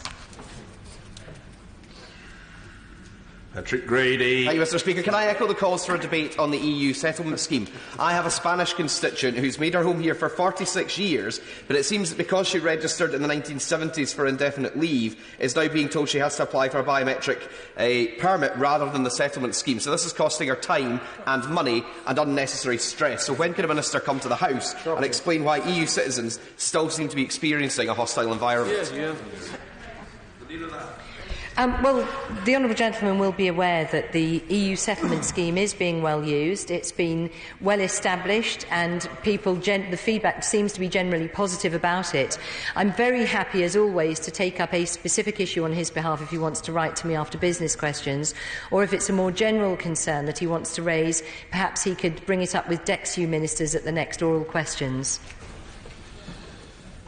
Chris Bryant. Thank you, Mr. Speaker. Thank goodness the fire at Notre Dame led to no loss of life. But if we were to have a fire in this building, parts of which are considerably older than Notre Dame, we might not be so lucky because there are 9,000 people who work here every day. Isn't it time that we use this as a wake-up call? And I know the Leader of the House agrees with me, but will she really put on her hobnail boots, storm over to Downing Street and force the Prime Minister, stamp her feet and force the Prime Minister to bring forward the Parliamentary Buildings Bill as fast as possible? We can't have the French rebuild Notre Dame in 5 years and us still be thinking about leaving 10 years later. Leader of the House. Well, I'm extremely sympathetic to the honourable gentleman's request, and actually he might find traces of my hobnail boots on their way over to number 10 over the last week or so. That wasn't lost on me either, that prospect, and I was so sorry to see the terrible fire at Notre Dame. It was an absolute tragedy for the world, and of course he's absolutely right. We have to ensure that we do everything possible to bring forward our own restoration and renewal bill as soon as possible. Watch this space. Gavin Newlands. Thank you very much, Mr. Speaker. The only 24-hour ATM in Ferguson Park in my constituency charges 95p per withdrawal. The ATM is outside linked financial inclusion subsidy criteria, despite Ferguson Park being the most deprived area in Scotland. So can we have a debate on ATM charges and fair access to cash? Here. Well, the honourable gentleman raises a very concerning issue. I must admit I had understood that most ATMs in deprived areas were now required not to charge for services, but I would recommend to the honourable gentleman that he raise his particular question at Bay's questions on next Tuesday, the 30th of April, directly with ministers. Neil Coyle. Thank you, Mr. Speaker. The Trussell Trust army of volunteers were shamefully forced to provide 1.6 million packages of support last year, including for 600,000 children. In Southwark, they saw an extra 1,000 people, a rise in 25%, including for many with persistent universal credit problems. When will the government allow time to debate the grotesque reliance on food banks that ministers have created since 2010? Leader of the House. Well, I just don't agree with the honourable gentleman's assessment. In fact, whilst it is absolutely unacceptable that people have to go hungry at any time, what the government's policy has been is to introduce universal credit as a means to help people. 2.4 million households will be better off as a result of changes that we made at budget, and we always provide a strong safety net through the welfare system for those who need extra support. But what is absolutely vital is that universal credit itself is a much simpler system that is enabling people who previously were losing out through the complexity of the many different facets of the old welfare system, who are now able to get the money that they are entitled to, and that's absolutely vital. Anna Seabury. Further to the question from my right honourable friend, the member for Orkney and Shetland, Change UK is now a political party. We have 11 members, and together we certainly are, I would suggest, entitled to an Opposition Day debate, and we'd like to have it on the people's vote. I and others would be very happy to meet with the leader to discuss how we can make sure that we now have Opposition Day debates that reflect the real representation across the chamber. The House. Well, I'm always happy to meet with honourable and right honourable members who want to make proposals for procedural changes, and that will be the case in the right honourable lady's situation. Jim McMahon. Thank you, Mr. Speaker. Can I say to the government that there is a crime crisis in this country? And in Greater Manchester, it's evident to every single person that lives in our community. Now, 600 crimes every single day in Greater Manchester go without even being investigated because the police haven't got the resources to deal with it. No doubt after a cut of £183 million a year, we're now at the stage where local communities are actively pursuing setting up private security companies to police their communities. How can that be right and fair? And what does it do for the future of policing in this country? Well, the honourable gentleman raises an incredibly important point. It's absolutely right that we do everything we can to ensure we keep our communities safe, and that's why the government has provided an extra £970 million of investment in the policing system next year. And it is the case that the opposition voted against that, and they need to answer the question as to why they did that. It's vital that police and crime commissioners have the resources that they need to deal not only with the problems of serious violence and knife crime, but also with the rising levels of cybercrime, drug-related crime and so on. That's why this government has prioritised extra resources for the police system. Jim Shannon. Mr. Speaker, a recent report by Christian Solidarity Worldwide highlights that in certain parts of Mexico, members of religious minority groups are often pressurised by local authorities either to convert to the majority faith or to participate in activities such as religious festivals linked to that majority faith. If they refuse, local leaders often strip them of basic services, including education, by barring their children from school. In recent cases, discrimination results in forced displacement and children are left fully deprived of their right of education. So would the Leader of the House agree to a debate or a statement on this important matter? Leader of the House. Well, as ever, the honourable gentleman raises a very important point. We are committed to freedom of religious belief and are very concerned at the severity and scale of violations of freedom of religious belief in many parts of the world. He will be aware that on the 4th of July 2018, the Prime Minister announced Lord Ahmed as Special Envoy on freedom of religious belief, and then on the 26th of December 2018, the Foreign Secretary has announced an independent review into the persecution of Christians. This will be conducted by the Bishop of Truro and will provide recommendations on additional practical steps that the Foreign Office can take to support persecuted Christians. He will provide a report by this summer. Karen Smith. Thank you, Mr. Speaker. Speaker, on Tuesday I'll be launching a new all-party group on towing and trailer safety. This follows the tragic death of a toddler in my constituency in 2014. I'm grateful for the support of the Government in the work I've been doing on trailer safety and for the support of members across this House for their APPG. Can I ask the Leader of the House to support the work that we all try and do across APPGs as a good way of highlighting some of these vital safety issues for our constituents? House. Well, I'm delighted to commend all of those who take part in all-party parliamentary groups, and in particular the one that the Honourable Lady mentions, looking at trailer safety. Sometimes issues that crop up in our own constituencies as a result of often, unfortunately, tragedies that occur to our own constituents can actually result in real change, and so I pay tribute to all of the work of all of the all-party parliamentary groups. Dr David Drew. Thank you, Mr. Speaker. I've been proud that so many of my fellow residents and friends have been in London with Extinction Rebellion. I will welcome them back home after today, however, but given the words of Greta Thunberg, and more particularly in my case Polly Higgins, the great campaigner for Ecocide, who sadly died earlier this week, will the government now bring forward its environment bill? We don't seem to be doing much else at the moment, and saving the planet for climate change is one valuable thing that the government could put in place. Leader of the House. Well, can I say to the honourable gentleman that we certainly share the passion to tackle the issue of global climate change and to protect our planet for future generations. And we do understand the concerns of those who are protesting, but we are interested in solutions, not disruption. And what I can say to the honourable gentleman is that we are working hard on the first Environment Bill in over 20 years.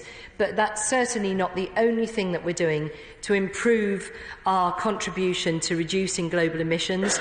And as I've said earlier in business questions, we have reduced greenhouse gas emissions in this country by 25% since 2010. And in addition, air pollution in this country has reduced significantly since 2010, with emissions of toxic nitrogen oxides falling by 29% and being at their lowest levels since records began. More to do, but a lot already being achieved. Drew Hendry. Mr. Speaker, this Sunday the fabulous Atap Loch Ness will take place, where nearly 6,000 cyclists will get on their bikes and cycle around Loch Ness. Can we have a debate in government time on how to encourage more cycling across the board, and especially learning from success in Scotland, where, for example, Sustrans have seen a 300% increase in the number of girls cycling since 2009. Well, I thought the honourable gentleman was going to ask me if I believe in the Loch Ness Monster, but anyway, his question was much more serious than that. Of course, cycling is absolutely to be recommended, and it's great to see so many of his constituents taking part in a bike ride like that. It's fantastic for our health, it's great for reducing emissions, and I thoroughly commend it. Nick Smith. Thank you, Mr. Speaker. Millions of people aren't on the electoral register, and there's anecdotal evidence now that providing the necessary national insurance information could be part of the problem, particularly for young people. So can we have a statement about data sharing between public agencies to increase voter registration and help boost our democracy? Well, I think that the honourable gentleman raises a very important issue. We want to do everything possible to increase voter registration and participation in our democracy by as many people as possible. We do have on the 9th of May the Speaker's Committee on the Electoral Commission, which might be a point worth raising there to see what more can be done. Paul Sweeney. Thank you, Mr. Speaker. Would the Leader of the House consider holding a debate in Government time on levels of support for black minority ethnic women, particularly those from refugee and asylum seeker backgrounds? I had the great privilege of going along to the opening of Sahelia's Child and Learning Centre in my constituency over the Easter recess. That's a charity that does fantastic work to empower women, particularly for refugee and minority ethnic asylum seeker backgrounds. And they're doing a fantastic work. It was a great privilege to see the work that they've done and how they've transformed lives. Would the Leader of the House commend their work and also consider how their work can be an exemplar for the rest of the country? Leader of the House. Well, I'm delighted that the honourable gentleman has seen fit to raise this issue and his happiness at the work that his constituents are doing. It is vital that we all do everything we can to support refugees who've come to this country, and in particular black and ethnic minority women and men, but in particular it's often the women who've suffered so much, and it's right that he raises this issue and praises them for what they're doing to highlight the need for further support. Thank you. Order. We now come to the Select Committee statement. In a moment, Anna Turley will speak on her subject for up to 10 minutes, during which I remind colleagues, because it is analogous to a ministerial statement, no interventions may be taken. At the conclusion of her statement, the Chair will call members to put questions on the subject of the statement and call Anna Turley to respond to these in turn. Members can expect to be called only once. Interventions should be questions and should be brief. The front bench may take part in questioning. I call Anna Turley on behalf of the Business, Energy and Industrial Strategy Committee to deliver her statement. Anna Turley. Thank you very much, Mr. Speaker, and it really is a true privilege for me to be making this statement on behalf of the Business, Energy and Industrial Strategy Select Committee.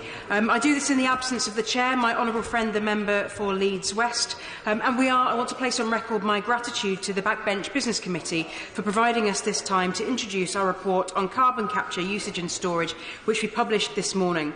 I also want to pay tribute to all my colleagues on the Select Committee who have worked extremely hard, and it's great to see some of them here in the chamber this afternoon. And I particularly also want to place on record and pay tribute to our brilliant clerks who do an enormous amount of work, without whom we couldn't produce anything at all. So I'm extremely grateful to them.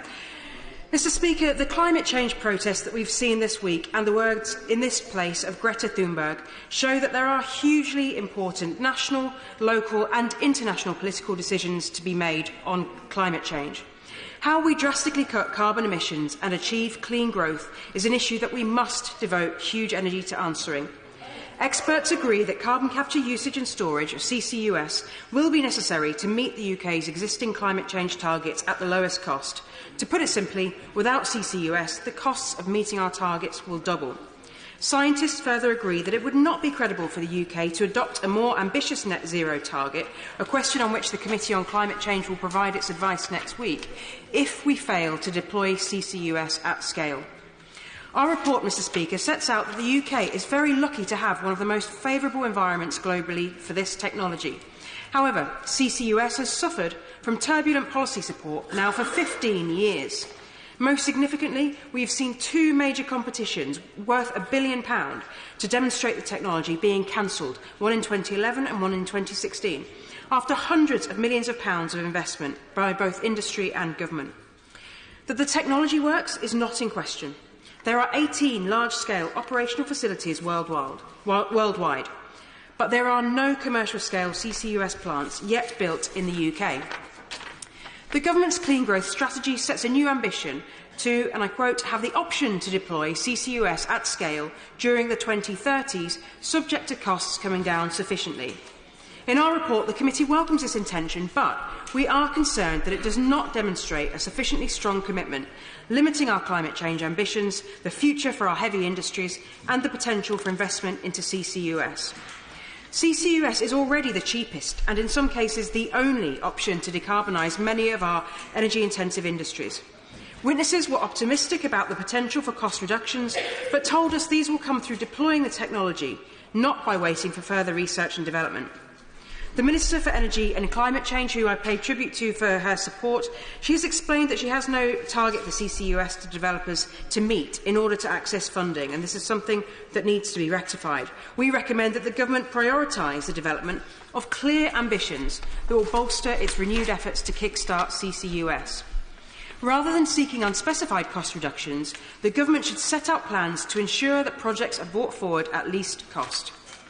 It is also not clear, Mr Speaker, what scale of deployment the Government is targeting for the 2030s, so we have recommended that the Government provides ambition and clarity to investors by adopting specific targets to store 10 million tonnes of carbon dioxide by 2030 and 20 million tonnes by 2035, in line with the advice on the Committee on Climate Change. The UK has a unique opportunity to lead global development of a new CCUS industry thanks to our expansive geological storage resource and our world-class oil and gas supply chains. But despite this favourable position, CCUS still remains a relatively immature technology. We argue that this should be seen as a benefit, as it strengthens the potential for UK leadership, and we recommend that the Government prioritise CCUS so as to benefit from growing international demand for low-carbon products and services. We risk losing our early mover advantage if the UK's slow progress on CCUS continues.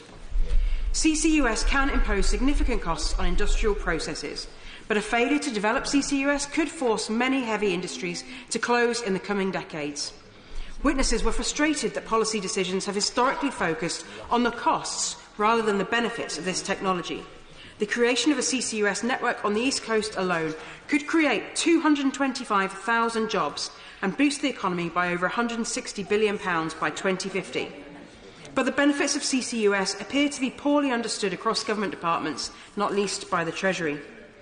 The Government has set a target to commission the first CCUS facility by the mid-2020s. We heard that this may be too slow to ensure that at-scale deployment can be achieved by the 2030s. A more ambitious target, with development of CCUS clusters in multiple regions around this country, would strengthen the Government's strategy for developing prosperous communities across the UK. Our report recommends that the Government raise its ambition and aims to develop initial CCUS projects in at least 3 clusters by 2025, minimising the risk of further delays and ensuring productivity benefits accrue across the country. My own region of Teesside, Madam Deputy Speaker, is ambitious about becoming one of Europe's first clean industrial zones using CCS. The Teesside Collective in my constituency, a consortium of local industries, stand ready and waiting to start decarbonising UK industry. Teesside is home to nearly 60% of the UK's major energy users in the process and chemical sectors. To keep these industries thriving and competitive in a low-carbon world, we need to get serious about cleaning up their emissions. In 2016, industrial emissions fell massively, but this was largely due to the closure of our steelworks. It goes without saying that we cannot meet our emission targets this way. It's immoral. The internationally renowned North East Processing Industry Cluster, NEPIC, represents chemical-based industries across the region, but particularly concentrated in Teesside. The sector generates £26 billion of annual sales, £12 billion of exports, and is the North East's largest industrial sector. The chemical sector is up against strong international competition, and NEPIC estimate the use of carbon capture and storage could create and safeguard almost 250,000 jobs by 2060. And last year, Madam Deputy Speaker, the Oil and Gas Climate Initiative announced a strategic partnership with 6 oil and gas major companies to construct the world's first ever gas-powered energy plant on Teesside. The clean gas proposals, when delivered, would deploy full-chain carbon capture, utilisation and storage. And another proposal, the H21 report, commissioned by 2 of the UK's gas distributors, Northern Gas Networks and Cadent, sets out a solution to decarbonise heat in the north of England by replacing natural gas with hydrogen. The proposals would also utilise carbon capture and storage to make hydrogen projection zero carbon. This is something the Hydrogen Party Parliamentary Group, which I'm proud to chair, is working hard to champion. And as Teesside is the place where more than half of the UK's hydrogen is produced, my area's potential to capitalise on CCUS is evident again. It is clear, Madam Deputy Speaker, that the private sector is invested in the huge potential for carbon capture and storage. But when we met with Teesside Collective representatives during our evidence gathering session, they were frustrated that the Treasury did not yet seem to have fully bought into the idea. Leadership and funding from the public sector and from government is going to be crucial for getting this technology off the ground. The government's attempts to develop CCUS have centred previously around funding competitions, and whilst we welcome the government's renewed promise of funding support, we are concerned that yet another competition may not be the best suited to the needs of this sector. During the committee's visit to Teesside, we heard strong opposition to the idea of a third competition, because this creates tension between competition and collaboration. The UK CCUS community has a strong culture of collaboration today, but this is being undermined by the competition structure. These pitched projects against one another and expressly limited knowledge sharing, which in turn slowed technological progress, research and development and cost reduction.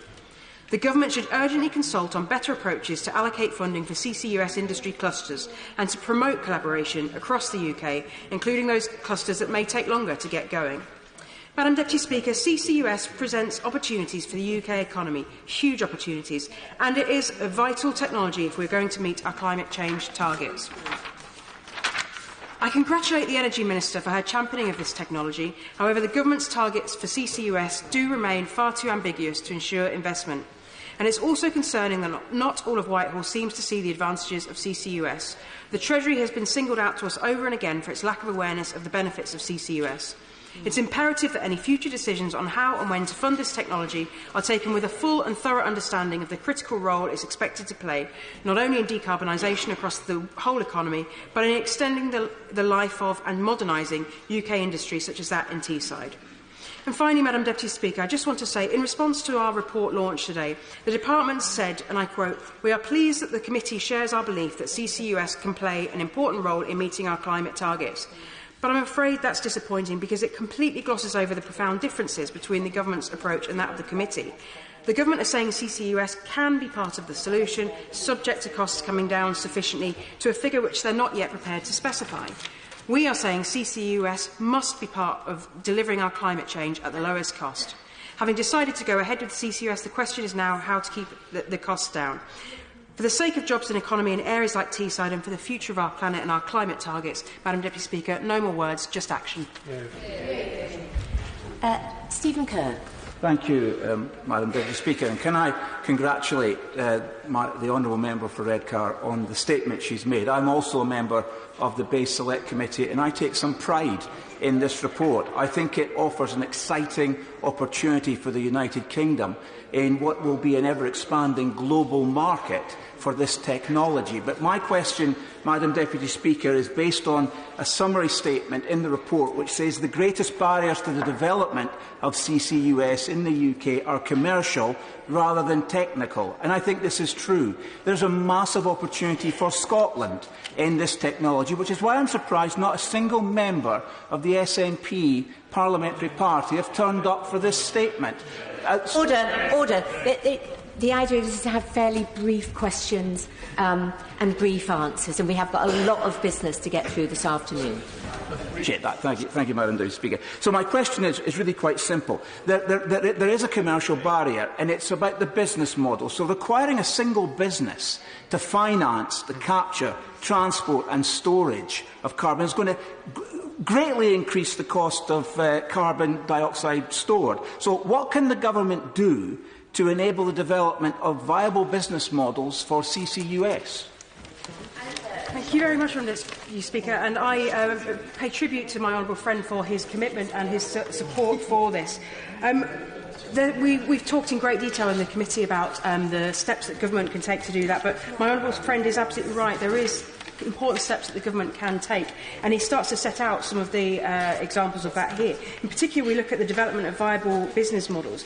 He will remember the witnesses that we heard agreed that carbon capture usage and storage costs could be substantially lowered by separating the business model for carbon capture in industrial facilities from that of the transport and storage infrastructure. And that could be something which could create a much less risk in part of the process, because these two activities have very different cost and risk profiles. So it's extremely important and something that I think government should put more attention into establishing. Although transport and storage infrastructure, of course, is expensive, a single facility could receive carbon from multiple sites, and it's estimated that the cost of transport and storage per tonne could be reduced by as much as 90% if infrastructure costs are shared across multiple capture points. So infrastructure is critical to this, and that's where the government can play a huge role. John Redwood. When the committee put forward its requirement for investment in substantial capacity, what did it think the cost of that increased capacity is going to be, and who should pay the bill? Anna Turley. I appreciate the honourable gentleman's point, and of course, losing those two projects, I understand every government has to take a cost-benefit analysis, and of course expense was one of the issues that were raised, but we know that already CCUS projects today are much, much cheaper than under those previous competitions we've seen. At that point, the cost was between £1 billion and £2.5 billion. The cost of the projects coming through today are already well under £500 million, which is a result of the learning that we've had subsequently in that time. But I would say CCUS is an essential part of meeting our climate change targets, and all the evidence shows, particularly from the Committee on Climate Change, that if we don't deploy CCUS, the cost of meeting our targets will double, and the Energy Technology Institute estimates these would rise from 1% of GDP to 2% of GDP. So the question is not can we afford this, but can we afford not to do it? Sir Peter Bottomley. Can I follow my right honourable friend's question and say that her House will understand what the honourable member for Redcar has been saying, which is summarised in paragraph 32 of the report and paragraph 10 on page 28 of conclusions. It seems to be important to realise that if we had judged town gas by the first time it was generated in Marsham Street, we would never have had a national network of pipelines and good benefits for most consumers. Can I also, through her, remind the House that when it was said, rather inaccurately, that for too long politicians and people have got away with not doing anything to fight the climate crisis and ecological crisis, that's wrong, as this committee shows, and as the fact that over half our electricity in the last few weeks has been generated with totally non-carbon generating systems. Anna Turley. Yeah, I appreciate the honourable gentleman is absolutely right, and I think huge steps have been taken, but it's clear that we are in a climate emergency, and every step that we can take will make that impact. And for me, here we have a huge opportunity, I think, for the UK to lead the way globally on a vital technology which can really help us to establish our climate credentials, meet our targets that we are committed to, and of course create a huge amount of investment and jobs and opportunities in new green industries and technologies in areas like mine, and I'm delighted to support it. Yeah. Thank you. Presentation of Bill, the Chancellor of the Exchequer. National Insurance Contributions, Termination Awards and Sporting Testimonials Bill. Second reading what day? Tomorrow. Tomorrow. Thank you. Presentation of Bill, Secretary James Brokenshire. Non-domestic rating preparation for digital services bill. Second reading what day? Tomorrow. Tomorrow. Yeah. Excellent. We now come to the backbench motion on school funding. Before we start, I do need to say that we have, in theory, got 28 speakers for the two debates this afternoon. I have to take into account the opening speeches, the frontbench speeches, and the wind-ups. So, just to warn people that obviously if the movers of the motion could certainly stick to the limits, which is between 10 and 15 minutes, colleagues will appreciate, I'm sure, if it's nearer 10. And I will have to impose an immediate 5-minute time limit on backbench speeches. Mrs Anne Main to move. Deputy Speaker, I beg to move that this House has considered school funding. Now, I won't take interventions on the grounds that, as you said, Madam Deputy Speaker, this is a hugely important debate. And I first held a debate on this issue in October 2018 in Westminster Hall under the title School Funding, and that again was extremely well attended. And the concerns expressed then about the level of school funding were consistent. Hopes were high that the Minister would be listening in listening mode and the Chancellor would open his wallet to find some extra funds. And obviously this extra funding has not appeared, and so it's crucial that this subject of funding for schools should be revisited at the earliest opportunity. We need, as a House, to keep up the pressure. I'm sure the British public can be forgiven for thinking that this House has taken leave of its senses, with Brexit acting as an all-consuming topic to the exclusion, apparently, of all others. Indeed, the messenger from the Chancellor this spring in his statement appeared to be that any spare funding that might be available is being stashed away until Brexit is being resolved. Our inability to progress Brexit now means the British taxpayer will be forking out millions for European elections that may or may not be needed and billions to expend Brexit can kicking. It's time we put the focus back onto the future of our young people and children who deserve a first-class education in a decent school environment, well-staffed with highly qualified teachers and adequately resourced classrooms.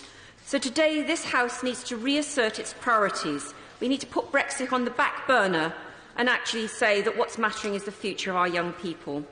This issue has significant interest across the House, and the application for this debate had around 50 supporters from most every party represented in the Chamber.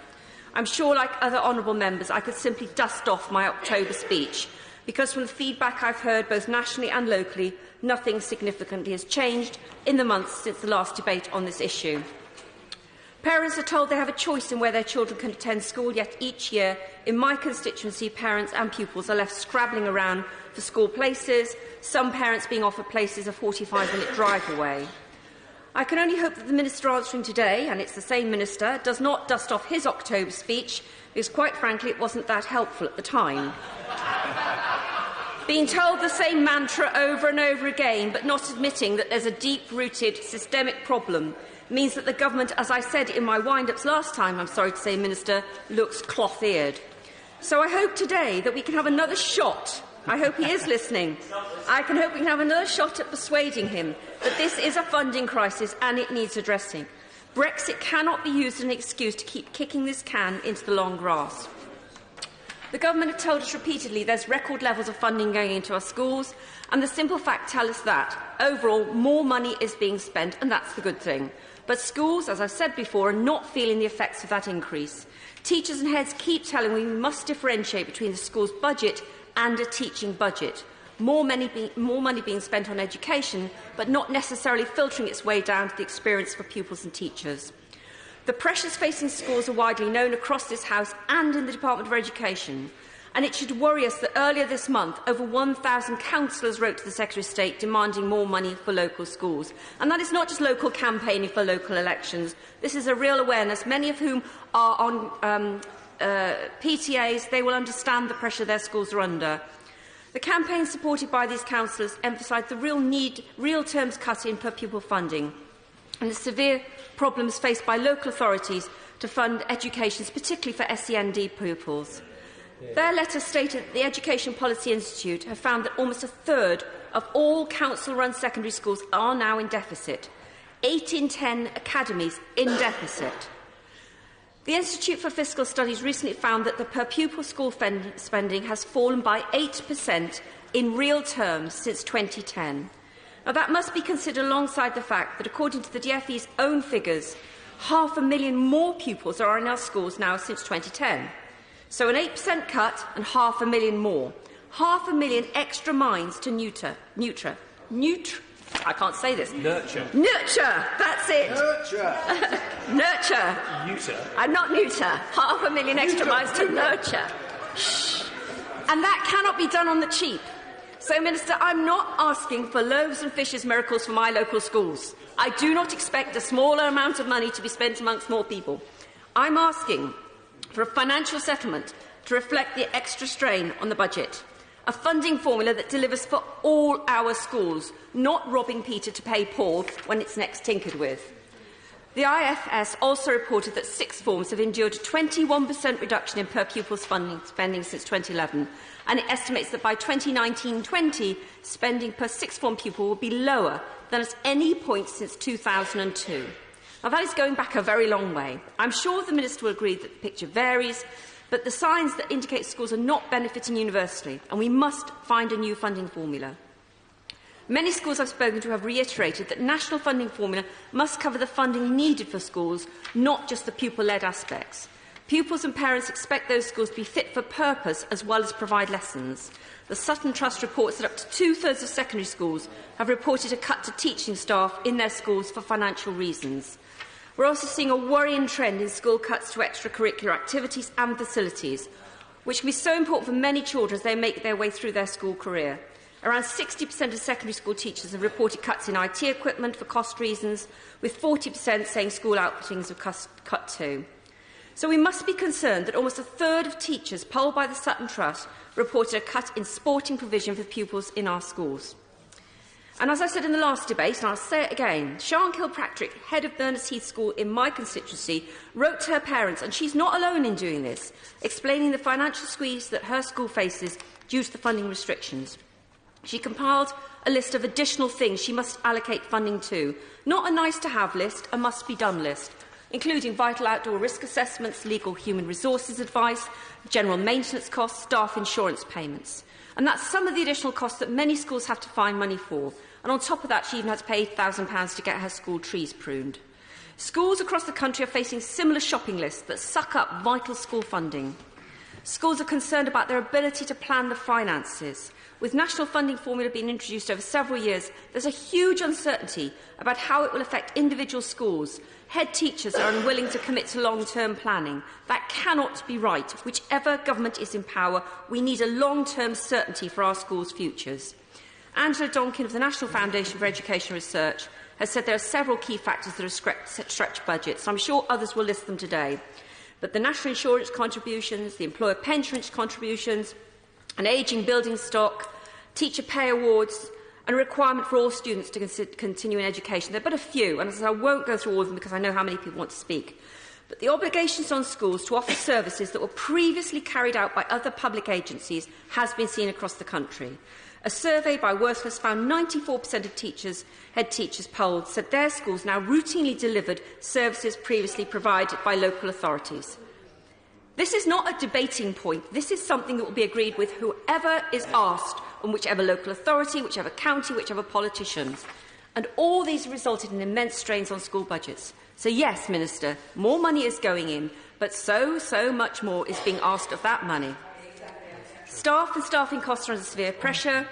Many staff in my constituency can't afford to live in the area. The churn and turnover of staff is huge, and many staff are let go because the school finds it easier and cheaper to take on newly qualified, less expensive members of staff.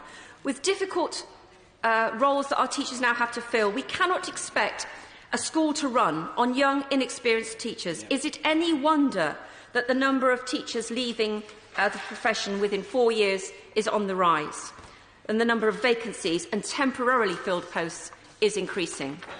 So I don't want to go through all my facts and figures because I'd like to leave a couple of minutes at the end to sum up. But let's just say there was a widespread unhappiness about the recent handling of the teacher pay announcement. The key problem is that schools have to fund the first 1% of that pay rise. Nothing like dipping your hand in someone else's pocket, I would say to the Chancellor. Yes, we want to pay our teachers. Yes, we want to pay our teaching assistants more. They do a wonderful job. But if we increase the pay rises, we cannot then expect that some of that pay rise has to be funded for by the school, who then have to take the budget from somewhere else. Declan Linnane, of the head of Nicola Breakspear School in St Albans, told me that 1% increase alone will cost his school £30,000, money that he just doesn't have. So the Department for Education reports that we have upwards of 1 million pupils with special educational needs. This number is risen significantly. Those children will often have to have classroom assistance and help. Those children will often present an additional resource need for a school? Is it any wonder that parents tell me that there's often a reluctance to statement children who have special educational needs? There is often greater pupil exclusion from pupils who have difficulties that manifest themselves in disruptive classroom behaviour. So I'm going to conclude my remarks now, Madam Deputy Speaker, but I just want to ask 3 questions that the Minister can potentially answer at the end of his speech. Question 1, this is from a teacher in my constituency. What guarantee can we have with regard to the cost of the teacher pension employer contribution increases and salary increases? He said that currently we've only been given funding information for 2019-20 academic year and nothing for the future beyond that. Question 2, staff recruitment at crisis level. How can the government make the profession more attractive to graduates as recent initiatives are failing? And question 3, the basic rate for 16 to 19-year-old funding has been frozen at £4,000 per pupil since 2013-14. And the IFS reports that school sixth forms have faced budget cuts of 21%. What commitment will be given to address that particular need going forward? The question is, as on the order paper, Rushinara Ali. Thank you, Madam Deputy Speaker, and I'm grateful to the Honourable Member for St Albans and other co-sponsors for securing this very important debate about school funding. There are few subjects more important to this House than the future of the nation's children. They will be the inheritors of a post-Brexit Britain. They will be digital natives, as unfazed by digital technology as we are by electricity. They will bequeath to them, we will bequeath to them, the big challenges facing our country and the world, such as climate change, such as dealing with the new kinds of labour market and much else. And that's why it's so important that we invest in their talents. We ensure that our young people are among the best educated in the world. But let's start with the ugly truth. This government is letting down the next generation. Ministers are failing to make the investment that's needed. The government is endangering our prosperity, our productivity, by not investing in education and skills. Will my honourable friend give way? I give way to my honourable friend. Grateful. I'm very conscious there are differences in systems between England and Wales, but would my honourable friend agree with me that the concerns of teachers, of parents and of students themselves, that to face the challenges we need to be spending a higher percentage of our GDP on education? I absolutely agree with my honourable friend, and I think this is something that we should have cross-party agreement on to make sure that we invest in the future of our children, because that is what's going to ensure the prosperity of our nation. Through the budgets from 2010 onwards and into this Parliament, school budgets have been cut, as the honourable member has already mentioned. And just since 2015, when the former Prime Minister won his short-lived majority, 9 out of 10 schools have seen real terms cuts in per-pupil spending. If ministers maintained spending even at the 2015 levels, school funding overall would have been £5.1 billion higher than it is in 2019. And across the board, early years and FE funding cuts are devastating our constituents' lives, our young constituents' lives, when they should be supported. The Education Policy Institute found that the proportion of local authority secondary schools in deficit has trebled to more than a quarter of all such schools. In my constituency, with the highest child poverty rate in the country, schools and colleges are facing drastic cuts, an 11-point increase in child poverty since 2015 alone. And frankly, an enlightened government department would be putting resources into schools that need the resources rather than taking them away. My constituency faces a £16 million cut between 2015 and 2020. That is an assault on aspiration. My constituency, the education was transformed over the previous decades, and that's because of investment, that's because of government support. And taking that away damages lives and makes matters worse for them. And I know that is the case with many across the House, with their constituents.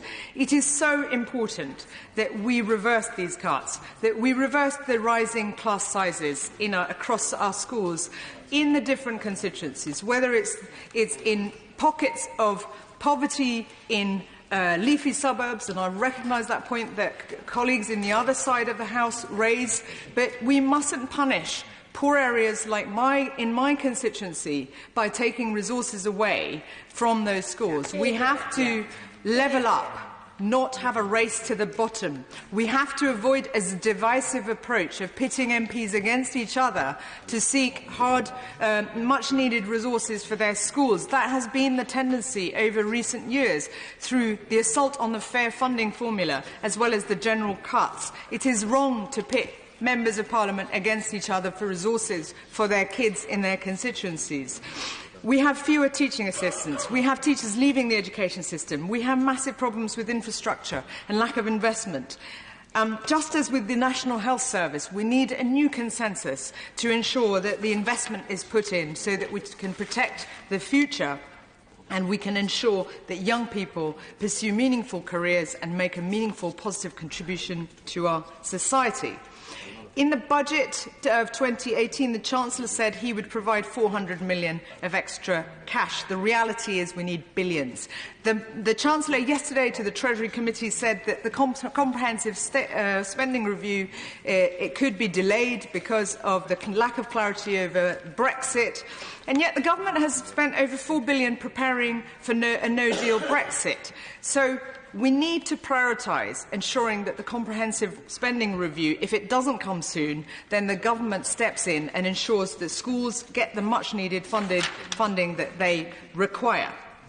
We need pupils to be taught in decent-sized classrooms, in safe classrooms, with good modern equipment, with motivated teachers, tailored education for all, a range of cultural enrichment. And we need to make sure that their full potential is realised. We need to make sure that the education system not only tackles social exclusion and discrimination by ensuring all children thrive, but that they can thrive in order to ensure our economy is among the world-class economies that we need it to be against the face of future challenges. We need our education system to provide the future engineers, the scientists, the entrepreneurs, the artists, the writers, and be the best in the world. That is what's lacking, because this government lacks the aspiration and the courage to invest in our future by investing in the future generations of young people that we need to invest in. So I call on the Minister to make sure that he takes urgent action to invest in our schools so that the negative impact is reversed and we support our kids. Robert Halfon. Mr. Speaker. Our committee inquiry on school funding and college funding has sought to bring together two seemingly irreconcilable views of the world. The first, that schools are underseeing year-on-year funding reductions and, having largely exhausted non-staff savings through efficiencies, are increasingly moving the bulk of their budget, which is spent on staff, in order to find savings. The second view is that in the midst of the challenging public finances of 2010, difficult decisions were made which saw the core budget, a school's budget, protected over the lifetime of the Parliament. Now, of course, the government have a sense of the public finances, but we also, so do also the schools, the teachers and parents with whom we are in almost constant communication. I visit schools every week in my constituency of Harlow and well aware of the funding pressures these schools face, and William Martin Infant and Junior School have had to restructure their staff and make £360,000 of savings to set a viable 3-year budget. Now, it's a matter of some regret that the debate on education funding has become so polarised, and I hope that we will, through our report, be able to reduce the distance between the different viewpoints. I'm pleased that with the emergence of a strong and independent evidence base provided by the National Audit Office, the Institute for Fiscal Studies and the Education Policy Institute, amongst others, the additional cost pressures faced by schools and the effect of rising pupil numbers are now understood and accepted as fact.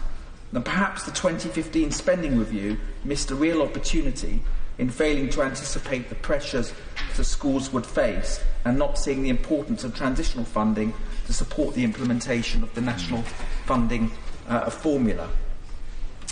Throughout our inquiry, we've been told how the school funding picture is much more complex than a simple question of inputs and outputs. Andrea Schleicher from the OECD explained how increasing educational expenditure did not necessarily lead to greater performance, either in terms of productivity or success in international surveys such as PISA. So pumping huge amounts of money into the school system without a proper plan or programme of reform is unlikely to lead to all good results. And this has been illustrated throughout our inquiry. We need to look at things like the pupil premium, because the accountability mechanisms for it seem to be totally ineffective. Teachers and head teachers have told us again and again that the money ends up being spent on matters wider than targeted support for disadvantaged children. So what is to be done? In the past, governments had something of a strategy for the school system, and we will get an update on that from the schools Minister for School System in accountability hearing next week. But we need a go beyond a more direct relationship between DfE and schools and articulate what is the purpose of education policy in schools at the moment. Is it to top the PISA rankings? Is it to produce a higher proportion of graduates? Is it to prepare the economy for the challenges of the fourth industrial revolution? And most importantly, is it to address social injustice in our education system? Yes, of course. I thank the honourable member for giving way, and I respect his considerable experience in this field. Simon Kidwell, he's a head teacher from my constituency, has called for a more longer-term funding arrangement for the future. The funding arrangements at the moment are just not sufficient to fund the schools in my constituency and beyond. Well, I think what I'm just about to say, I think will answer the question of the honourable gentleman, because I actually agree with his point quite strongly. Because I want ministers, in the strongest possible terms, to wholeheartedly embrace our proposal of a 10-year strategic plan for education. Indeed, I was encouraged by the response in committee at the beginning of the month from the Minister.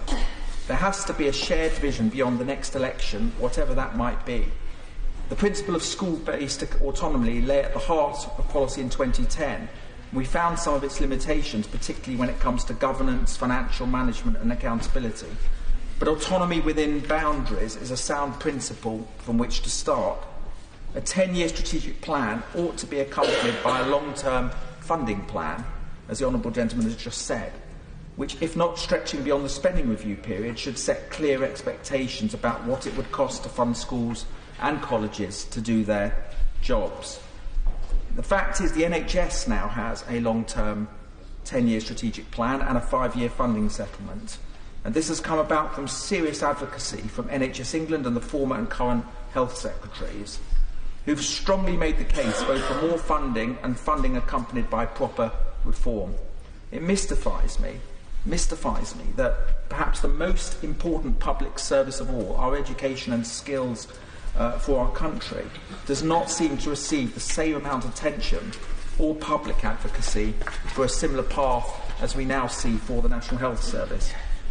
In the committee, I said that the DfE is sometimes like the cardinals in the Vatican in their negotiation with the Treasury, hoping that a little bit of white funding smoke may appear from the rooftops. But as the NHS argument has shown, this is not the right approach.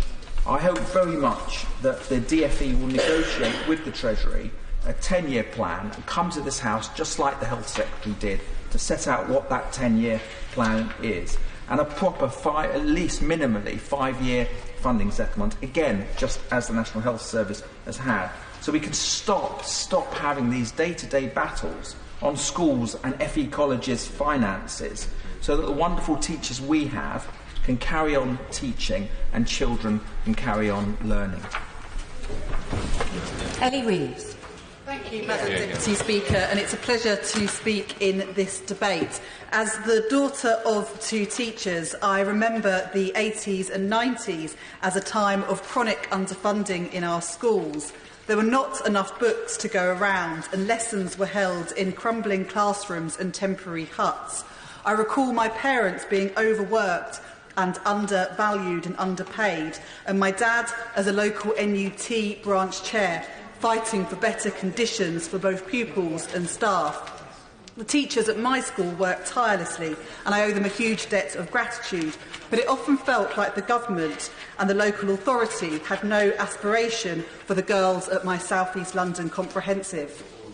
I fear if we keep on the current trajectory of underfunding and asking ever more of our teachers, we are likely to end up repeating the mistakes of the past. Every child deserves a decent education, regardless of who they are and where they live. The remedy to our current schools funding crisis is quite simple. Investment in schools yields results. Between 1997 and 2010, education spending rose by 78 percentage points, the biggest increase over any decade since the mid-1970s. Full-time equivalent teacher numbers rose by 48,000, school buildings were transformed and attainment levels soared. Yet since 2010, under successive austerity and cost-cutting governments, we have seen school funding slip back to profoundly inadequate levels.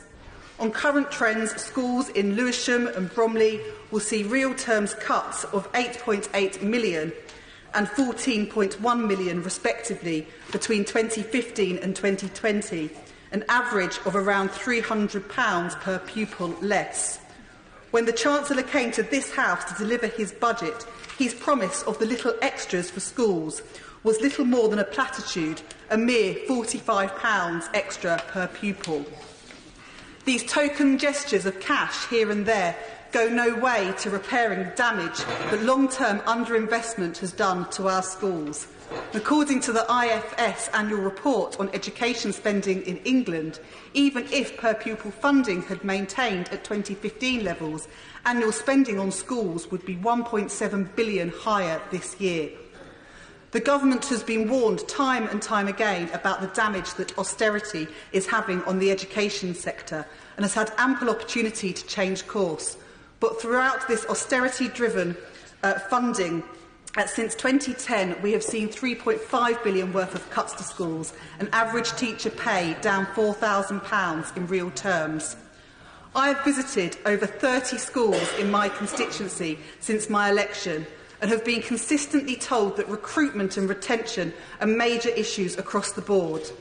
Teachers are the backbone of the school system, but a recent poll showed that 81% of teachers said they have considered leaving the profession because of pressures of workload. Teachers are working harder but losing out with their pay packets. If this government does really value the work of teachers, they should match their rhetoric with the funding and pay that teachers not only require but fully deserve too. I won't give way because of time constraints. As the motion on the paper today notes, schools are having to provide more and more services, including those provided previously by other public agencies, including health and local authorities. Yeah. We have recently been in the midst of a knife crime crisis in this country, and my constituents have experienced the shock and anger of seeing young people needlessly losing their lives as a result. And I'm pleased there is a consensus for a public health approach to tackle knife crime, but this can only be successful if we see funding restored to local public services. It is imperative that this also includes a boost to school funding. Schools are having to do more and more, but this government cannot stand by while they continue to increase the burden but neglect to increase the funding. So I have to urge the Minister, it is surely time to think again about the funding modelling used at present and to make the changes necessary to properly invest in our children's futures. Yeah. Sir Desmond Swain. Madam Deputy Speaker, you may once recall that I fell asleep shamefully in this chamber, but I assure you that I have never been so tired and exhausted as when, for 7 years, I was a schoolmaster, and I go away every summer to teach in Africa to remind myself just what a demanding occupation it is. And when I visit schools in my constituency and see the product that they are turning out in the face of extraordinary difficulties, I realise quite, when I gave up teaching 30 years ago, what an easy ride I'd actually had as a beak. Now, I have raised this issue with the Minister before. I accept that expenditure is at an all-time record, and indeed, though there has been some pressure on per-pupil funding, nevertheless, We spend more per pupil than any other wealthy country in the world, bar the United States. But I want the Minister to focus on whether we are actually comparing like with like, and to consider what we are actually expecting our schools to do. Good schools in my constituency, and bear in mind that 96% of the pupils in my constituency attend good or outstanding schools, those good schools concentrate not just on subject teaching, as they do in so many other comparator nations. They turn out the whole person, ready for life. And it is exactly that strength of the British educational system that has made it such an envy of the rest of the world, providing quality and character for the whole person. Now, of course, there are all sorts of savings that might be had. We could narrow the curriculum. We could stop teaching some of the more expensive subjects. Design technology is taught in my constituency. Not all schools do that. But I put it to the Minister, what a terrible tragedy that would be in the modern world to deny students that opportunity. We could reduce the level of pastoral support that schools are putting in. It's expensive, but it does ensure that so many pupils facing all sorts of issues are actually able to be in the classroom benefiting from being taught. We could get rid of the classroom assistants or reduce them. Some schools in my constituency are having to do so. After all, we didn't have classroom assistants when I was at school. But clearly, we all understand that there are any number of vulnerable pupils who would simply not be able to take advantage of the curriculum were it not for the exemplary work undertaken by those classroom assistants. Schools might get rid of their school student counsellors. We didn't have those when I was at school. But those schools are facing any number of problems and anxieties and mental health issues among students that we never encountered in my day. And what's more, their time could be filled threefold, even, at the current level. And the infrastructure to deal with those problems outside schools simply doesn't exist. Perhaps it ought to, but it doesn't. That's a reality. There are any number of extracurricular activities that are dispensed with and simply aren't covered, aren't provided in some of the comparator nations where we measure per school expenditure. We could stop all those expensive dramatic productions. We could get rid of the fixture lists and the all the training and matches that take place. We could close down the Duke of Edinburgh Awards. There's even a school in my constituency that runs a walled garden and keeps pigs, none of which was necessary in my day. What a tragedy and a loss that would be. In Hampshire, we're spending £3,811 per pupil in primary and £4,935 in secondary. The Secretary of State is getting a bargain. There are pupils who are spending, there are parents who are spending tens of thousands of pounds a year on their children to get a similar product. Will he bear that in mind and the strength and importance of that product as he takes forward his planning for the next financial review? Phil Wilson. Madam Deputy Speaker. Education is the foundation of aspiration and it's the engine of social mobility. Education needs continued and growing investment. The best teachers in schools are part of the community, promoting the best educational welfare for the children for that community. But the overtures I hear from the schools in the North East and in Sedgefield is one of ringing alarm bells. Budgets being cut, teaching staff made redundant, parents fundraising for the essentials. Mr. Speaker, Madam Deputy Speaker, £7 billion is being cut from the education budget for schools and colleges. Real term spending is reduced from £95.5 billion to £87.8 billion. In the North East of England, 842 schools out of 1,004 that have been analysed face funding cuts. In County Durham, 194 schools out of 243 face cuts to their finances. The authority schools will lose £8.1 million by 2020.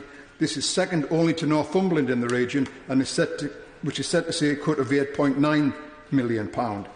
In total, schools in the North East will see a cut of £60 million. This is not good enough. What is also not good enough is that, according to the National Association of Ed Teachers, 5,400 teachers have been cut nationally. That's on top of 2,800 teaching assistants, 1,400 support staff and 1,200 auxiliary staff. The number of pupils being taught in supersized classes has trebled in the last 5 years. The proportion of local authorities maintained primary schools which have spent more than their income rose significantly to over 60% by 2017. Schools are having to make difficult decisions since budgets have not kept pace with rising costs since 2010. The Bank of England points out that £100 of goods in 2010 costs over £120 today, which is a 20% increase. Obviously, school budgets have not risen in line with these rising costs. Furthermore, there is a growing funding crisis for pupils with special education needs and disabilities. Because of cuts to local authority budgets affecting services to schools to support children with these needs, schools now have to find the first £6,000 of a support plan, which is taken from the wider school budget rather than specific special needs related funding. Durham County Council has told me they have a projected deficit of £5 million by 2020 in the high-need budgets for children with special education needs. This comes at a time when need is increasing dramatically. The Council is now needing to use funds from their reserves on a one-off basis to plug the deficit. In 2021, the solution must be found, as the Council cannot use reserves again for this purpose.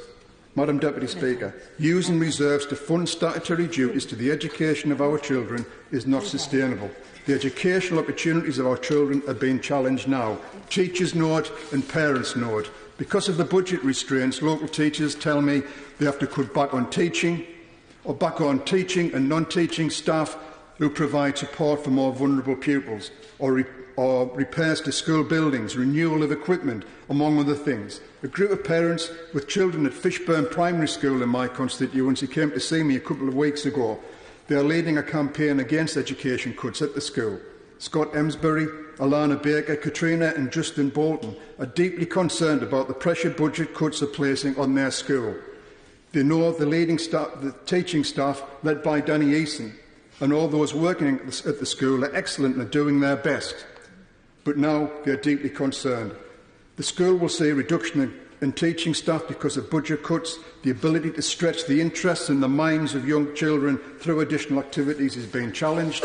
The parents are organising petitions, fundraising events to provide the essentials and doing everything they can to raise the issues facing their local school.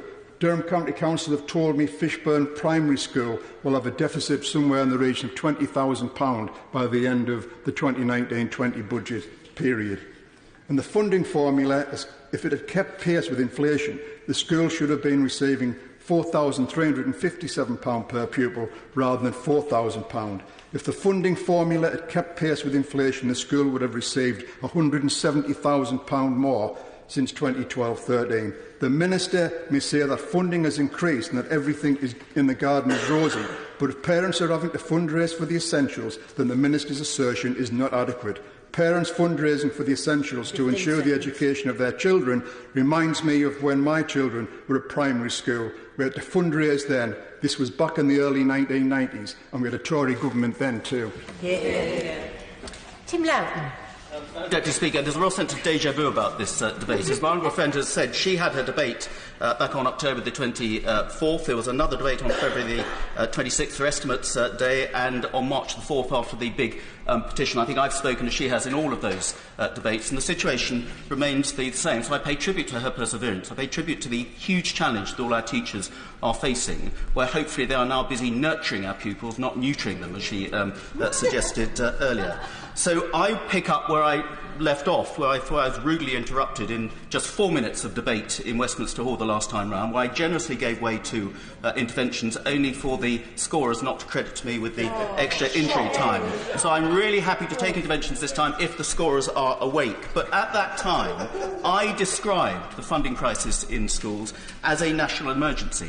Nothing has changed, alas. And in West Sussex, where we were at the bottom of the 4th quartile in terms of funding, still after the changes in the national funding formula, we are in the bottom quartile. That is why, of the 25,222 responses to the consultation on the fair funding formula, no less than 9% came from West Sussex representations. So I speak for my honourable friend, the member for Worthing West, and other West Sussex MPs, although I can't speak for the Minister himself, who is also a West Sussex MP. So as I've said before, I went to see all the head teachers, I got them together, and all the chairs of governors in my constituency to give me real-life examples of how those funding challenges are actually facing them now. Not scare stories, not perspectives, but actually how they're facing them now. The result of which I wrote an 8-page letter to the Secretary of State setting out many of those problems, which I'll refer to in a minute. But there are 2 other things I want to mention that are new this time.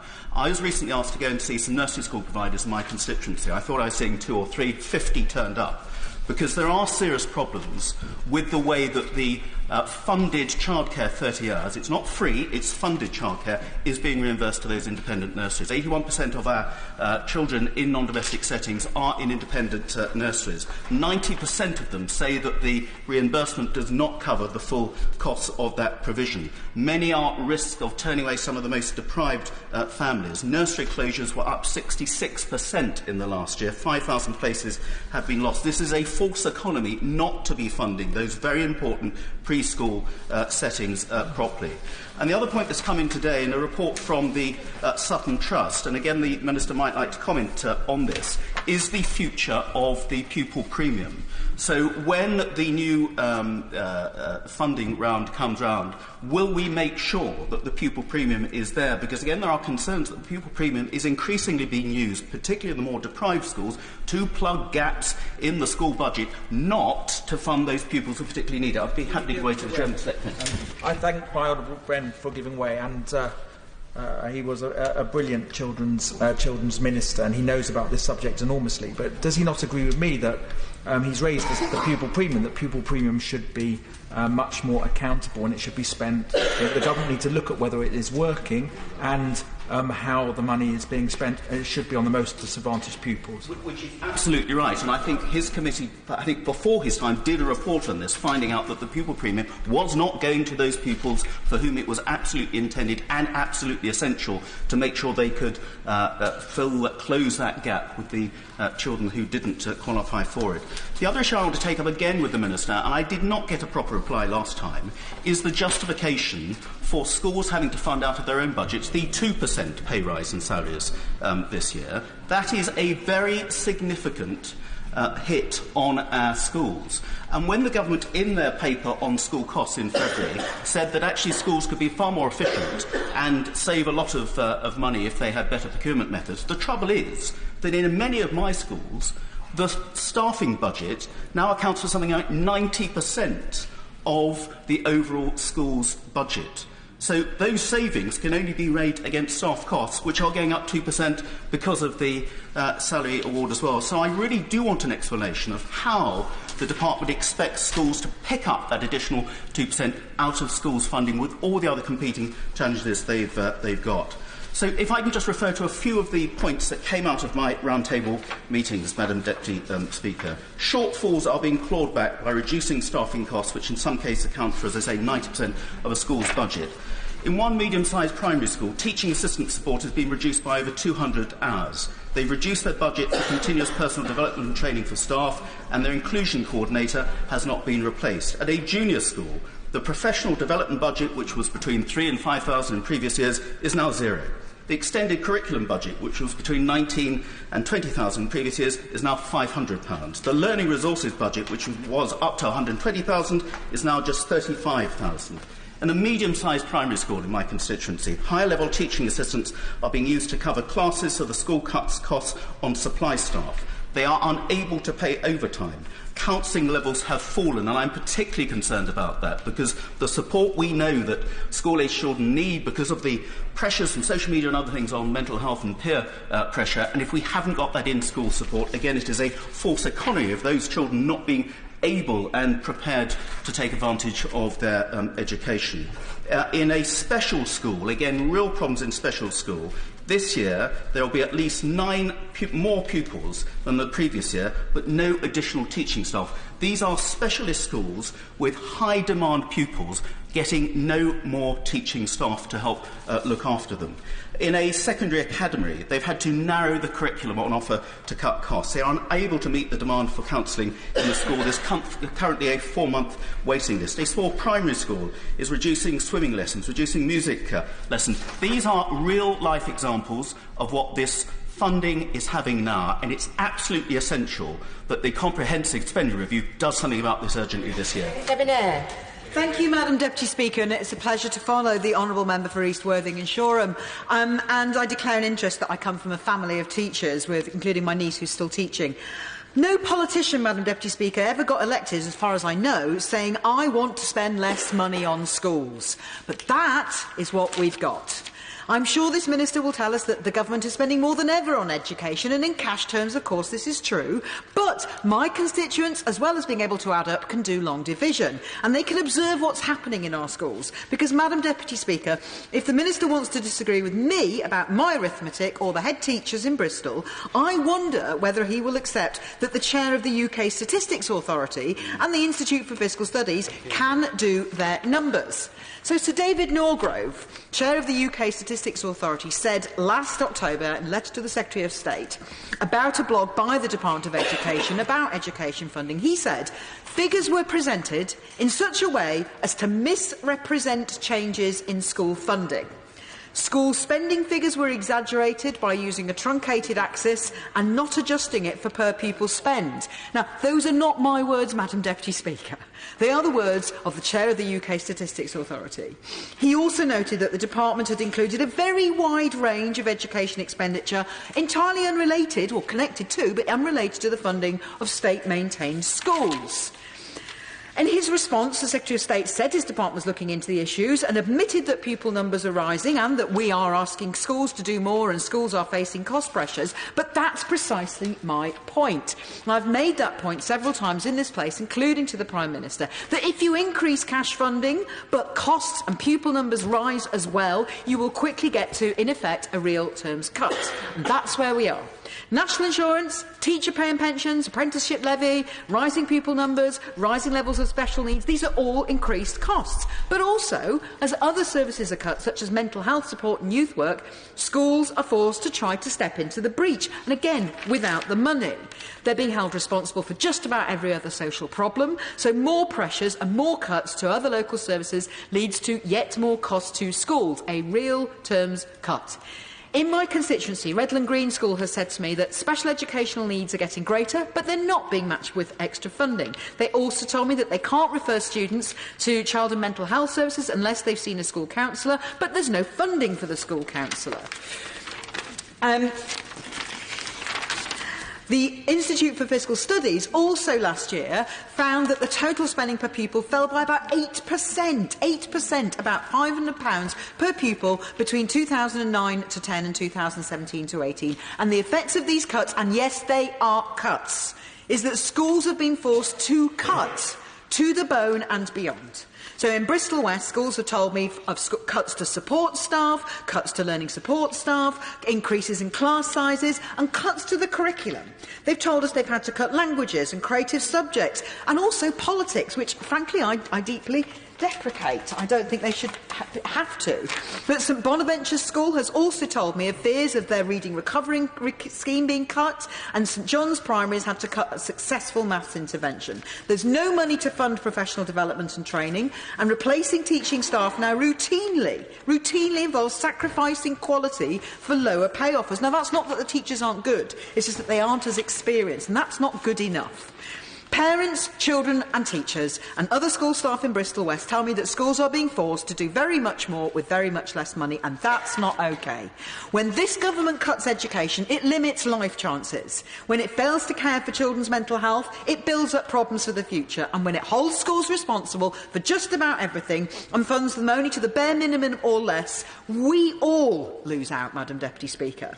We all lose out because amongst the pupils in St Bonaventure, St John's, in Cottam and all the other the schools in my constituency. There may be the pupil that's going to invent a cost-effective way of making tidal power work for all of us and fuel us for the future, so we can give up fossil fuels, or a cure for cancer. And in fact, in Cottam School, I discovered recently that some pupils are, thanks to an outstanding science project, working on exactly that.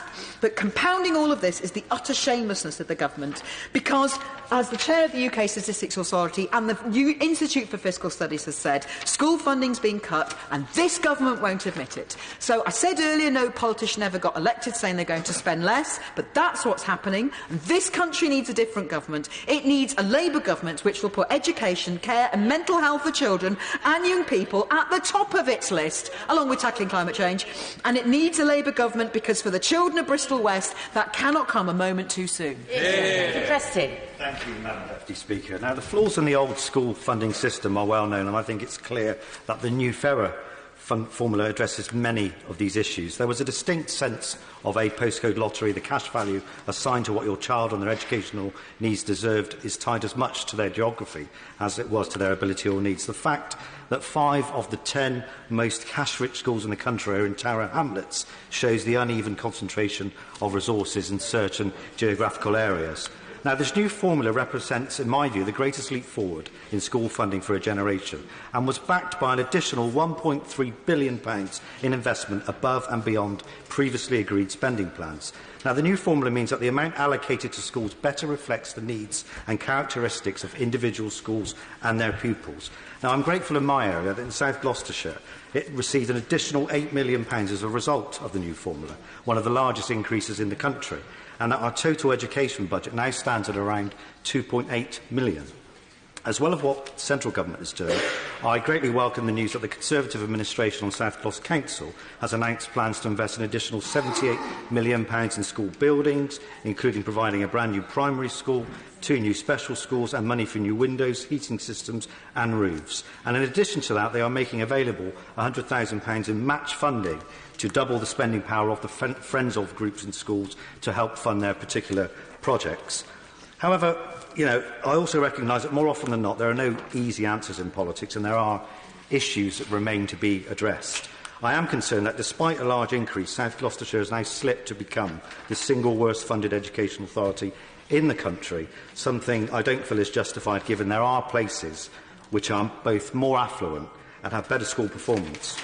Now, in recent weeks, I have been to meet the Schools Minister, my honourable friend, the member for Bognor Regis and Littlehampton, who offered some constructive ways forward for addressing my concerns, and later visited Patchway Community College in my constituency, where 3 of my children went, to see the reality on the ground as the lowest funded authority in the country. It's a school in great disrepair which needs additional investment and quite a bit of work, to say the least. So I'm heartened by the government is listening carefully and taking seriously issues raised with them, not only by me but by colleagues in this House and also from the F40 group. Now, something I think is rightly being brought under closer scrutiny is a matter of salaries for senior leadership of academy trusts. The Public Accounts Committee alluded to this in their report of March 2018 on the academy schools' finances. One of their conclusions reads, "Some academy trusts appear to be using public money to pay excessive salaries. Unjustifiably high salaries use public money that could be better spent on improving children's education and supporting frontline teaching staff, and do not represent value for money. If the payment of such high salaries remains unchallenged, it is more likely that such high salaries become accepted as indicative of the market rate. This could then distort the employment market in the sector for senior staff." And I'm particularly concerned that trusts such as the Olympus Academy Trust in my own area are asking for donations and contributions from parents towards the most basic supplies such as textbooks, whilst their chief executives are taking home in their pension contributions what some parents earn in a year, let alone their 6-figure salaries, which continue to balloon.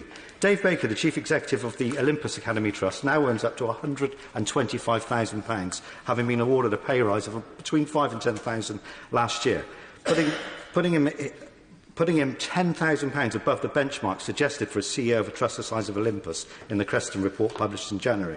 And this doesn't include his pension contribution of up to £20,000. Now, shortly before the general election in 2017, he announced the possibility of going to a 4-day week, cutting classroom support and restricting the curriculum for over 6,100 students in his care. This caused significant distress and upset amongst many parents in my area. Now, it's important that we get the school funding right, and it is a work in progress at governmental level, but school executives on bumper wage packets that dwarf what most people could ever hope to earn, presenting begging bowls to parents who are just about managing, is an image that leaves a bitter taste in the mouth of my constituents and is engendering understandable anger amongst them. Now, I would like to see greater transparency and accountability for excessive executive salaries, and I'm encouraged the government's stance of challenging academies to justify high salaries. I have today submitted a Freedom of Information request to the Olympus Academy Trust for full details of all remuneration packages for members of staff at the Trust earning more than £100,000 per annum. Now, finally, Madam Speaker, I believe that it is important that those taking large salaries from public purse offer value for money to the taxpayer and deliver stellar outcomes for the next generation. So I ask the Government that it continues its approach of challenging and scrutinising academies to ensure this is the case. Very good. Thelma Walker. Thank you, Madam Deputy Speaker. I think it's pretty clear to most in and outside of this chamber how I feel about the crisis which is currently taking place in our education system. And what I don't want to hear from the government, from benches, is that school spending has never been higher. It's just not true. The Institute for Fiscal Studies have stated that school funding per pupil fell by 8% in real terms between 2010 and 2018, and for post-16 education it's a 20% fall. Pupil numbers in secondary education are rising, and the number of secondary school students is due to rise by 14.7% by 2027. Costs have been rising and are continuing to rise. Teachers' pensions, national insurance contributions and the apprenticeship levy, to name but a few of these costs. In my constituency of Combe Valley, only 2 schools have not experienced a shortfall in funding since 2015. 2 schools. Over 2/3 of schools in Combe Valley have seen a cut to funding of over £150 per pupil since 2015, and 7 of these schools have lost over £400.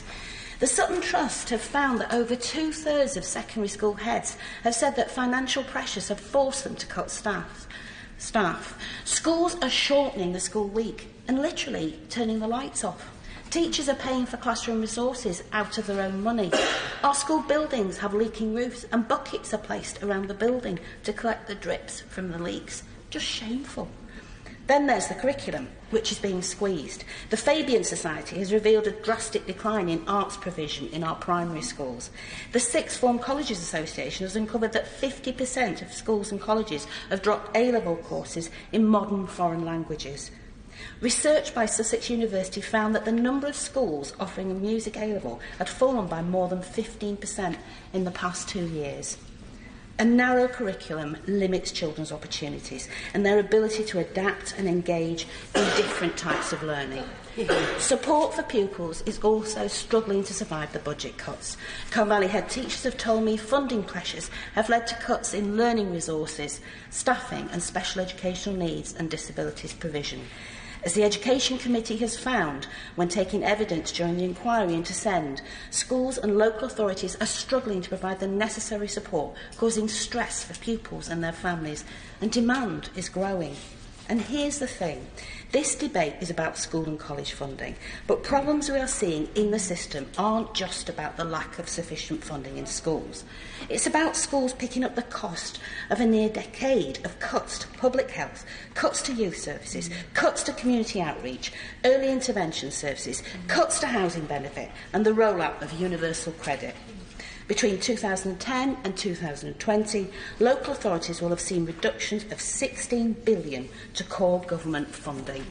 Inevitably, this caused a reduction of provision in areas such as social care, support for families and from agencies such as the police force. Schools are having to divert the scarce resources they have to cover for services that no longer have the capacity to provide the support so desperately needed by young people and their families. Schools are the hub of our communities. They are at the front line every day. I know, I've been there. Supporting our youngest and most vulnerable. What we need is well-trained, motivated and passionate teachers who believe in the common purpose of preparing children and young people for life and a love of lifelong learning. The gravity of the situation is only too clear to many of us here. For the first time, Thousands of head teachers marched on Westminster. Hundreds of maintained nursery staff marched on Westminster. Teaching unions are united and marching on Westminster. Parents and teachers and governors are united and marching on Westminster. Listen to the professionals. Listen to the parents. Take action now. Everyone, in some way, is related to a teacher or has children in school, and these people can see the system as it is at the moment, and they will be using their vote in the next election, whenever it may be. It will be education and our country's respect and value for it which will help return the Labour Party to government. Kate Badenoch. Thank you, Madam Deputy Speaker. And I congratulate the Honourable Member for St Albans and others for securing this debate. Firstly, I want to acknowledge the efforts that preceding Conservative-led governments over the past decade have made, constantly increasing the school's block budget. Funding for our children's primary and secondary schools has gone up from £30.4 billion in 2010 to £43.5 billion for next year. This is a £13 billion increase. Since 2010, more children are in good or outstanding schools.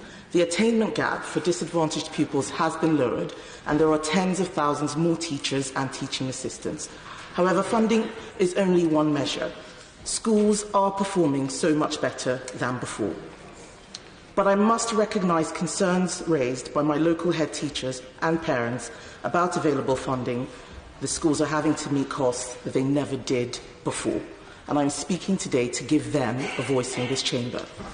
The House of Commons Library estimates that my constituency has benefited from a 6% real terms increase to the school's block funding since 2013, rising from 57 million to 61 million. This is good news, but per pupil funding has gone down, indicating that there are more pupils than before. There is more money, but it is being thinly spread, and this is one reason why school budgets are under more pressure. Locally, head teachers at Helena Romana's Saffron Walden County High and Joyce Franklin schools, among others, have told me about the issues they and their staff are facing.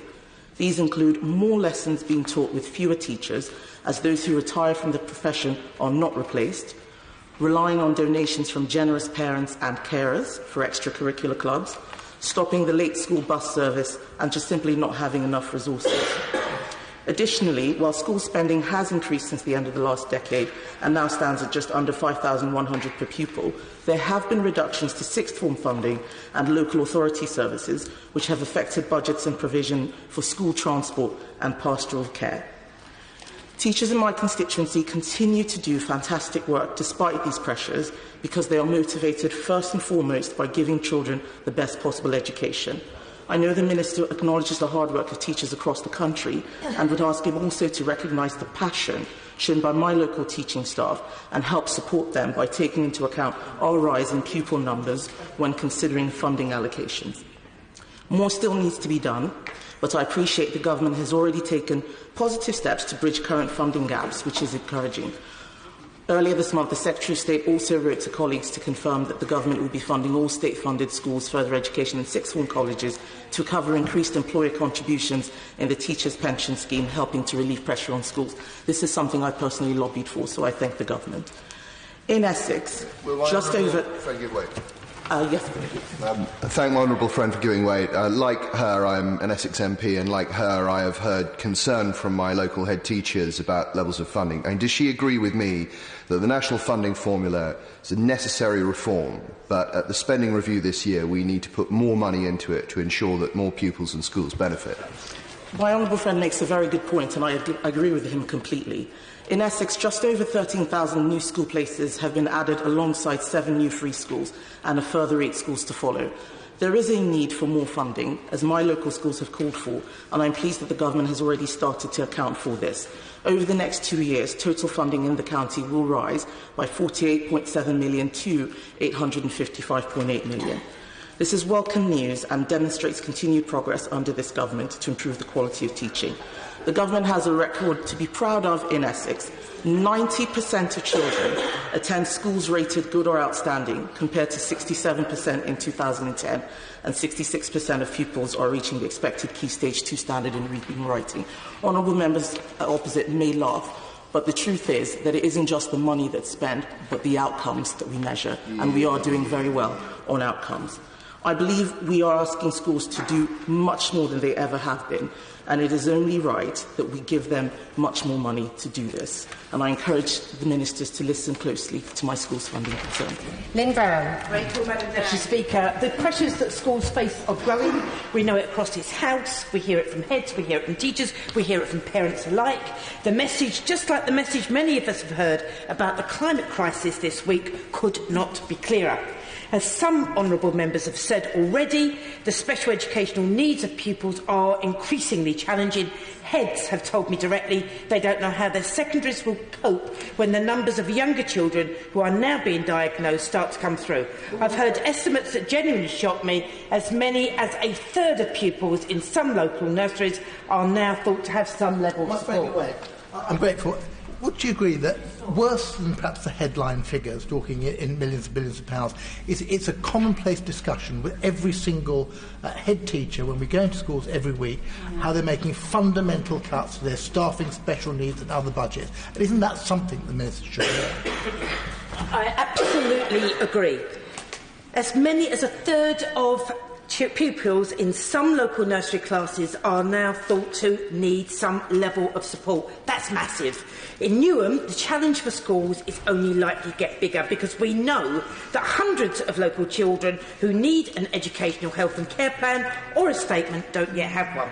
Official statistics show that EHC plan and statement rates for Newham are currently 5 times lower than for other inner London boroughs. And I know that the council are working really hard to try and turn this around, but these current low rates mean that the challenge for local schools is just beginning and they are struggling to keep up. The funding for specialist trained support large numbers of children now need simply isn't there. The average funding available for each child with an EHC plan has fallen by a fifth over the last 5 years. I want to ask just one example. I would have done many more if we'd have had longer time. Adam is 9. He has complex behavioural and emotional challenges. He has an EHC plan and is supposed to receive speech and language therapy and psychological help. He simply doesn't get it. The support services have been cut far too much. Most of the speech and language staff are now temporary or agency workers, and there's no consistency, and there are long gaps in Adam's access to services. Cuts to the psychological service means that Adams hasn't had any of the support he needs for his emotional and behavioural challenges. His ability to learn and grow as a healthy member of his community will obviously be hugely affected. Adam's school in Newham has now got to the point where they simply can't meet his needs. Between 2015 and 2018, that primary school lost more than £100,000 from their budget every single year, more than £400 for every single pupil. How foolish are Adam's generation going to think we are because we didn't invest in them, didn't invest in him, left their potential unfulfilled? Like climate change, this is an issue where we are letting our children down. What kind of country are we living in? The achievements of Newham's young people are extraordinary, given the circumstances. Our teachers are simply amazing. I see it on so many school visits. But the achievements of our children are against the odds, despite the barriers, and no thanks to this government, who will have cut Newham schools by £37.5 million since 2015. A cut of £445 for each and every pupil. I think the government needs to wake up to the long-term damage that, frankly, they are doing. They need to give Newham schools and other schools the funding they need to keep up with rising pupil numbers and inflation, to reduce the impact of poverty and inequalities their policies are increasing, and to pay for proper support so pupils with increasing needs can fulfil their potential as well. Redwood. Thank you, Madam Deputy Speaker. I represent parts of West Berkshire Council area and parts of Wokingham Borough Council area. Both councils face exactly the same problems with schools.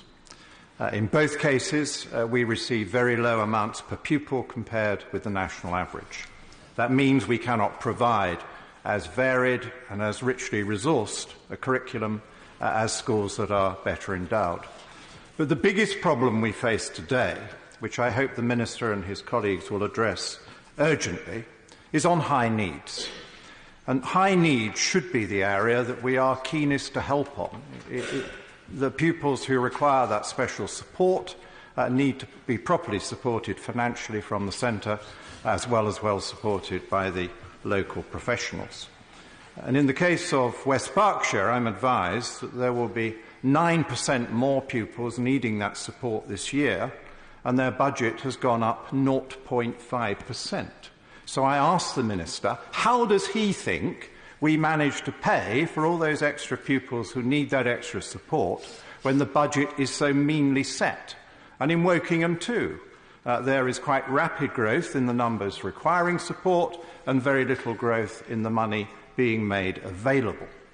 Wokingham has the additional problem that because we are an extremely fast-growing part of the country, taking a very large number of new houses, we are way behind in putting in the necessary educational provision for special needs, so that Wokingham now has defined facilities for 119 special needs pupils outside the borough because nobody has bothered to make the money available so that we can catch up. And it would be better and probably better value as well if more of that provision could be made locally, close to where the children and their parents live, and this is not an option given the delay. I have raised with the Minister before the issue about general schools funding, which has been made more difficult by the rapid growth in pupil numbers. Now, I'm pleased to say that we now do have a new secondary school and 3 new primary schools that have gone in relatively recently to catch up with the backlog in the provision of places for this very fast-growing part of the country. But that creates its own financial problems, which the Minister and his system does not recognise.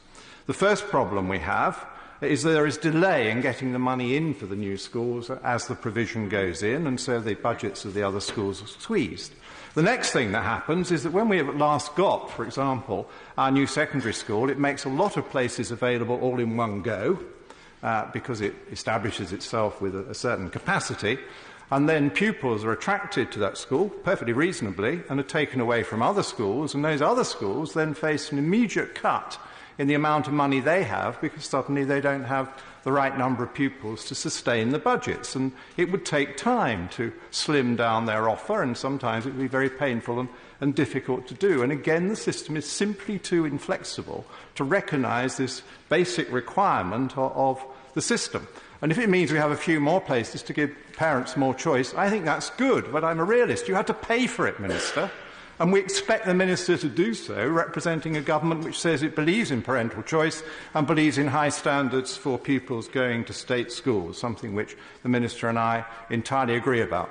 If I ever am tempted to give a talk or to visit an independent school, if I go to the really well-endowed ones, I just see a different world in terms of the library resources, the range of curriculum offers, the sporting facilities and the support that they get, because money does buy you something better. And I want the pupils that go to state schools in West Berkshire and Wokingham to have access to the best, and we simply cannot do that on the current budget. So, Minister, this government should stop trying to give £39 billion to the European Union to delay our exit for 2 to 4 years when the public voted to get out. Let's get hold of the money, Minister. Let's put it where it matters. Let's put it into social care. Let's put it into schools. Let's have some tax cuts for hard-pressed families so they can provide more for their own children. That is what the public wants. Get on with it, Minister. Liz Twist. Thank you, Madam Deputy Speaker. On the 4th of March this year, I had the great privilege to move the debate in Westminster Hall on e-petition 232220, funding for schools. The debate was packed and lively, as we've heard earlier, with many honourable members sharing the difficulties their local schools are facing due to insufficient funding. And it was a particular privilege for me because this petition was started by Mr Andrew Ramanandi, the head teacher of St Joseph's Primary School in Blaydon, in my constituency. and it was signed by over 3,300 people from Blaydon constituency, as many others from other parts of the country. And it was built on a campaign which started with a letter co-signed by head teachers of primary, secondary and SEND schools in Gateshead, who became increasingly alarmed at the impact that a real terms reduction in school funding is having on the children and young people in their care. The letter sent to parents before Christmas, informing them that schools may no longer to be able to provide the same level of education, asked them for their support in raising their concerns with government. And 71 out of 76 schools in Gateshead Borough are facing real term reductions in funding. At the same time, costs, as we've heard, are rising, and so are pupil numbers in Gateshead as elsewhere in the country. The government's own statistics show that England's schools have 137,000 more pupils in the system, and the Institute for Fiscal Studies acknowledge that schools have suffered an 8% real terms reduction in spending per pupil, despite growing numbers of pupils coming through the door. So with increasing numbers of pupils and decreasing funding in real terms, schools have had to make cuts in staffing, as well as in all budget areas, looking for greater efficiencies in supplies and services. Head teachers in my constituency tell me that as funding has become tighter, schools have had to cut back on essential resources, teaching and non-teaching staff, support staff who work with vulnerable pupils, small group work and interventions with children who aren't thriving, teaching resources, subject choices, classroom and extracurricular activities, repairs for buildings and renewal of equipment. In preparation for the debate, I visited a number of schools across Blaydon. One of them was Portobello Primary School in Berkeley, where the head teacher and governors of this great community school talked to me about their concerns about funding pressures. They told me that in the last year they've lost 4 valuable members of staff to redundancy, including a higher level teaching assistant with 20 years' experience in early years, an experienced teacher who led on the arts curriculum, a highly skilled teaching assistant trained in supporting children with medical and education needs, and a dedicated school counsellor who supported young children with their mental health. They said the impact of real terms budget reductions has made it hard to deliver specific interventions with pupils. It's increasingly difficult to provide the personal and emotional support for vulnerable pupils. They've lost decades' worth of experience and curriculum knowledge and are finding it harder and harder to take children on educational visits and purchase up-to-date teaching resources and equipment. I mentioned Mr Andrew Ramanandi of St Joseph's Primary School, where the children are very bright and very interested and clearly being brought to have inquiring minds. And he told me that the following day, after the debate, he was going to have to tell his staff about the impact of the redundancy consultation he was having to carry out. I caught up with him earlier this week to find out what had happened. Mr Ramanandi told me that 19 morning sessions and 4 afternoon sessions now have no learning support in the classroom. He has had to lose a day's PPA cover by a qualified teacher who can deliver specialist curriculum. He's had to stop whole class brass and percussion music lessons. The school is oversubscribed, so it's not about less pupils, it's that the school has to bear the brunt of inflation and increased on costs. Mr Ramanandi said they're expecting an Ofsted inspection from September onwards under the new framework, which will be looking at the quality of curriculum. However, due to funding problems, he has had to make decisions over redundancies and spending, which will potentially stop them being an outstanding school. Madam Deputy Speaker, I could go on, but I will finish by saying that head teachers, parents and governors right across Blaydon all want the Minister to provide higher funding for our schools, fair funding for our children and young people. And I hope that, and so do I hope that the Minister will be able today, almost 8 weeks after that Westminster Hall debate, to give us all that assurance. Scott Mann. Thank you, Madam Deputy Speaker. It's pleasure to see you in the chair today. Investment in education is one of my priorities for North Cornwall, and of special interest to me personally as someone who is a champion for social mobility. North Cornwall is a prime example of an area that has been historically overlooked compared with other urban areas from governments of all colours over the past 50 years, to the detriment of the life chances of young people and children who grow up in this beautiful part of the country. I'd like to start by talking about the London Challenge, the policy which saw huge investment in urban areas in the country back in 2003. Although it's difficult to isolate the impact of the policy, it's undeniable the attainment levels went up when the overall funding packages in those areas were introduced. The policy saw a budget of £40 million a year for London, Greater Manchester and the Black Country at its peak. My issue is that the children of Llanlivet, Launceston and Bodmin could have and should have had the same resources at that same time, and they would have benefited from the uplift. I mention the London Challenge because despite the policy coming to an end, there is a huge disparity between educational investment in urban and rural areas. Cornwall is part of a group of 42 local authorities which have historically received some of the lowest allocations for primary and secondary pupils across the whole country, and I'm here today to talk on behalf of the head teachers that have spoken to me about their concerns. Of course. And he makes a very important point about the London Challenge, which was a very successful investment, but the legacy of which is that huge gap between per capita funding for pupils in our constituencies. And will you agree with me that coastal constituencies like his and mine, where there are pockets of deprivation, need a similar sort of scheme in order to recognise the deprivation and advantage there, just as we did in London, but in a different way? The Honourable Member is absolutely right. You know, rural deprivation is very much harder to differentiate, and whilst urban deprivation tends to be easier to identify, it definitely does exist and should be recognised in the funding formula. Cornwall is one of the most beautiful places to raise a child. It's safe, uniquely beautiful with the landscape.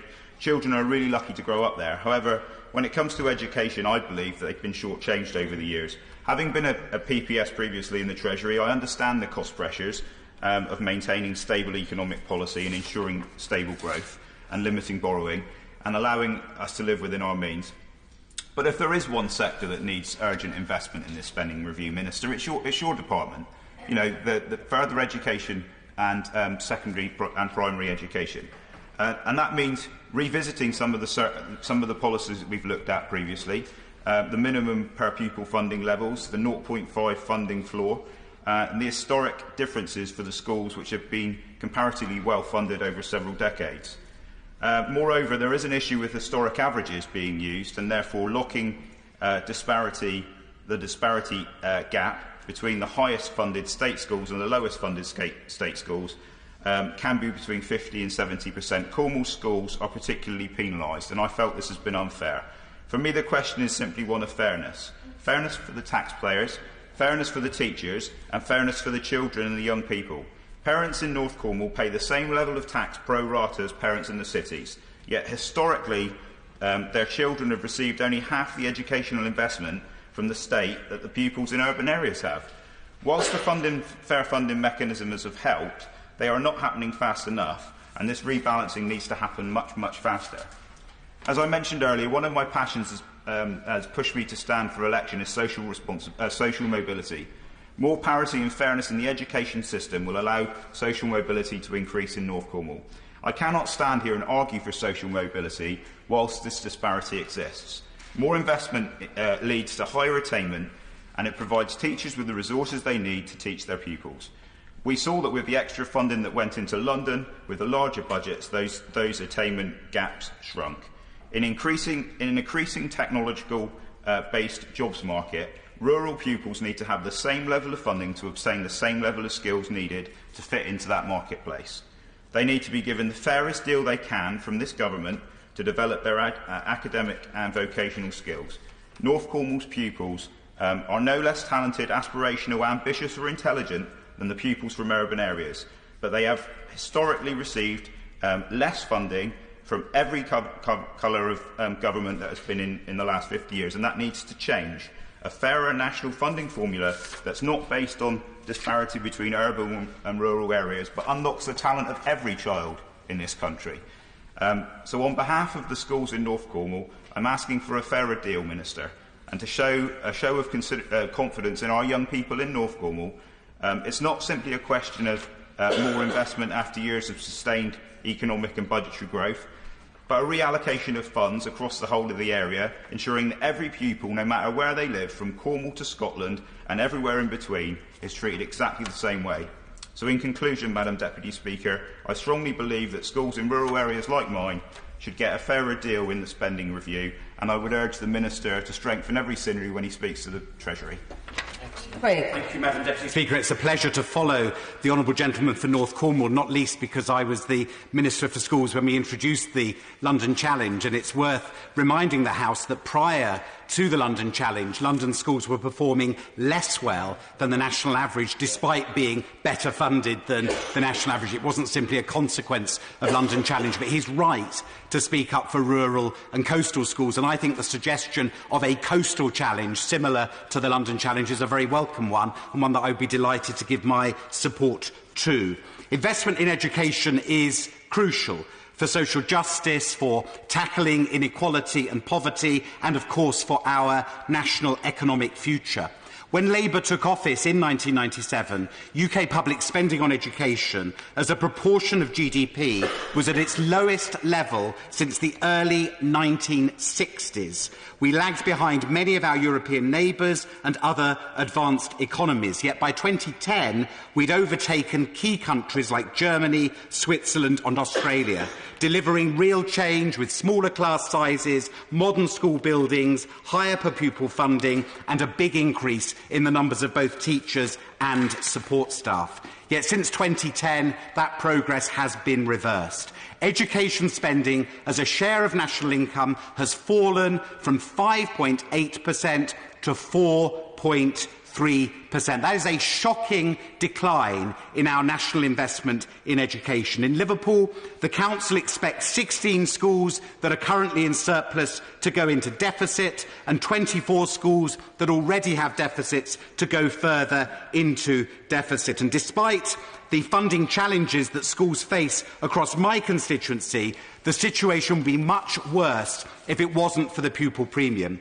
The pupil premium was a welcome initiative introduced by the Coalition aimed at improving opportunities for children from the poorest backgrounds. Yet, as we've heard from others today, head teachers are increasingly saying to me that they have no alternative but to use pupil premium cash to offset budget cuts elsewhere. The head of St Margaret's Anfield Church of England Primary School told me this week, without pupil premium, I would be unable to deliver an effective curriculum and a safe working environment. I'm particularly concerned that children who most need extra support are bearing the brunt of changes. The head of St Paul's and St Timothy's Catholic Infant School told me it is the most vulnerable children in our schools who are suffering the most as a result of this funding crisis. And I want to echo what the Right Honourable Gentleman from Wokingham said about high needs funding. According to analysis by IPPR, in the north-west of England,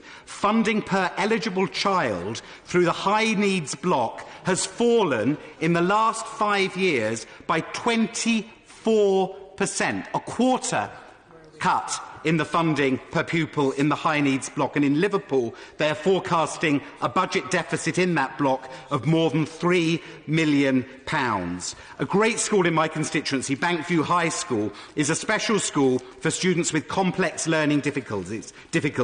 It's seen an increase in its number of pupils from 160 to 200. Next door is Redbridge High School, which caters for children with severe learning difficulties and profound and multiple learning disabilities. They've also experienced increasing number of pupils, yet they don't have the funding to match this demand. As a result, the head tells me they've had to cut... Yes, of course, I'll give way. And will you agree one of the fundamental points which I've raised with the Minister on a number of occasions is too much of the funding does not reach the schools. It gets stuck somewhere on the way. We've got to make sure that funding is in the schools. Will you agree with that? Absolutely. With that. And despite the challenging environment both these schools face, I'm delighted that both Bankview and Redbridge have again been ranked outstanding by Ofsted, and can I take this opportunity to congratulate both schools on this fantastic achievement. Schools in Liverpool are highly dependent on the minimum funding guarantee, yet that has not been confirmed beyond 2021. As the chair of the Select Committee rightly said, schools need long-term certainty. Yet another head has raised the issue of having to put forward 3-year budget plans without confirmation of future funding arrangements due to the delay in the comprehensive spending review. Surely the message of this debate today is that education deserves the same kind of long-term planning that we are seeing for our health system. I want to finish by thanking all the teachers and support staff who work so hard. They go above and beyond. The head teacher of Clifford Holroyd School, Jane Pepper, said, I spend large amounts of my time seeing how we can do more with less, applying for grants to keep us afloat and even selling Christmas trees to try to generate funding. The burden should not be on head teachers like Jane to do that. The government needs to ensure that as it expects more from our schools, it backs this up with significant increases in funding and resources. We need, Madam Deputy Speaker, a serious long-term settlement for schools funding. Bruce. Primary and secondary schools across my constituency provide a commendably high standard of education. In the Cheshire East Local Authority area, 87% of children now attend schools rated good or outstanding compared to 73% in 2010. Of course, much of the credit for that goes to dedicated staff at schools and strong leadership by head teachers. But as education ministers know from a dialogue we've now been having for some years, those same head teachers say that this is in spite of acute funding pressures. Now, to be fair, I do want to thank the education ministers and the school minister sitting here in particular for having listening ears. 2 years ago, they raised the per pupil funding level in senior schools to a figure of £4,800, which was the exact amount the head teachers in my constituency requested. And yes, total funding for Cheshire East schools is rising by £10.4 million over the 2 years 2018 to 20. But that figure factors in increased pupil numbers, which are disproportionately high due to the high new house builds. And yes, an additional £1.6 million high needs funding is being added over the same 2 years, but this is woefully insufficient to meet current additional needs, causing distress, as I've seen in my surgeries, to parents, to pupils and to teachers. And yes, an additional £3.8 million funding has been added through the growth premises and mobility factors of the national funding formula in 2019-20, and an additional £10.4 million pupil premium funding will be received by schools as a result of that having been introduced, as we've heard, by the coalition government. I recognise all this, but head teachers repeatedly tell me that they simply cannot provide the level of education they aspire to due to funding pressures. Here is what one wrote to me, who said, "The parlous funding situation which envelopes us is a depressingly serious threat to the breadth, range and quality of education that we are able to offer." Now, I do want to thank the Secretary of State for Education for writing to me just last week, acknowledging, and I quote, he said, "I very much recognise the financial constraints that schools face," and adding, "There is clearly much more still to do." So I hope ministers will take away from this debate points raised by colleagues across the House, because if the spending review is the key determinant of spending for government, then I hope this debate will strengthen education as ministers' arms, because I do believe that they do have listening ears, to set out a strong case for much improved education funding and open the Treasury's eyes and ears to what is being said in this chamber today. I said in one of the debates that I've spoken in on this subject not long ago, the one about, I think it was the one about 8 weeks ago in Westminster Hall, that very, very politely and courteously that we actually had the wrong minister in front of us, and I still think that is the case today. We need a Treasury minister in front of us, and perhaps we need to think about some sort of creative title for a debate on school funding that will ensure that that happens. In closing, can I just raise 3 points which head teacher Ed O'Neill of Eton Bank Senior School wrote to me following another debate, a Westminster Hall debate, which I spoke on. And he wanted to comment on 3 issues following the Minister's response to the debate. He said that the Minister made no mention of the ludicrous situation of short-termism in financial planning. We've heard about this already today in this chamber. This position is untenable for schools. As school leaders, we need to have a greater degree of certainty over the longer-term health of school finances so that we can budget and plan accordingly. Secondly, He says, no matter what the overarching increase that is quoted from the DfE, the funding is not good enough. From a secondary school perspective, the variance between Key Stage 3 and Key Stage 4 weightings needs changing. It is no less challenging to provide for a student aged 11 to 14 than for a student aged 14 to 16. The allocation to Key Stage 3 pupils needs to be significantly improved. And thirdly, the poor funding for post-16 students is crippling provision and opportunity. Post-16 education is desperately underfunded. Added to the additional and historic financial underfunding pressures schools in Cheshire East face, schools' sixth forms are struggling to maintain viability. It is a very real possibility that schools across this borough will fairly quickly be forced to start closing down their sixth form provision. Chair Lambos. Thank you, Madam Deputy Speaker. Our schools are facing a crisis in funding, and unless immediate action is taken, irreversible damage will be done to our children's education. In the Westminster Hall debate on school funding on the 4th of March, the School Standards Minister regaled us about how much money the government had given to schools on a per-pupil basis, and suggested that the Department of Education helps schools make savings of non-staffing spend and on advertising vacancies. But this fundamentally fails to understand the problem. The Minister is ignoring the hard facts that schools face on the ground. The additional costs that schools are facing in energy costs, increases in national insurance contributions, pension obligations, pay rises and the apprentice levy, the last four of which directly the effect of government policy, mean that any additional funding schools may receive goes nowhere near to covering what schools have had taken from them. It's like pouring a cup of water into a bucket having previously drilled 3 large holes in the bottom. Yes. In addition, the new school funding formula means that some schools are losing out. And if the Minister doesn't believe me, he should listen to the head teachers. Kate Baptiste, the head teacher of St Monica's Roman Catholic Primary School in my constituency of Enfield Southgate, told me, we're currently facing a deficit of just over 130,000. This is going to mean drastic cuts to staffing. We will lose support staff as well. This in turn will affect standards. High needs funding is also dire. We do not receive the full funding for children with an education, health and care plan. We do not receive the first £6,000 for each plan. At St Michael at Bowes Church of England Junior School, also in my constituency, the school which I actually attended as a child and where I'm a governor, the head teacher Maria J and the governors are looking at making changes to the school day because the dedicated schools grant has not increased and the per-pupil funding has not increased in line with inflation, and there have been significant increases in pension and national insurance contributions. The National Education Union have provided me with statistics from the Department of Education that show that the annual funding shortfall for schools in Enfield Southgate from 2015 to 2016 until now, 2018-19, is 4,154,554, or a cut of 7%. And it's not just schools in my constituency that are affected.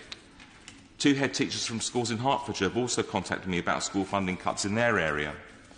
Gillian Langan, the head teacher of Abel Smith Primary School, and Justine Page, the head teacher of St Joseph's Catholic Primary School in Hertford, contacted me and have said, in spite of the persistent and heroic efforts of school staff, these are desperate times, and the funding crisis means that the children's needs are no longer being met.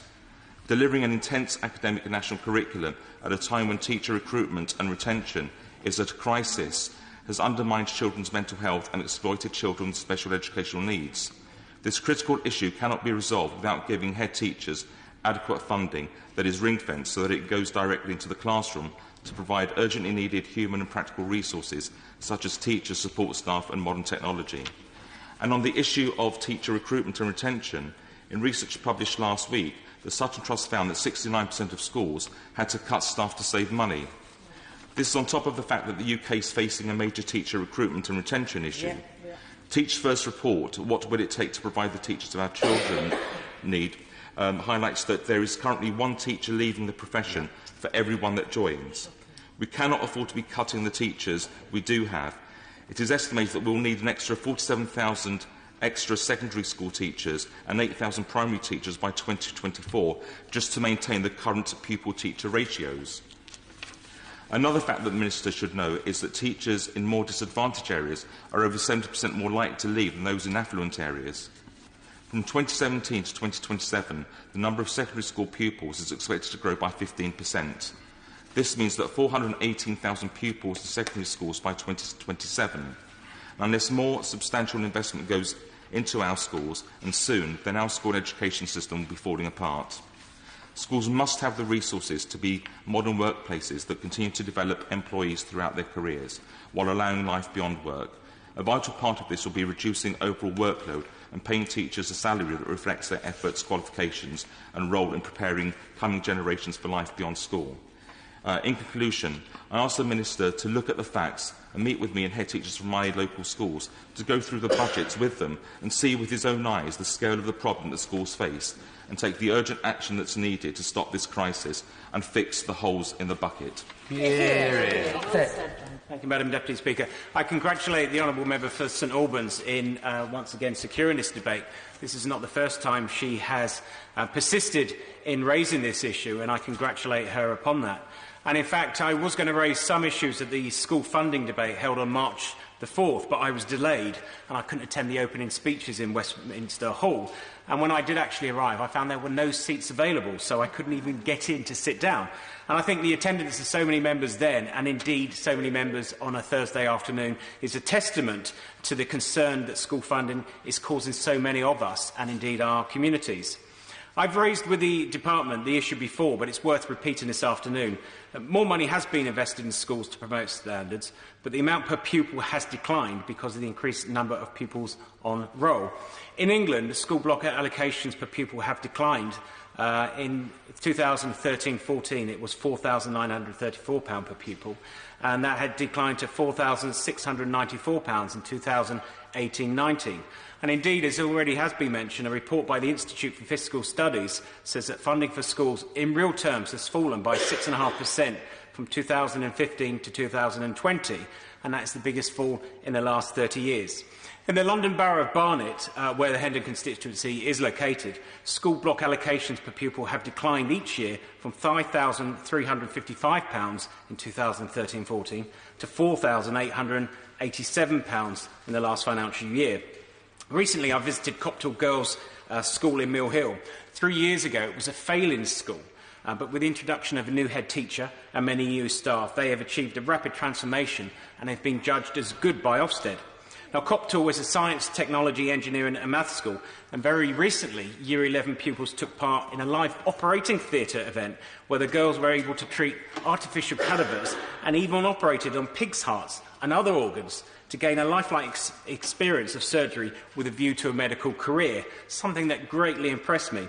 Now, in some schools, that may be of little significance, but indeed, at such a school there, it was of huge significance considering the social background of many of the pupils. More than half receive free school meals. English is the second language of 70% of the girls, and 80% are from an ethnic minority background. But the school faces difficult financial challenges. Copthall School's per pupil premium grant was £362,780 for 2 years ago, but reduced to £359,957 last year.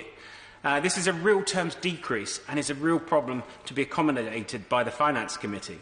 Total funding in 2018 was £6,309,710, but this is down by £264,500 from the previous year.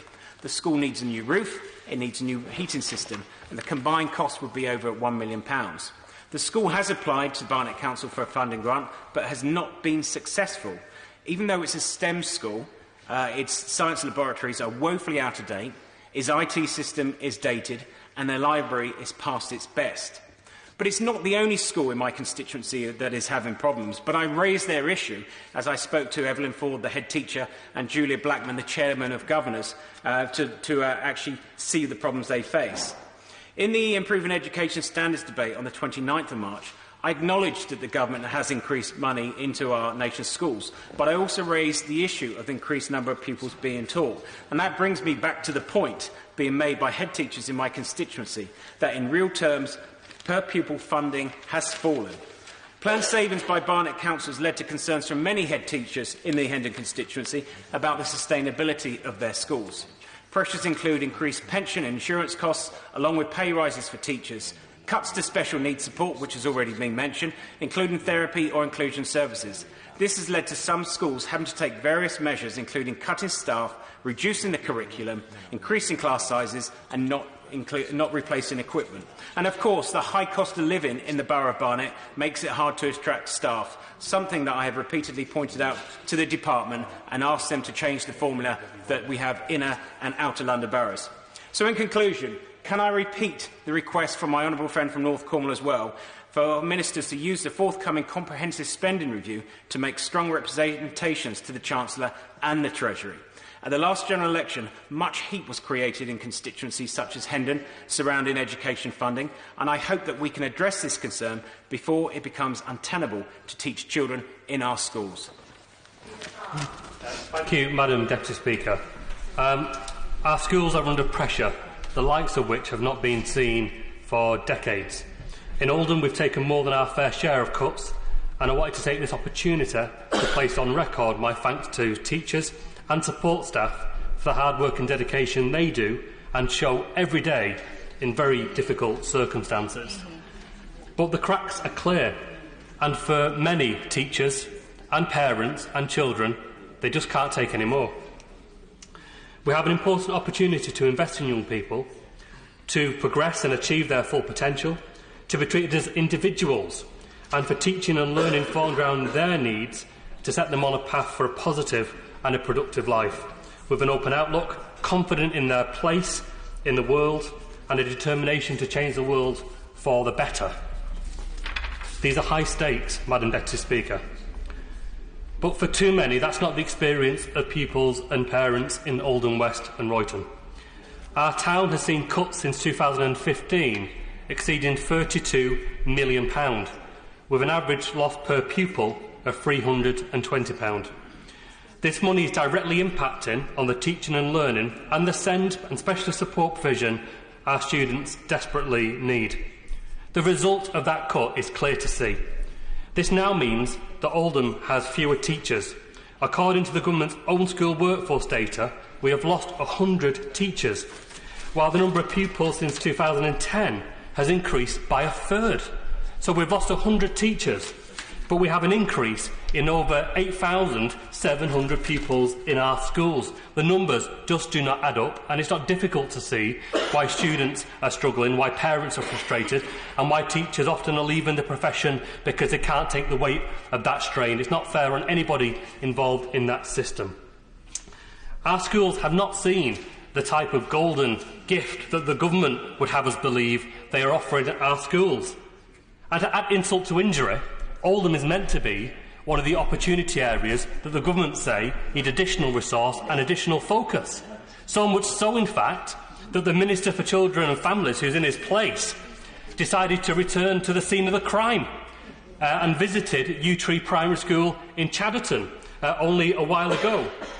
We've I'd be embarrassed if I was in his position. That school has seen a cut of £659 per pupil. But it was a school the Minister thought was fit to go and visit to talk about what a wonderful job the government was doing to support schools. The brass neck on that Minister. But it's not the only one. Oldham Academy North have seen cuts of £672 per pupil. Holy Family Limeside, £517 per pupil. Stanley Road Primary School, £439 per pupil.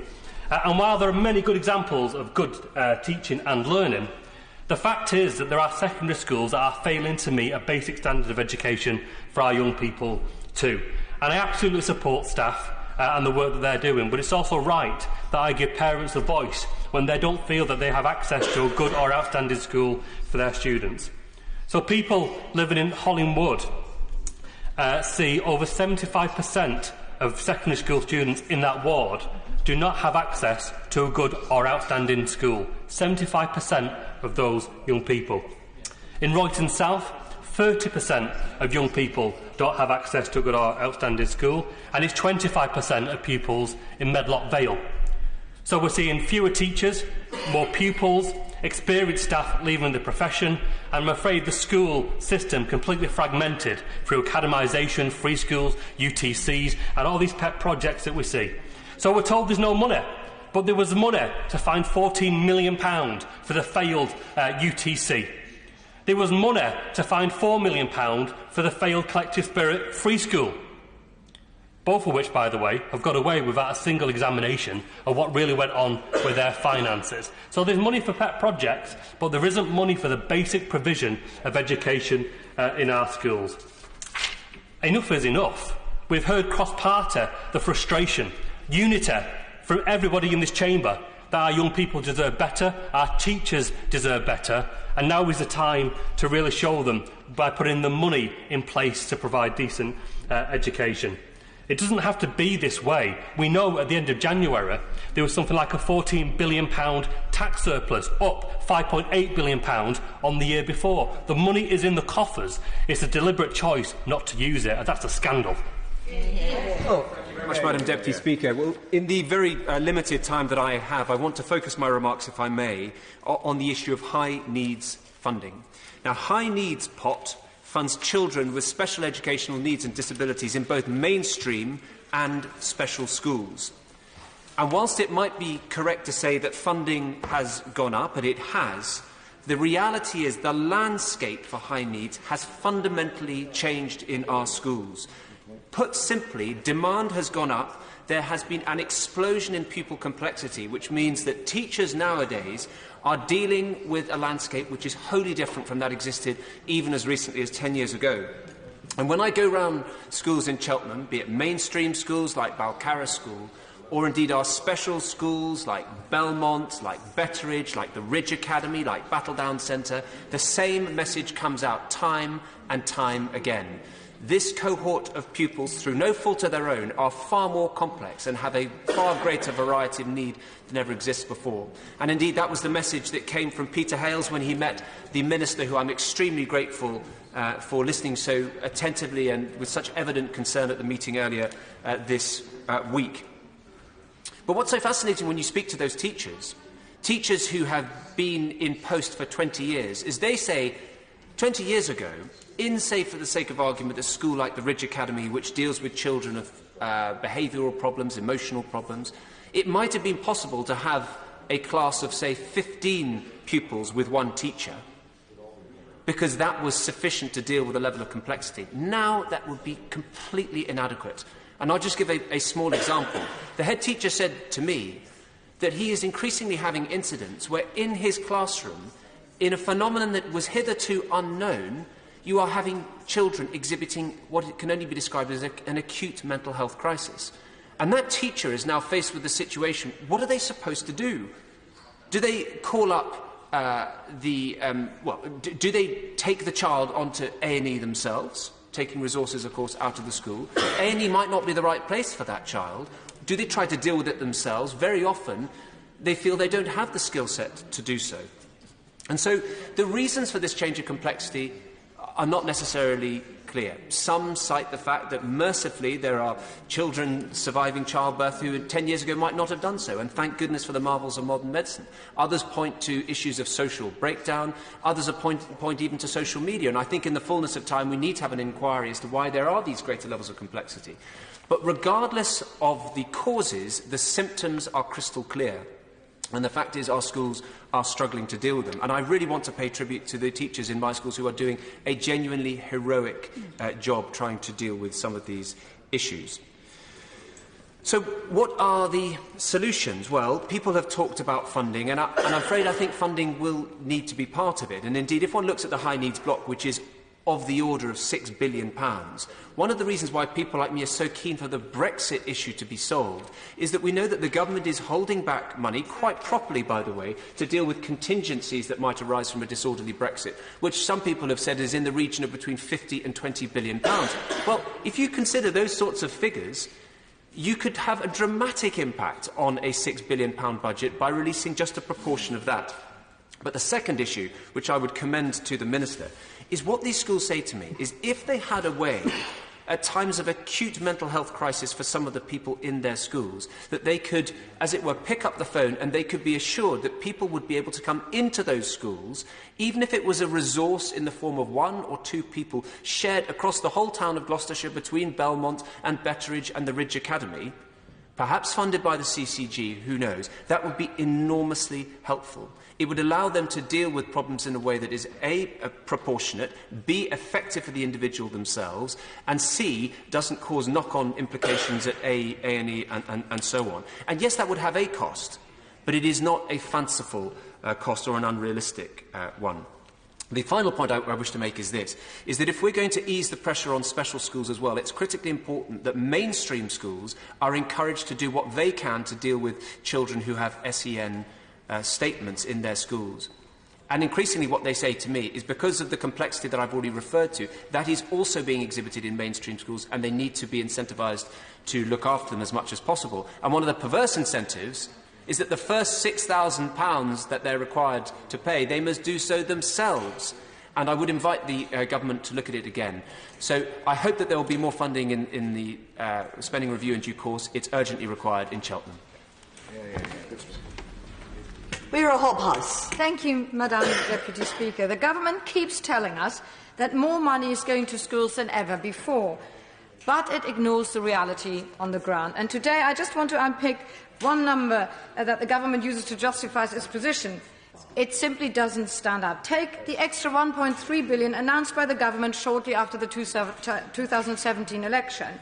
According to a Salvation poll, 750,000 people changed which party they voted for in the 2017 general election because of the school funding emergency, so the government had to respond. But they misheard us. We said more money, not move money. The £1.3 billion wasn't new money. £350 million was taken out of a fund for new PE facilities, and the government passed a bill for 13 new schools to cash-strapped local authority. So the government raided the new money from the capital budget when the National Audit Office estimates it will cost £6.7 billion just to return all school buildings to a satisfactory condition. One of my schools in Bath, Newbridge Primary School, has fallen foul of this raid. Children are being taught in buildings with leaky roofs and play on the school playing fields surrounded by crumbling walls. In a meeting with the government that I secured, the school was told to look for a cheaper ground maintenance contractor. Meanwhile, the so-called new money did nothing to reverse the real terms cut to per-pupil funding between 2015 and 2017. Today, 91% of schools have less money per pupil in real terms than they did in 2015. And in my own constituency of Bath, schools have seen their per-pupil funding cut by £230 in real terms since 2015. And the reason why this angers me so much is because our school funding emergency is a political choice.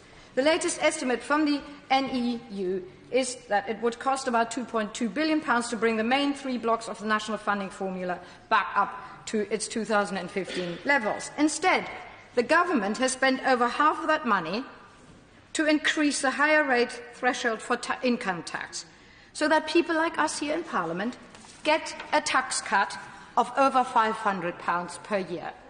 We Lib Dems voted against tax cuts for ourselves.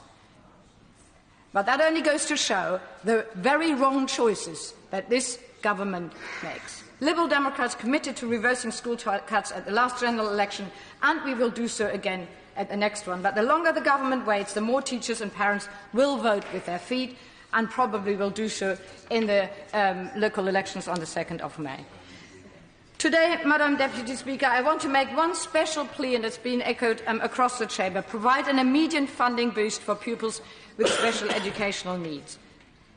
They are on the front line of our schools' funding emergency. The high needs budget is not keeping up with the rise in SEND pupil numbers. In Bath and North East Somerset, the high needs budget is worth about £21,000 for each child with an education, health and care plan.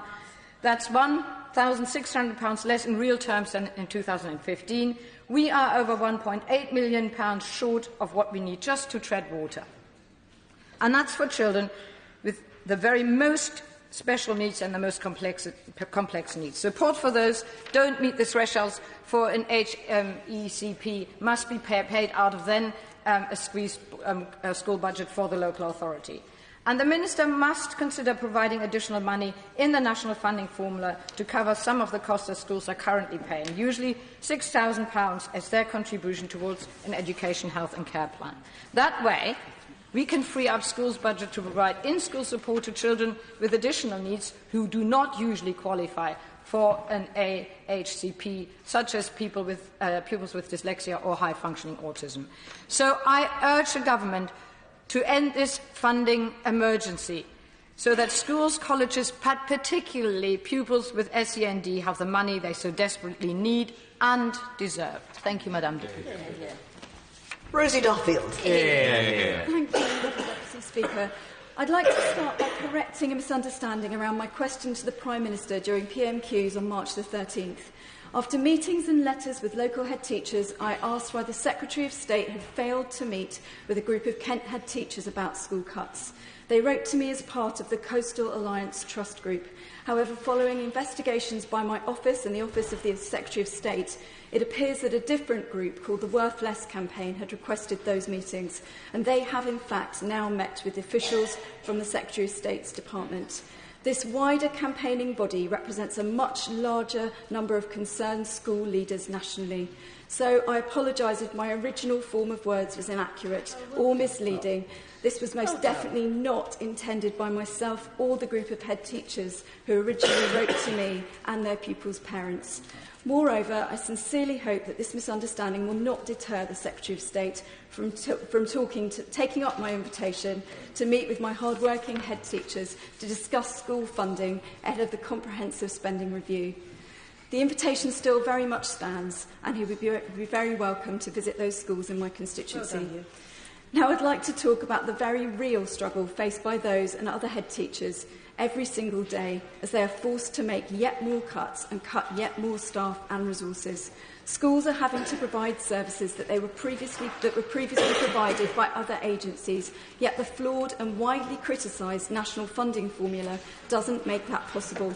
Huge differences in per-pupil funding remain in place across the country, and to date there's been no positive difference made to the majority of schools in my constituency. In fact, according to the Commons Library, the total schools block allocation for Canterbury has fallen 6.4% in real terms over the past 5 years, compared to the 4.8% for England nationally. One thing I hear time and again from local head teachers is how hard it is to plan ahead when their funding cycle remains wedded to processes at HM Treasury. This government has provided managers of the NHS, as we heard from Member from Harlow, with a long-term plan, Madam Deputy Speaker, so why can't we afford the same degree of mid to long-term policy stability to our head teachers too? A member of the Kent Association of Head Teachers wrote to me a few days ago, and I quote, "Since 2010, schools with pupils aged 5 to 16 have received this 8% real terms cut in funding, and the figure is 20% post-16, as we've heard before today. Against this background, head teachers across Kent remain extremely concerned that the Secretary of State and Minister for Schools continue to underplay the devastating impact that the ongoing funding crisis is having upon our provision and capacity to meet the needs of children and families. Others have also pointed out that there is considerable evidence to challenge the Minister for Schools' assertion that since the introduction of the new national funding formula in April 2018, that real terms cuts have ended. The independent body, the Education Policy Institute, have stated that currently over 50% of maintained schools and academies are now spending more than their annual revenues. Recently, over 1,000 councillors across the country wrote to the Secretary of State demanding adequate funding for schools in order to support high-needs pupils and those requiring SEND provision. Every single member of this House will have parents, grandparents and carers crying in their weekly surgeries as they face a desperate battle to get proper provision for their children. Social care, emotional well-being, speech and language services have all been cut. Not to mention PE lessons, sports equipment, teaching of arts, drama, resources, and just the chance to add fun to the lives of children. They've all but disappeared. Madam Deputy Speaker, I left the classroom in 2016, and whilst this job is at times incredibly stressful and has many pressures, the pressures faced by teachers, support staff and head teachers is becoming intolerable. The welfare of vulnerable children in a time of shocking child poverty is left to the heroes who work in our schools, overworked, underpaid and dipping into their own modest pay packets to look after, feed and help children, which should be the duty of the state. Mike King. Madam Deputy Speaker, I wanted to highlight first that Stephen Yaxley Lennon, Autonomy Robinson as he's known, is holding an event in my constituency at the moment. I want to make it clear, and I'm sure the whole House would agree, this individual is not welcome to spread his xenophobic, Islamophobic, homophobic, racist vitriol in my community or any other community. He seeks to divide rather than to unite people. We do things differently in Manchester. We stand together against hate. Madam Deputy Speaker, can I thank the Backbench Business Committee for securing this debate and thank the member for St Albans who made an extraordinarily powerful speech to hosting the debate. Billions spent on Brexit, she said, rather than education, a deep-rooted systemic problem with funding in our system. And what's united the whole House today, the whole House, is everybody has raised the problem of funding in our schools. It's not a party political divide anymore. Everyone on every side is concerned, and things have to change. Now, we can be in no doubt that after what we've heard today, the impact of this government's continued austerity on our schools is just shocking. The Chancellor of the Exchequer and the Education Secretary have both stated in the House of Commons that every school in England would see a cash terms increase in their funding. Yet this flies in the face of the reality and what we have heard in this chamber today. On top of the funding cuts we've seen in schools, which I'll outline in just a little bit, our schools are having to plug the gaps being experienced in local government, health and many other services. SEND services shattered, mental health services shattered, teachers having to take it upon themselves to take children to A&E. That's an outrageous situation in this day and age. Local authorities face an overall funding gap of over £3 billion next year, rising to £8 billion by 2025. And by 2020, they will have had their core funding cut by nearly £16 billion since 2010. Figures that the Labour Party have compiled show that in 2017-18, local authorities spent over £800 million over budget on children's services and social care due to growing demand, and as a result, they were forced to make cuts elsewhere and to draw on reserves.